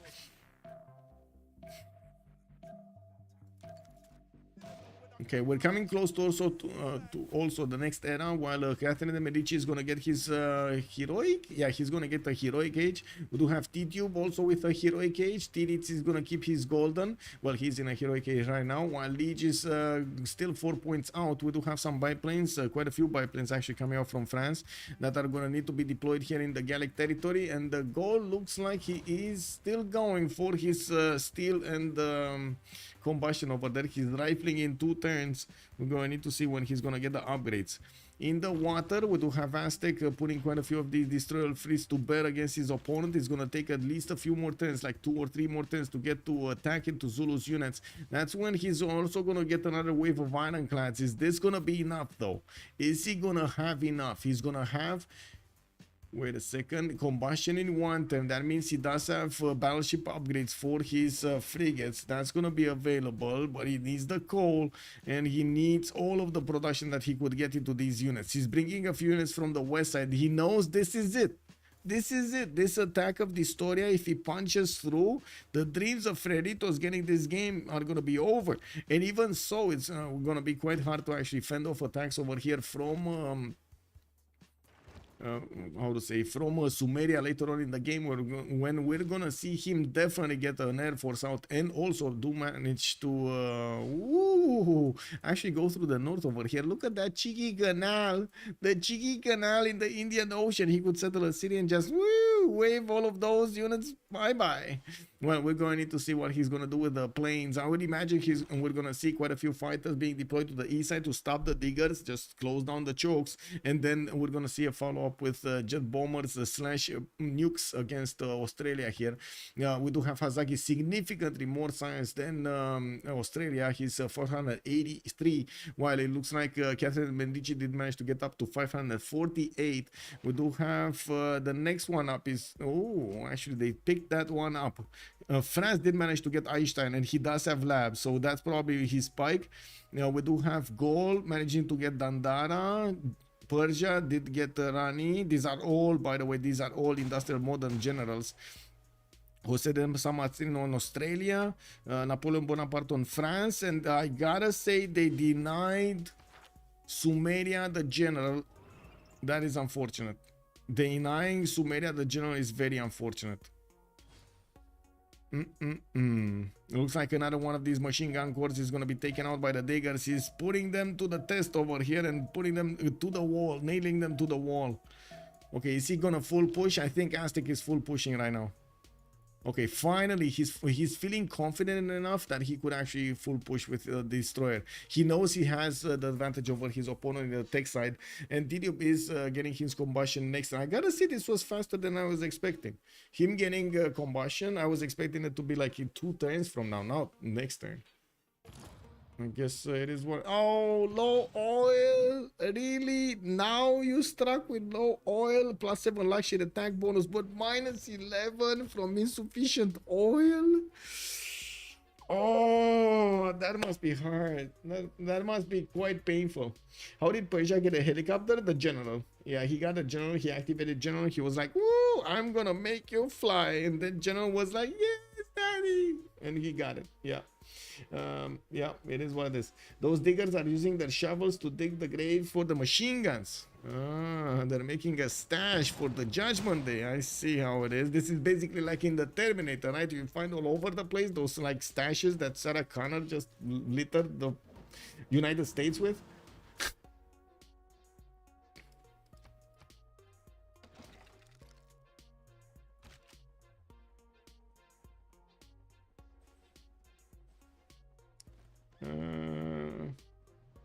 What did you want to say, Annie?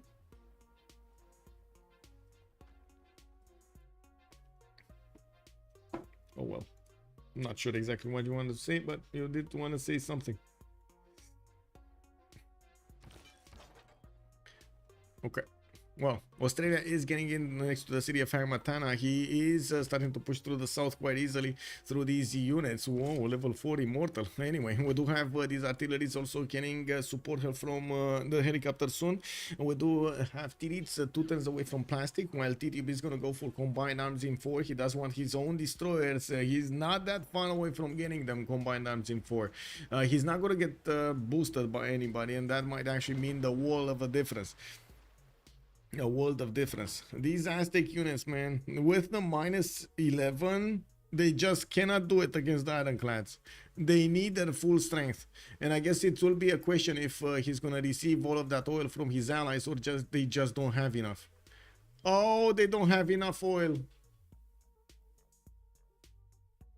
Perfect attack, perfect strategy, not enough oil. Not enough oil. Without combined army, Eureka. Yeah, you didn't get it. Kick W, man. I mean, who called up units, you know? Villageois, bonsoir, monsieur, bienvenue.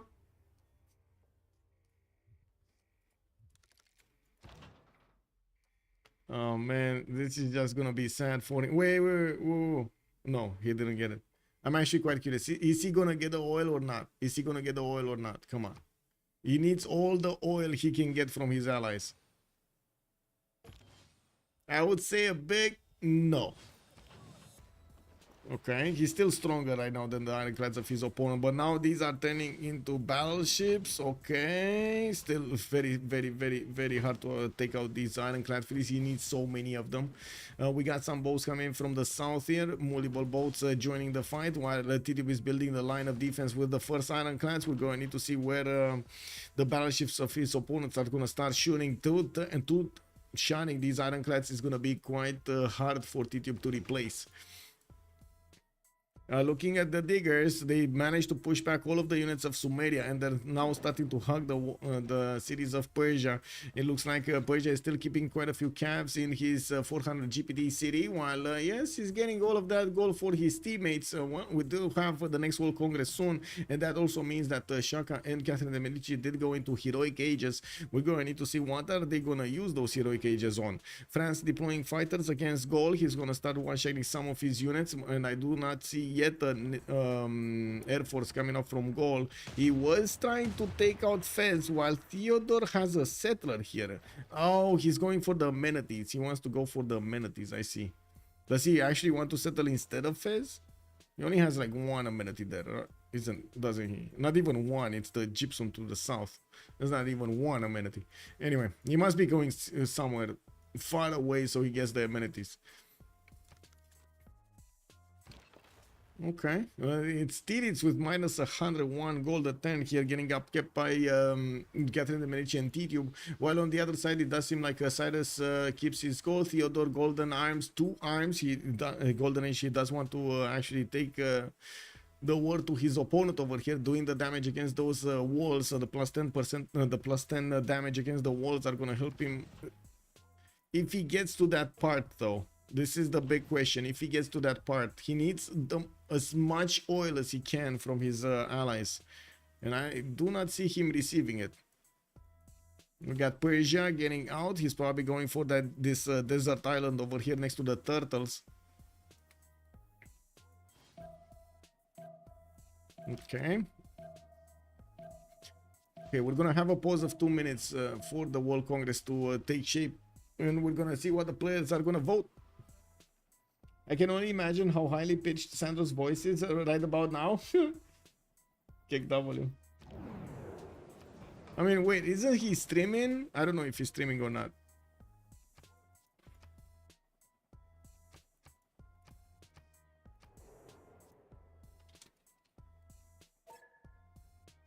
Wait, what did I go for? Oh my god. Great Prophet Preserve.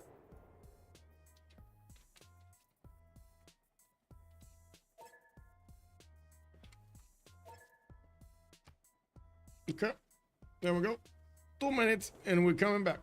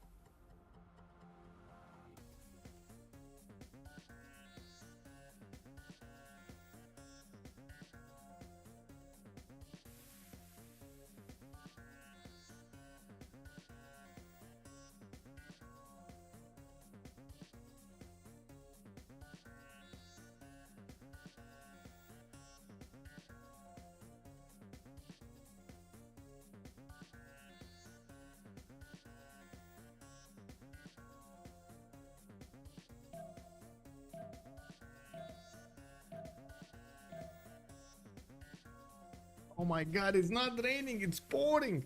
It's everywhere. Everywhere. Water. It's so sad for Aztec. Yeah, the oil is really a problem. Oh my god, I have this reflex of actually plugging in my headphones. Kick W. Anyway, now we do need to see what's going on here. If Aztec is actually going to get to push. He is having the strength right now in these destroyer fleets, but I gotta say, it's not a lot of time until Tidube is gonna get his own destroyers. 2 turns until Tidube is gonna get his own destroyer fleets. Now, we do not have like a line of reinforcements coming in, but there are a few of these battleships that are still gonna get out from Aztec cities. He did manage to get Noble, which is very important, and we do have him losing 2 diplo points. He might actually get them back. He's on 13 out of 20, 14 out of 20 with Noble, and well, still no Potala Palace City. Still no Potala Palace City. Oh my god, he would have, if only he would have had the holy site. If only he built his Mahabodhi temple. If only he did that. That would have been him on 16 out of 20 points, and he would have definitely won next session. I'm pretty sure.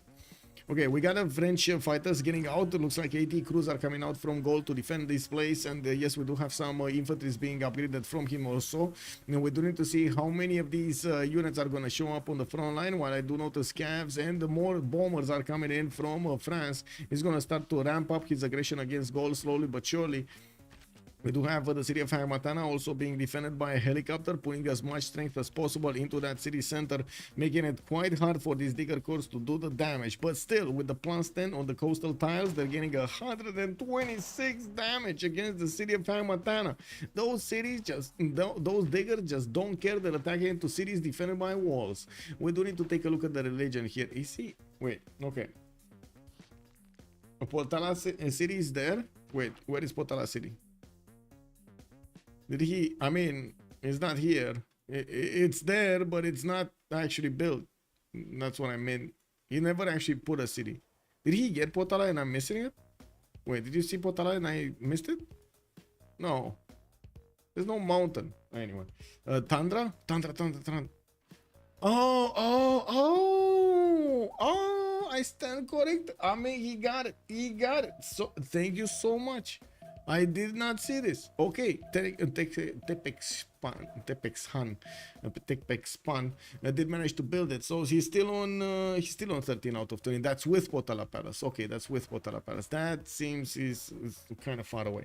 Anyway, let's see. Diggers going in. We do need to see if this attack started. It looks like Aztec did start to attack into Zulu's ironclads, and that is before he's gonna get his own units. It looks like there we go. Destroyer fleets are starting to get upgraded. This is going to be significantly harder to take out, and it looks like dISTORIA was just 2 turns too late over here to attack into Zulu and smash his navy before the navy of his opponent of Zulu is going to be way too hard to smash through. It looks like Tidube is going to need to focus his efforts, all of his efforts on Aztec, and at the same time I do have to say that Aztec is going to need to do the same on his side with quite a bit more production coming in from his Venetian arsenal. I would imagine Zulu, at some point Zulu is gonna succumb to Aztec, but at the same time, well, at the moment they're still bonking each other over here next to the cities of Zulu, and with the +7 attack of Aztec, you don't really want to discount this. Did he manage to get more because he put that city in the tundra? No, he's still +7. He's getting another one, right? He was getting this one.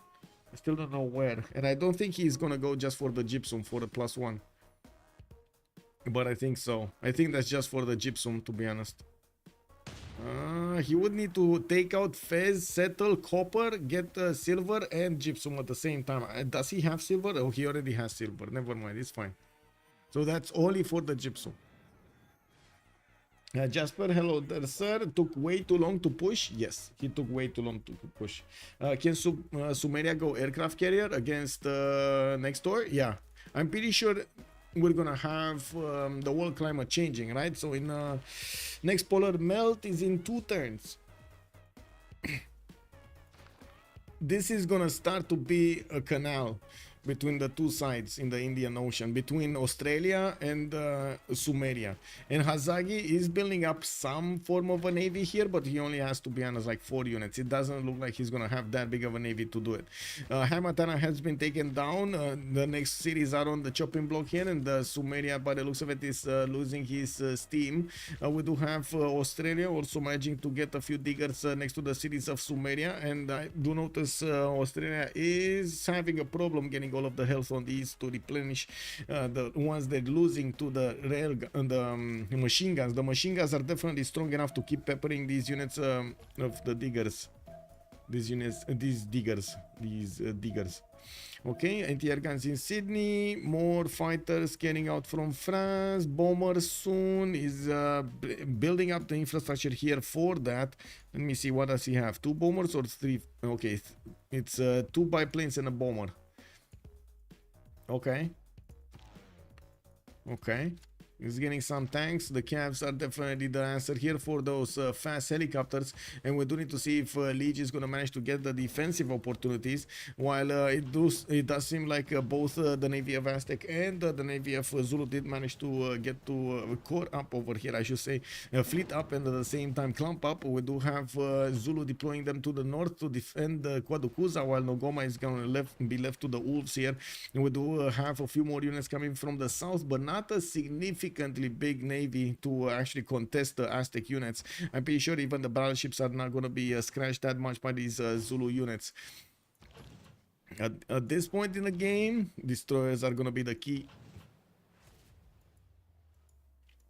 Okay. Aztec getting more battleships. Also did manage to get Huito, Cali, and Casa de Constatacion. While I do notice he's building up his stock exchanges for that extra gold per turn. He is on 196. Actually, the economy right now of Ulyss does seem like it's pretty strong. And also I do see Lege on 667 points of production, keeping his lead against Catherine de Medici, but not even close to the science of Catherine de Medici. And that 611 science on Catherine de Medici is just amazing right now. Rule Valley coming up in 3 turns. He's building up a lot of aerodromes, and it looks like he keeps on getting these calves from these encampments, the cities with the encampments, trying to get as many of them to flex against Gaul soon. Oh man, if only Zulu at some point did a cuirassier corps against Gaul. If only he did that. Oh my god, that would have been, I think that would have been Gaul dead, to be honest. And imagine if it was at the same time as the Guard Imperial push. But when gold, they didn't have the gold. I guess that was the issue. That's why they didn't go. Where gold? They didn't have the gold. Anyway, France getting infantry armies here. How fast or how slow are they gonna actually get their fascism? Lege ideology in 3 turns. Vegeta natural history. Did he get fascism? No, he's still in Merchant Republic. Okay. Well, looking at the yield stamp here, he is significantly lower in culture, so I wouldn't really hold my breath for him to get it first over Lege. We do have Theodore also with 150, but Tidube did manage to keep his advantage here in the culture screen. I'm pretty sure they're not gonna be far apart from each other to get that advantage, get the fascism advantage. Okay, Zulu counterattack into the Montezuma into the Aztec units, and by the looks of it, he's gonna manage to take down quite a few of them. We do have destroyer armadas coming in from the north, and they do manage to one-shot the battleship corps, the fleets, if they get next to them. It's the problem of getting next to them. Wait, will Aztec actually lose all of his fleet here? All of his navy here? It kind of looks like he's gonna lose like half of it at least. Okay, one got taken. That wasn't the... Oh, that was the admiral. Wait, that should have been the admiral. Okay, not that many. It was 1-1 trade here, or 2-1 trade. This destroyer doesn't have enough promotions. That other destroyer got taken out. There's a destroyer armada that needs to come in from the north, and by the looks of it, Zulu is aware there aren't any more units coming from the east side. He might actually consider putting new units from the south. No, it looks like those ironclads are going to be kept safe. They would have managed to do it like that extra little bit of damage against the battleships, but with the risk of actually losing them.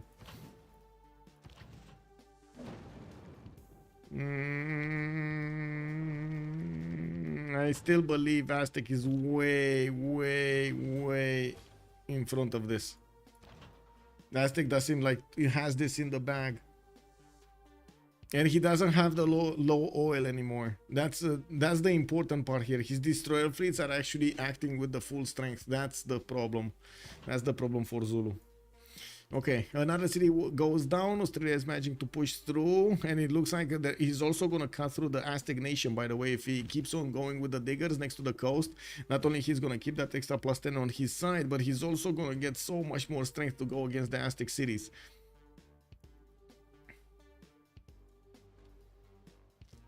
Okay, planes deployed by Sumeria, and the air guns are going to show up here in Geelong pretty soon. We do have them getting into the water. Looks like planes from France are getting deployed. I'm seeing him getting some experience from getting shot by the encampments, but he needs to be careful. These are machine gun army shots. They will tear up the fighters. I'm starting to think that Australia is a very good civ. It is. It is.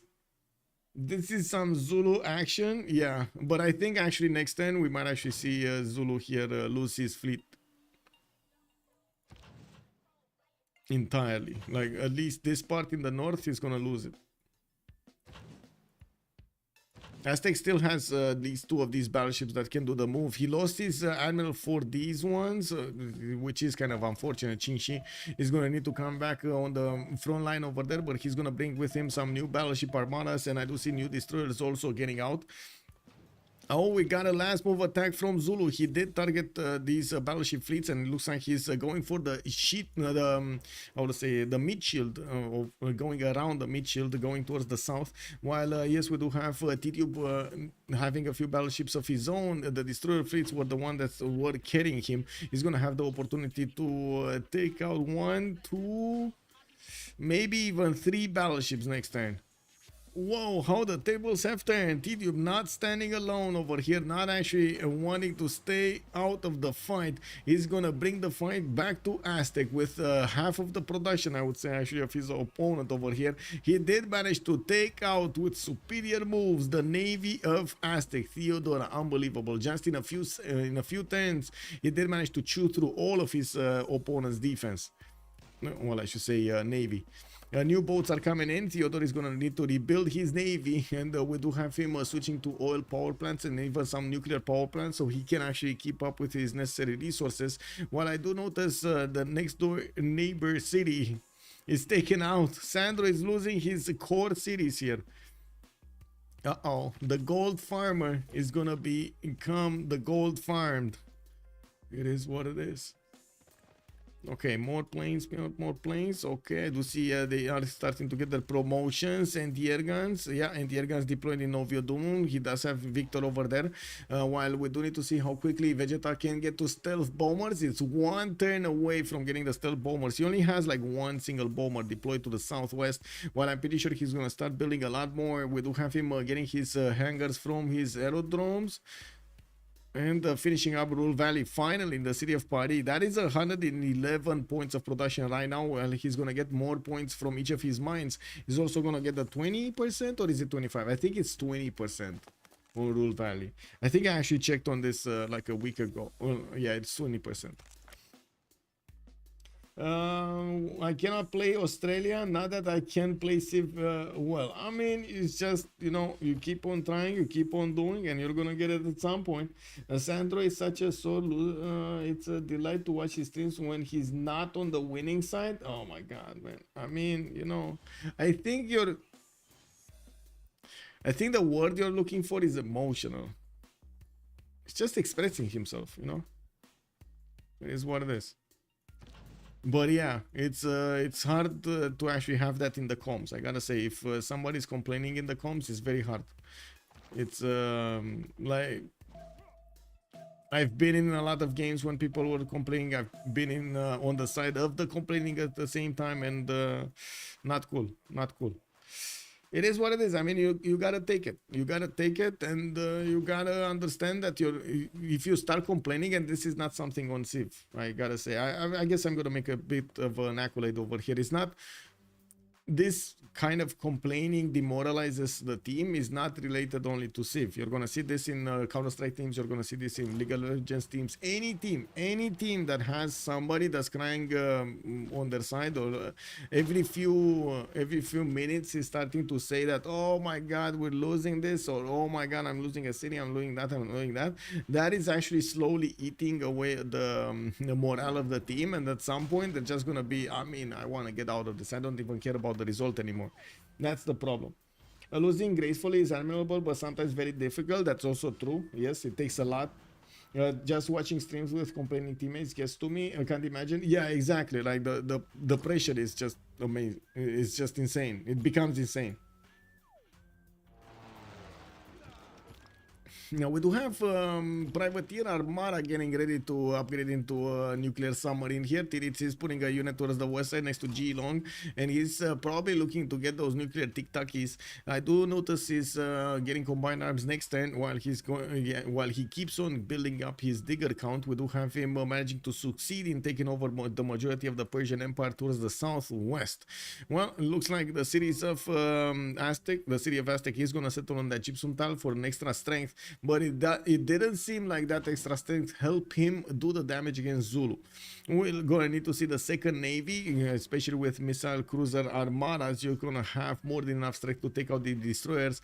We're going to need to see if there are enough of them, because that was the problem. If he has enough of them and he keeps his resources tight, so he could actually deal the attack, the final nail in the coffin in Zulu's empire. There are so many units coming out from Zulu. He knows he's in a pinch. He knows he needs to build as much as possible, and he knows he doesn't have the same production capabilities of Aztec just because of that Venetian arsenal.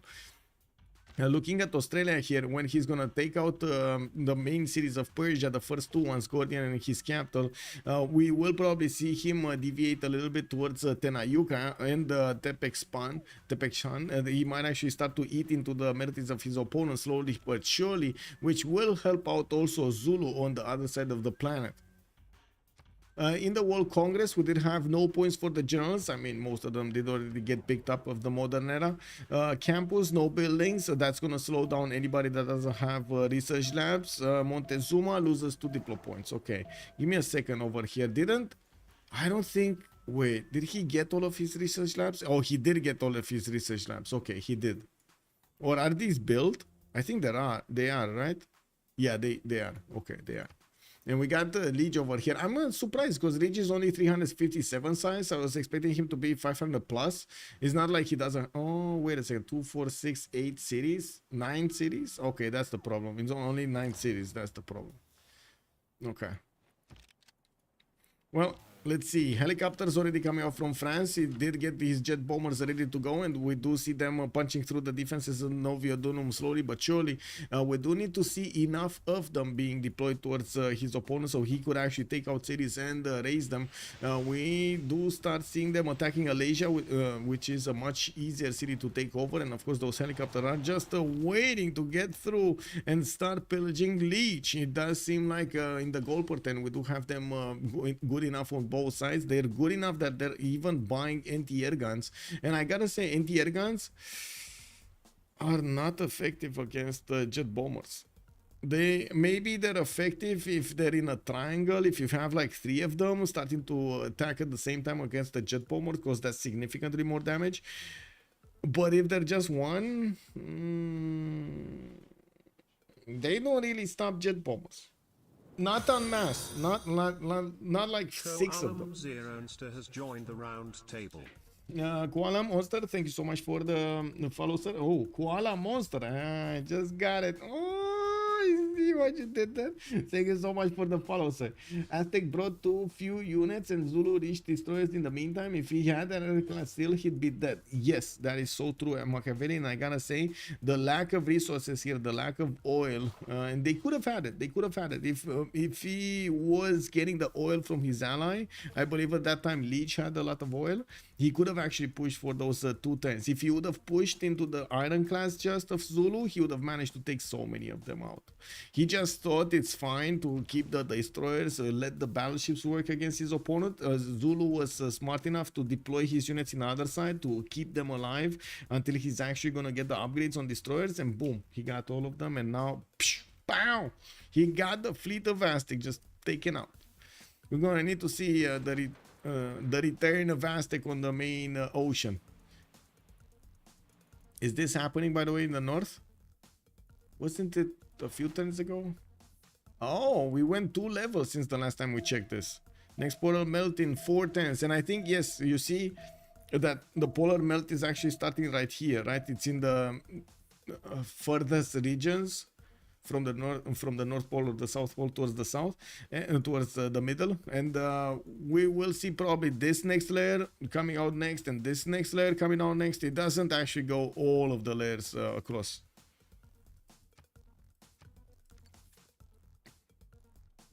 Okay, privateers coming out from Sumeria. He definitely wants those submarines singing, and we're going to need to see if he's going to have the advantage. We do have Australia's units getting the capital city of Persia, and I do see he just lost a unit over there. It's fine. He's going to take that city back. That tile back. We do have some Sumerian fighters also coming in for a fight. These are strong enough to do the damage against the diggers, well, I do see them chipping away at those, while Australia is gonna get his anti-air guns to defend G-Long's units. We do need to see what he's gonna do with the jet fighters. You do see these jet fighters do one-shot the cars quite easily, even through the anti-air gun defense. Okay, Lege, is he gonna get attacked again? The jet bombers did not attack yet, but they should have enough strength to deal the final damage against Lege and not actually take that much in return. I can't see it is a bit unfortunate that whenever they're gonna get deployed over here in aerodromes, because of how BSM works, the better spectator mode, I can't see their strength. That is a bit unfortunate. I can't see it.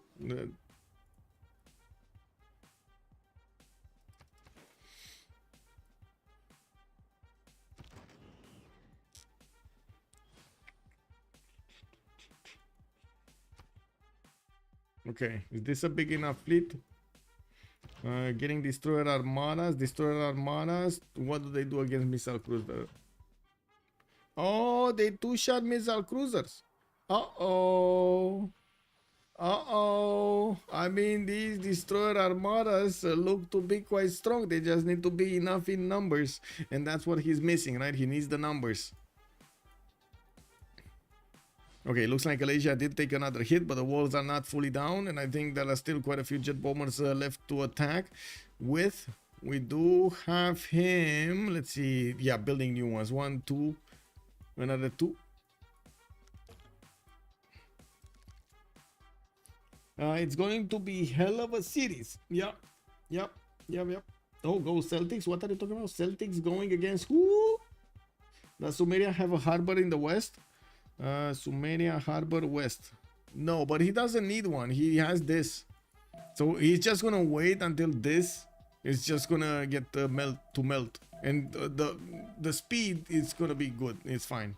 They're melting this very, very quickly. We got bombers coming in. He's one-turning a settler from his capital. By the looks of it, he's also managed to deploy enough fighters to plug the chokes if need be. While he has been... Oh, wait a second. A quick reaction over here. What is going on, chat? It looks like the goals are not going to be left open to Sim. We do have him getting pillaged by multiple units from France and from the west side, from Australia, from Titiits. Looks like he's also sending his helicopter from the north to try to take down Lege here. While we do have the jet bombers of France tearing apart the cities of Gaul here. He didn't manage to take a city down entirely.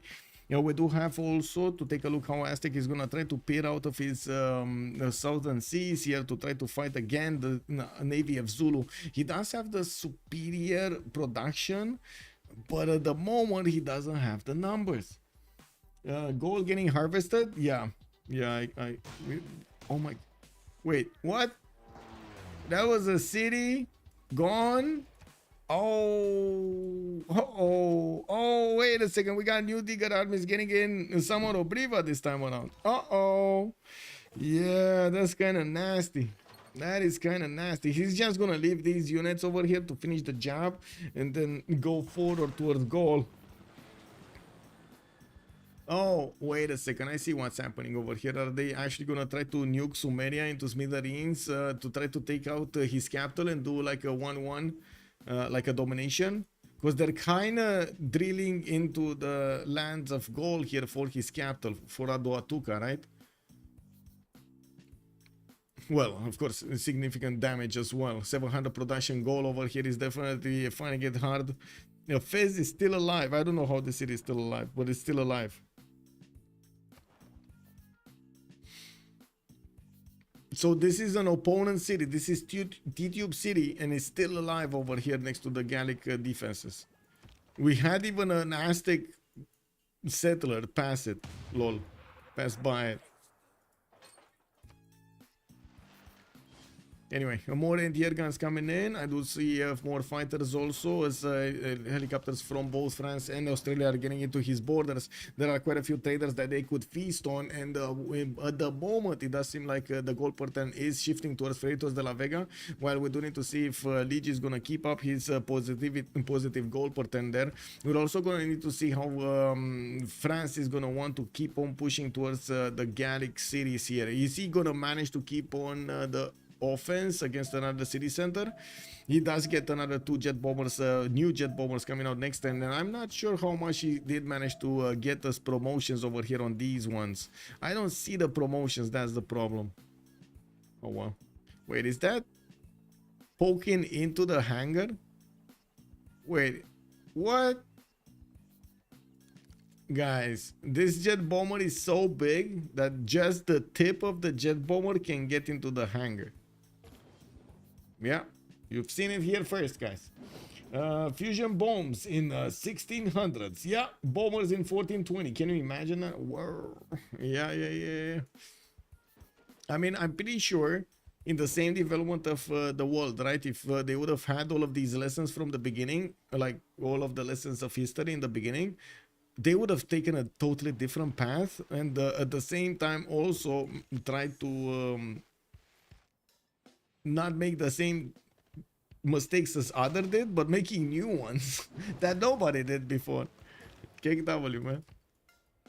Oh, Lege has been taken down. Looks like the jet bombers did successfully take out one of the cities of Gaul there. And we do need to see what's going to happen here with Zulu's destroyer armadas getting close up in person soon with the Aztec missile cruiser armadas. We do need to see who's going to come out victorious.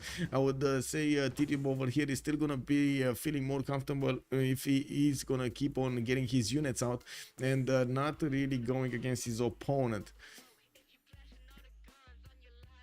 Okay, Gaul lost the majority of his gold per turn. He dropped down to 49 gold a turn. He was on 200 plus. While we do have Australia getting the units next to Tervana, he's starting to smash through the infantry armies of his opponent over here. No, not really. The Digger Corps are finding a hard time to push through that. Okay. Looks like also we got him moving towards the south. He's defending his aerodrome over there with his own fighter. Very nice. Very nice. Where are the planes of France and what did you do with them? How come he didn't actually... Oh, wow, I was expecting... Oh, wait, he wants... No, he doesn't want the Liberation Kick W. Why did he not rip apart the city? Did he just forget about doing it or did he not do it? Is he gonna raise it or not? That's what I'm waiting. Why is he not raising it? Okay, another wave of jet bombers coming in from the cities of France. He's managing to get some airports into his aerodromes over there, so he gets more of aluminium. Oh wait, this is the version that doesn't give you aluminium from the hangars. It only gives you from the airports. Okay, yeah, they actually need to get the airports. We got Catherine de Medici and Shaka both going for nuclear fission, while Lege is gonna go for nuclear fission. I gotta say, Lege doesn't look like he's gonna get his nuclear bomb anytime soon, especially with how much pressure he has against him. It does seem like he's gonna be torn apart over here by France and at the same time Australia. While Australia can keep up defending against Sumeria to the west side, we do need to see some more anti-air guns showing up in Geelong and him getting a stronger fleet to defend against the north. We did have Gran Colombia deploy Santiago Marinho, his first commandant general, in the Indian Ocean, and look at that, it actually melted. Oh, I stand corrected. It looks like it is each layer out of the how to say, but you don't know how they're actually connected, do you? You don't know how the layers are connected.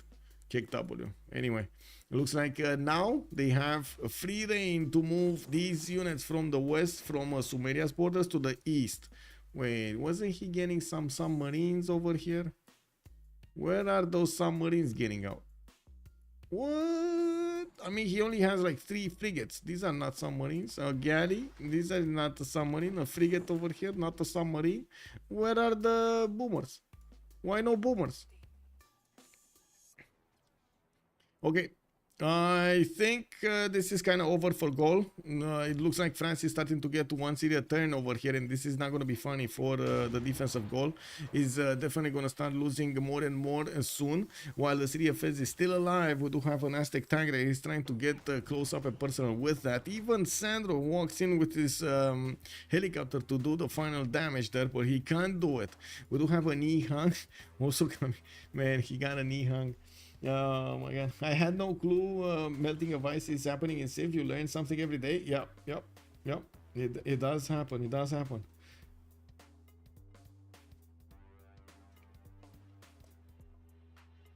Yeah, that's true, Machiavelli. A spider leg by leg. A CC incoming. Futeran is calling this. Okay. Imagine the birth of Christopher Columbus arrives later than the bombers. Yeah. Well, he's not gonna get to discover the Americas anymore. Kick W. Anyway, it's funny that they're still calling Columbus, right? That discovered America, but it wasn't actually Columbus. They found Norwegian vestiges and all, like the Viking vestiges, or I should say, and other European antiquities on American soil way before Christopher Columbus. It's just the books say it's Christopher Columbus. I don't know, man. I have like a lot of like question marks about the actual, accuracy of history books, especially in Romania. You can't trust anything, man. Leaf Erickson, all triangle, can satellites and map reveal change something? No, not really. I don't think they're actually going to change. They already know the majority of the information they need to know. I think they even saw the series of Zulu here, Kwarukuza and Ngoma. Those ironclads should have had enough vision over his opponent over here. But let me check. Yeah, he does know about these series. So now they are putting out spies in his opponent's series. They're starting to get the intel on. They actually discovered... I don't know how they discovered these ones, but I guess they did. Yes, and before that 50,000 before that that some arrived in America or wouldn't exist. Yeah. Same way they made planes block tiles under them is not a feature, it's a bug. Okay. Well, we still don't have that many units coming out from Aztec, and yes, he's still trying to rebuild his fleet over here. He's getting his missile cruisers and destroyers while his ally is being torn apart. It looks like Gaul is succumbing to the concentrated firepower of both France and Australia coming up from the north. Even if Sumeria did want to deploy a few of his jet fighters towards him, it's just not close enough to help out the Gallic nation win the fight against two of his opponents. We do need to see where the next jet bombers are gonna start to take out their side. It looks like Persia did manage to liberate the city of Lege. Oh my god. I guess right now Sprig is definitely kicking himself for allowing his opponent to get the liberation over that.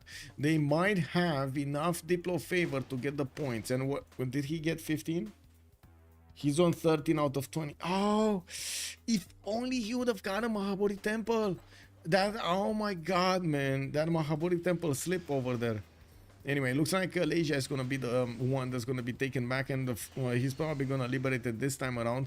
We do need to see with what unit he's going to take it, but it's fine. He does have modern armor core, so some of these are quite deadly. While I'm pretty sure he's going to also have the ability to use the helicopter if he wants. Yeah, there we go. He can actually take it with the helicopter next turn. Not this turn, next turn. Still a sliver of fortification there left. Looking at the size per turn, we did have Theodore Montezuma with 450 and also Hazaggi with 551 for quite some time now. We do need to see if they're gonna manage to get to take out their opponents with them. Robotics coming up in 2 turns here. Also, Manhattan Project coming up in 4 from Sumeria. He's gonna need to clean the map somehow. While he's getting bombers in some of his cities, he did start to deploy them towards the east, towards his opponent, towards Geelong. We don't have something like a battleship here to defend the city of Geelong, and yes, he does have Governor Victor. I'm actually curious if he has the 25% initiative. No, he doesn't have the plus 25 points of NTR, unfortunately. The 4th promotion that the Governor Victor has. What is it, air support initiative or something? Yeah, Pangea, yes, Pangea. This has been such a good game. Nukes are the cherry on top. Yes, indeed. Let's see what they're gonna do here. Okay, looks like Zulu retreated his navy. He's not gonna bonk against his opponent anymore. He's not having... he's having a few trust issues in his own navy to get that going. He's getting Mont Saint Michel in his city to the south, the one that has a lot of floodplains. While I do notice Sprig is going to need to follow up his attack against his opponent. It does seem like Australia is going to try to focus his efforts on Samarobriva, moving those digger cores as quickly as possible there, taking advantage of the roads over here.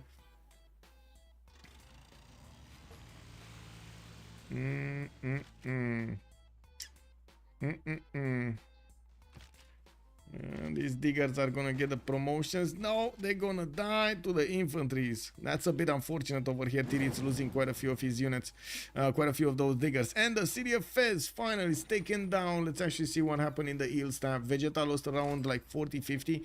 Science a 10. It doesn't seem like there's gonna be that much of an impact, but still, you know, that's one less city state of science that they need to worry about. Now, while I do notice France was keeping his jet bombers over here. Oh, he got new ones. He has so many of them. Wow, wow, 3, 5, 6, 7, 8 jet bombers. 8 jet bombers. He might be taking too much damage to attack into Aduatuca though, because of the planes plus anti-air gun defense. And it's not like he has a lot of helicopters to actually take over these cities with. Oof, infantry army just one-shotting that 80 crew like it's nothing. Like it's butter. Okay, now we got safety settle over here. Nothing's happening here. He did move a little bit further to the east. In the main cities of Australia, we got some more helicopter corps. Looks like they're gonna full focus on Gaul for the next few turns. And I gotta say, Sumeria Hazaggi is just about to start pushing towards the Australian border of Geelong. We're gonna need to see if he's gonna have enough over here and how quickly can he get to those GDRs. We do have quite a bit of gold remaining on Lege. He's on 1300 points of gold in his bank. He keeps on buying stuff. He keeps on buying stuff. Okay, Malaysia gonna be attacked, not taken down. Looks like the jet bombers are getting just ripping apart these units and doing the damage to get the experience points, getting their promotions going. Make poll. What was the first Civ viewers played? When? Oh, you mean what was the... Okay, I see what you mean. Which Civ did you play first? And I'm gonna start off with 1, 2, 3, 4, and 5, and I can't set 6. I can't actually put 6 KW. Let's not start with 1. I mean, I can't put a 6th option. I'm sorry. I actually cannot put a 6th option. KW. I'm gonna leave it at 5. If 6 is the one, it is what it is. You can write it over here in chat. I know I started at 4. Anyway, I do see France's units getting into jet fighters alongside those jet bombers, and still pillaging as many tiles as possible from his opponent from Lege. Lege is down to 170 science, 177 culture, while I do see the city of Aduatuca is the next one on the chopping block. Those jet bombers are slowly eating through the defenses. The walls are down to 234 from just 2 of those jet bombers attacks. There are 8 of them, and he's building some more. We got another wave of jet bombers. Manhattan Project in 2 turns, jet fighters in 2 turns, and yes, more jet fighters in 4 turns. On this side, it looks like he didn't actually take out the Persian cities. He did manage to get these units close to Samarobriva, but couldn't take care of that line infantry. Now, the infantry army actually that Samarobriva has in his defense. That settler of Gaul is moving out, trying to get to safety, while yes, France is going to need to keep on pushing through these defenses. He's going to also require Australia's help to take out the last remaining cities of the Gaul here. And I gotta say, Australia is gonna have a serious issue defending himself against Sumeria's upcoming attack on the west side, especially since he doesn't have that much anti-air in Geelong. I'm pretty sure those jet bombers are just gonna walk in, deal the damage. Okay, any movement closer? Okay, one step closer. Destroyers getting closer to destroyers. Destroyer armadas getting closer to destroyer armadas, but missile cruisers are gonna be here on the rotation. Okay, we got some jet bombers here. Manhattan in 2 turns also from Sumeria. Looking at the goal per turn, they're managing to upkeep themselves quite nicely. We do have on both sides actually positive goal per turn in total. While in the tech side, I do see Titiits is gonna get his labs next turn. The chemistry coming out, the mass media coming out. The Vegeta is gonna get fascism soon. Is gonna be, whoa, actually wait a second, Ambiotics has fascism. So he was faster than Ambiotics on fascism, probably the reason that he is able to withstand a little bit more damage here. While I do see Catherine de Medici is not going to get boosted by anybody. He's 7 turns away from getting his labs, his fascism. And these jet bombers are still strong enough. Oh, there we go. They're strong enough to attack into Aduatuca. They only lose like 30% of their health. Okay, another city has been just ripped apart there. Yeah, Australia is gonna be taking it out. Colonization from Civ6, if you know. Yeah.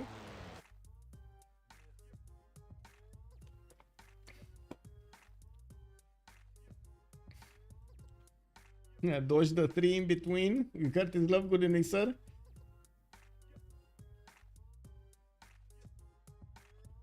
I mean, I gotta say, I love 4, 5, and 6. I loved all of the, like, all of these. I don't know to say that many details about the 1, 2, 3, though. I can speak about Transport Tycoon, for example, which is probably the best and single-handedly developed the game genre at that point, and there weren't any updated, like, significant updates being done to the genre of a Transport Tycoon, which is, wow, mind-blowing. I did try out Starships. Starships actually made me write the first negative review like ever, the first review like ever, because I was so expecting such a high quality game from them, and they just put out a mobile whatever. I was like so annoyed. Oh my god, do you guys know Starships? Did you play Starships? Well, I remember that in 3 you would spam the gold improvement to win. It was like Space Civ, if I'm not wrong. No, it wasn't even Space Civ. It was just literally Starships.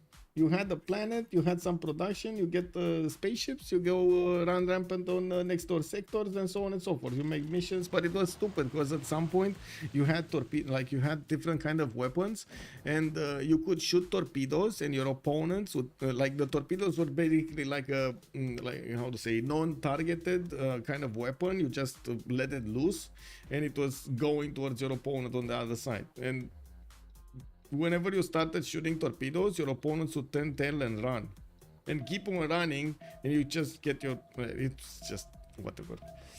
This is wow. Yeah, rare to see some open TDD players. Whoa! I mean, yeah, I played the original, not the open TDD. Ulyss Dragon this out seems like they're going down pretty hard here. Well, I don't think they're actually going that hard. Sumeria already has GDRs, and this is going to be quite a problem for Australia. The biggest issue is if Catherine de Medici is going to manage to get the GDRs in time to fend off GDRs from Sumeria. And also right now the Diplo victory is still hanging on their head over there. I'm pretty sure Sumeria, is Aztec is gonna try to get to that Diplo victory. He's still on 13 out of 20 points though. Wait, he didn't activate Noble. He should be on 14 out of 20. Okay. Can they get the next World Congress? That's the problem. A score screen, they do have more than enough Diplo favor. I'm pretty sure they have more than enough Diplo favor, especially with the 100 that Cyrus did manage to farm. I'm pretty sure they have more than enough. Anyway, GDS are starting to get close up and personal with the diggers over here, and they're gonna tell them what's up. They still can't one-shot them, and I'm pretty sure Australia is gonna be happy with that number. We do need to see if Australia's production is gonna help him get this defense going, or even if he's gonna get 1 or 2 bombs out before those are gonna take over his empire.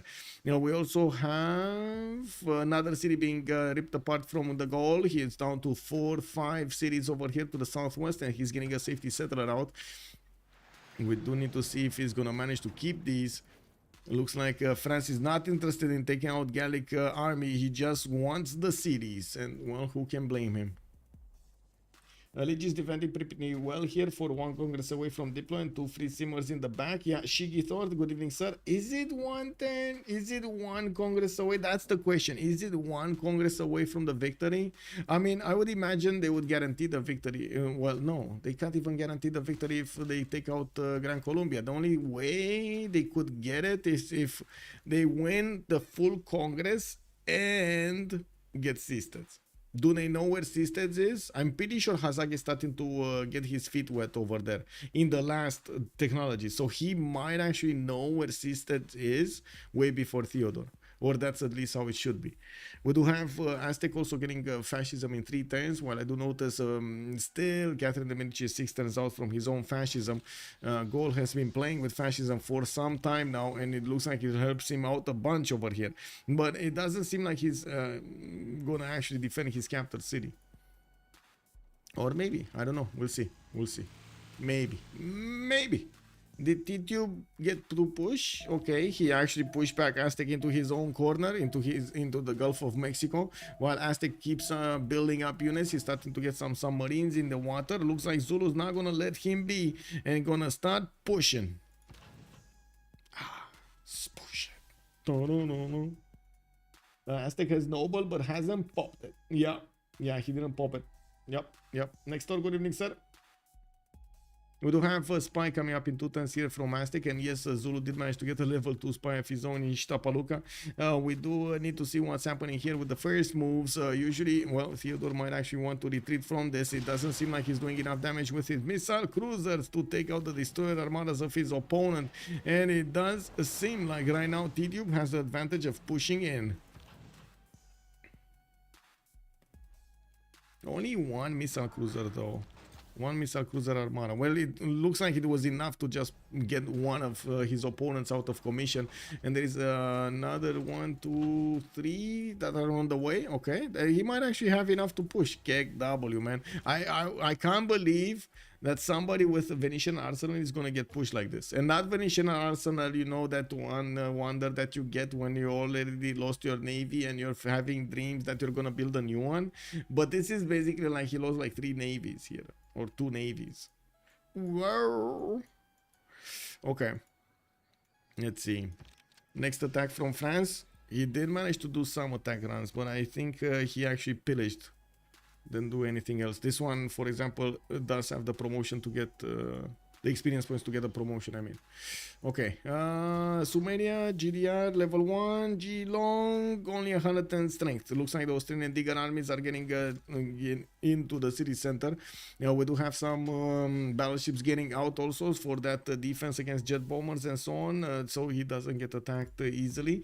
Now the GDRs are coming in, pouring through the lands of Sumeria, and soon they're gonna probably overwhelm the defenses that Australia is pulling out. We do need to see how quickly he can actually get to France, and if he can actually get to France. The French are actually building their first nukes, 2 turns for the first nugget to come out from the city of Paris.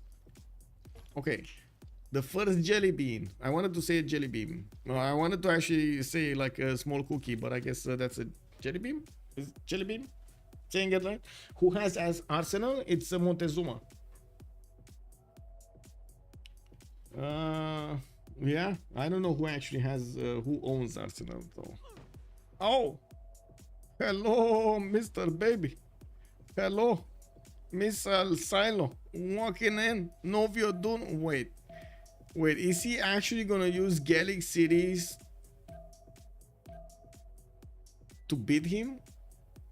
He's gonna use his own cities against him? Oh my god, this is like that meme over there. Oh, why are you hitting yourself? Why are you hitting yourself? You know, that meme over there? Oh, that is kind of bad.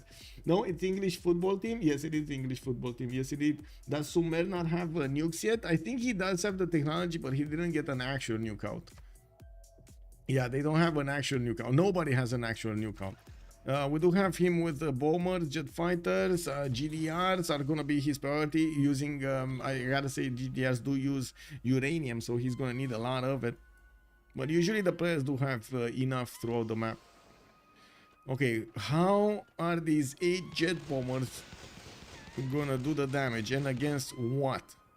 Okay, they wanted to pillage something. They pillaged the aerodrome. They pillaged the aerodrome in a doua tuca, and that aerodrome actually needs to get either repaired or he's gonna need to move the jet fighters, right? Otherwise, they get repositioned. Okay, what's happening here? Not much. Here, GDR not moving. Sumeria moving his units towards the southeast. He's gonna catch some of these Australian units off guard, but I guess it's fine. Well, it's fine until it's not as fine. And next turn we're gonna see the first nuke. Next turn from the city of Paris. How did this one go, by the way? This is vertical integration slash Victor slash, no, it's just 154. He doesn't have vertical integration. I'm pretty sure he doesn't have it.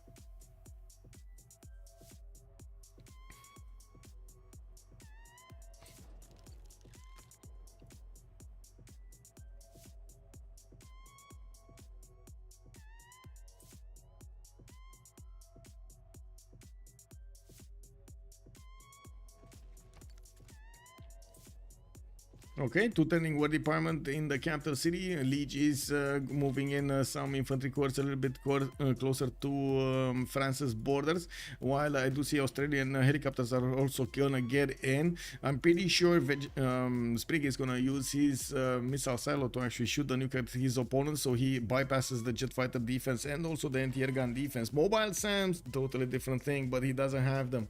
We do have Lege with quite a problem to actually get the science going for those mobile SAMs.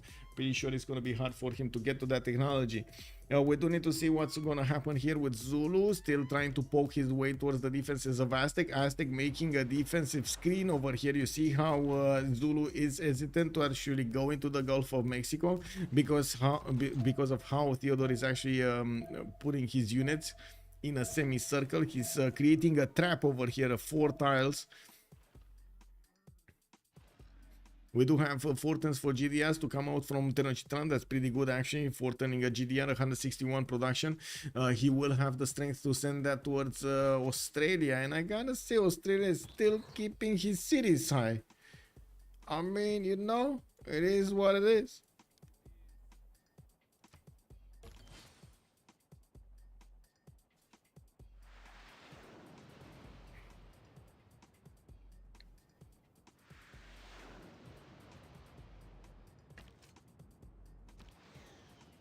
Okay, come on. I wanna see the destruction.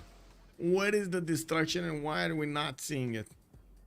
Is he gonna just drop one of those jelly beams over there? Oh my god, look, this tile. It's like basically Gaul is telling him, shoot here. That is the one mine he's not protecting. Shoot here. You see, 2 for 1 mine. Very good, very good. Parfait, parfait. Any golden ages? Let me actually see. Any golden ages? We got Pompi, well, normal into 77.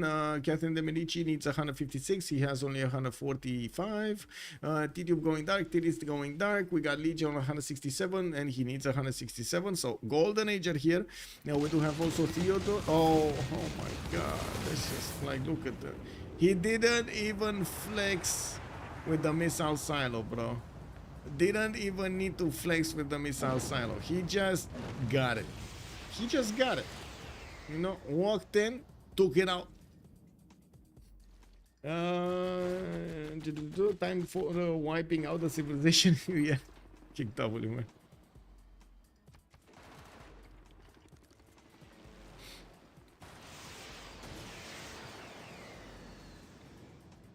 Okay, looks like Ratumakos is gonna get attacked over here by the jet bombers, and yes, we do have some anti-air guns, not nearly enough damage, counter damage to stop those jet bombers from taking out the city centers.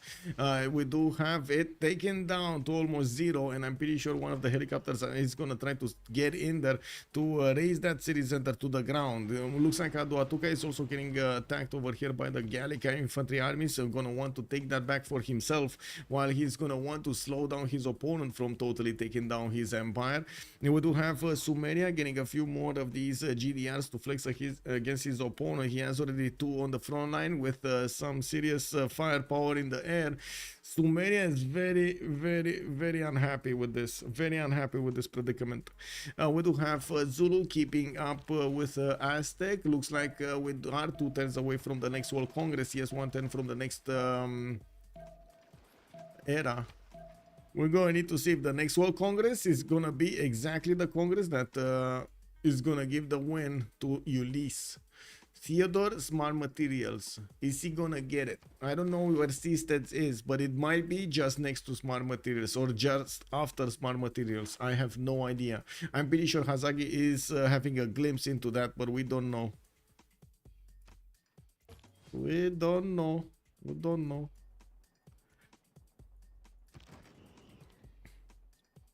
Okay, what are the shenanigans being done over here? Aduatuca getting taken out. We do have it liberated, by the way. Lonely man, this helicopter of Persia, bro. This helicopter of Persia somehow got 200 points, Diplo favor points for them. I mean, they're definitely Civ6 in 3. Never mind, we see Civ6. So they just need to guarantee the victory here. They should have it. They should have it. 14 out of 20, 15 with Civ6 out of 20, and then 5 points from the World Congress if they get all of the votes. They need to get all of the votes. Do they have enough difference? I mean, yes. 612 points on Sandro. Yeah. Pretty sure. Yeah, like all of them are gonna have at least 244 or more, actually 300 something on each. What is this? 264 right now? They're going to 284. Oh, they might actually go for only 284 actually. Not even 284. We'll see. That's it. That's how they're splitting. 284, 322, 266, and 264. Well, let's see. Their opponents barely have 100, so, you know, totally big difference. Very big difference. Very big difference. Cheater, I thought you are cool.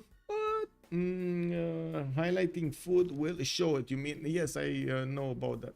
Yeah, I know about that also. On the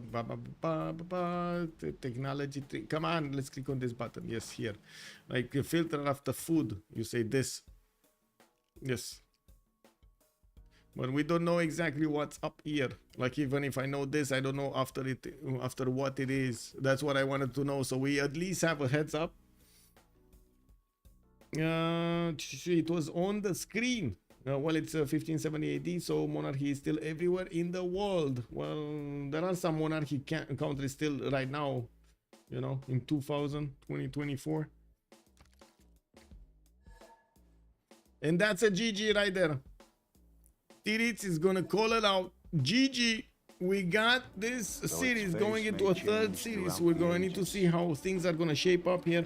And we do need to see what will they do in the last one. 1-1. Freritos did manage to get the first game. Second game, looks like Ulyss did manage to pull it out and did manage to get this going. Was it because of the secret weapon or was it because of Hazaggi? Well, we did have Montezuma over there getting quite a few attack points against his opponent. Managed to delete 3 of his navies. And Zulu was not stopping. He wanted to get more. Well, they did manage to win this, and I do want to actually put my headphones so I can actually hear the post-game chat and not bother you with the voices. I do want to say we're gonna be in the Francophone community, so we're probably gonna hear quite a bit of French being spoken. If they do answer some of our questions, of course, it's very good. Otherwise, I do feel it is important for the French-speaking viewers to actually have a little bit of a post-game chat. If they're just not gonna, how to say, they're not gonna give us some feedback in English, I'm just gonna send you to Paul's stream or Mam's stream. I'm not sure. I think Paul is streaming, right? It's on her own stream, so you get to say hi to her. Absolutely. Wait, are you 100% certain? Certain of what? There are no absolute monarchies. There are no. There are things, but they're not the same as monarchies. Yes, I do not see. I do not see dictatorships the same as monarchies. Yes, that is true. Give me a second so I can get into the CivFR com channels and see where they are. Also switch my sound settings so I can actually hear through the ear and not through the something else. And where are they? Where are they? Where are they? Oh, there we go. There we go. They're getting into the same channel. Peut-être sur, mais- GG. On peut venir plus tard pour le débrief, s'il vous plaît, ou... Ah, On aimerait juste ok. discuter un peu. Ok, GG ok, well bon, played. bah, on redescend alors. Barrez-vous là. On peut après débrief plus tard, non les gars? Non, mais... Ouais, non. C'est pour le principe, genre... Enfin, ils ont rien à foutre dans notre vocal avant qu'on les ait join. On les a pas emmerdés hier. Ah, peut-être on Bah, décale ils sont venus dire GG. C'est pas... Ouais, je sais pas, moi ça me surprend pas. Bon, Ah, moi mais j'attends. si vous voulez, on en discute après. pas de soucis. Ouais, Ouais, c'est pas grave. on va débrief entre nous après, c'est pas grave. Vas-y, go les join. Ok.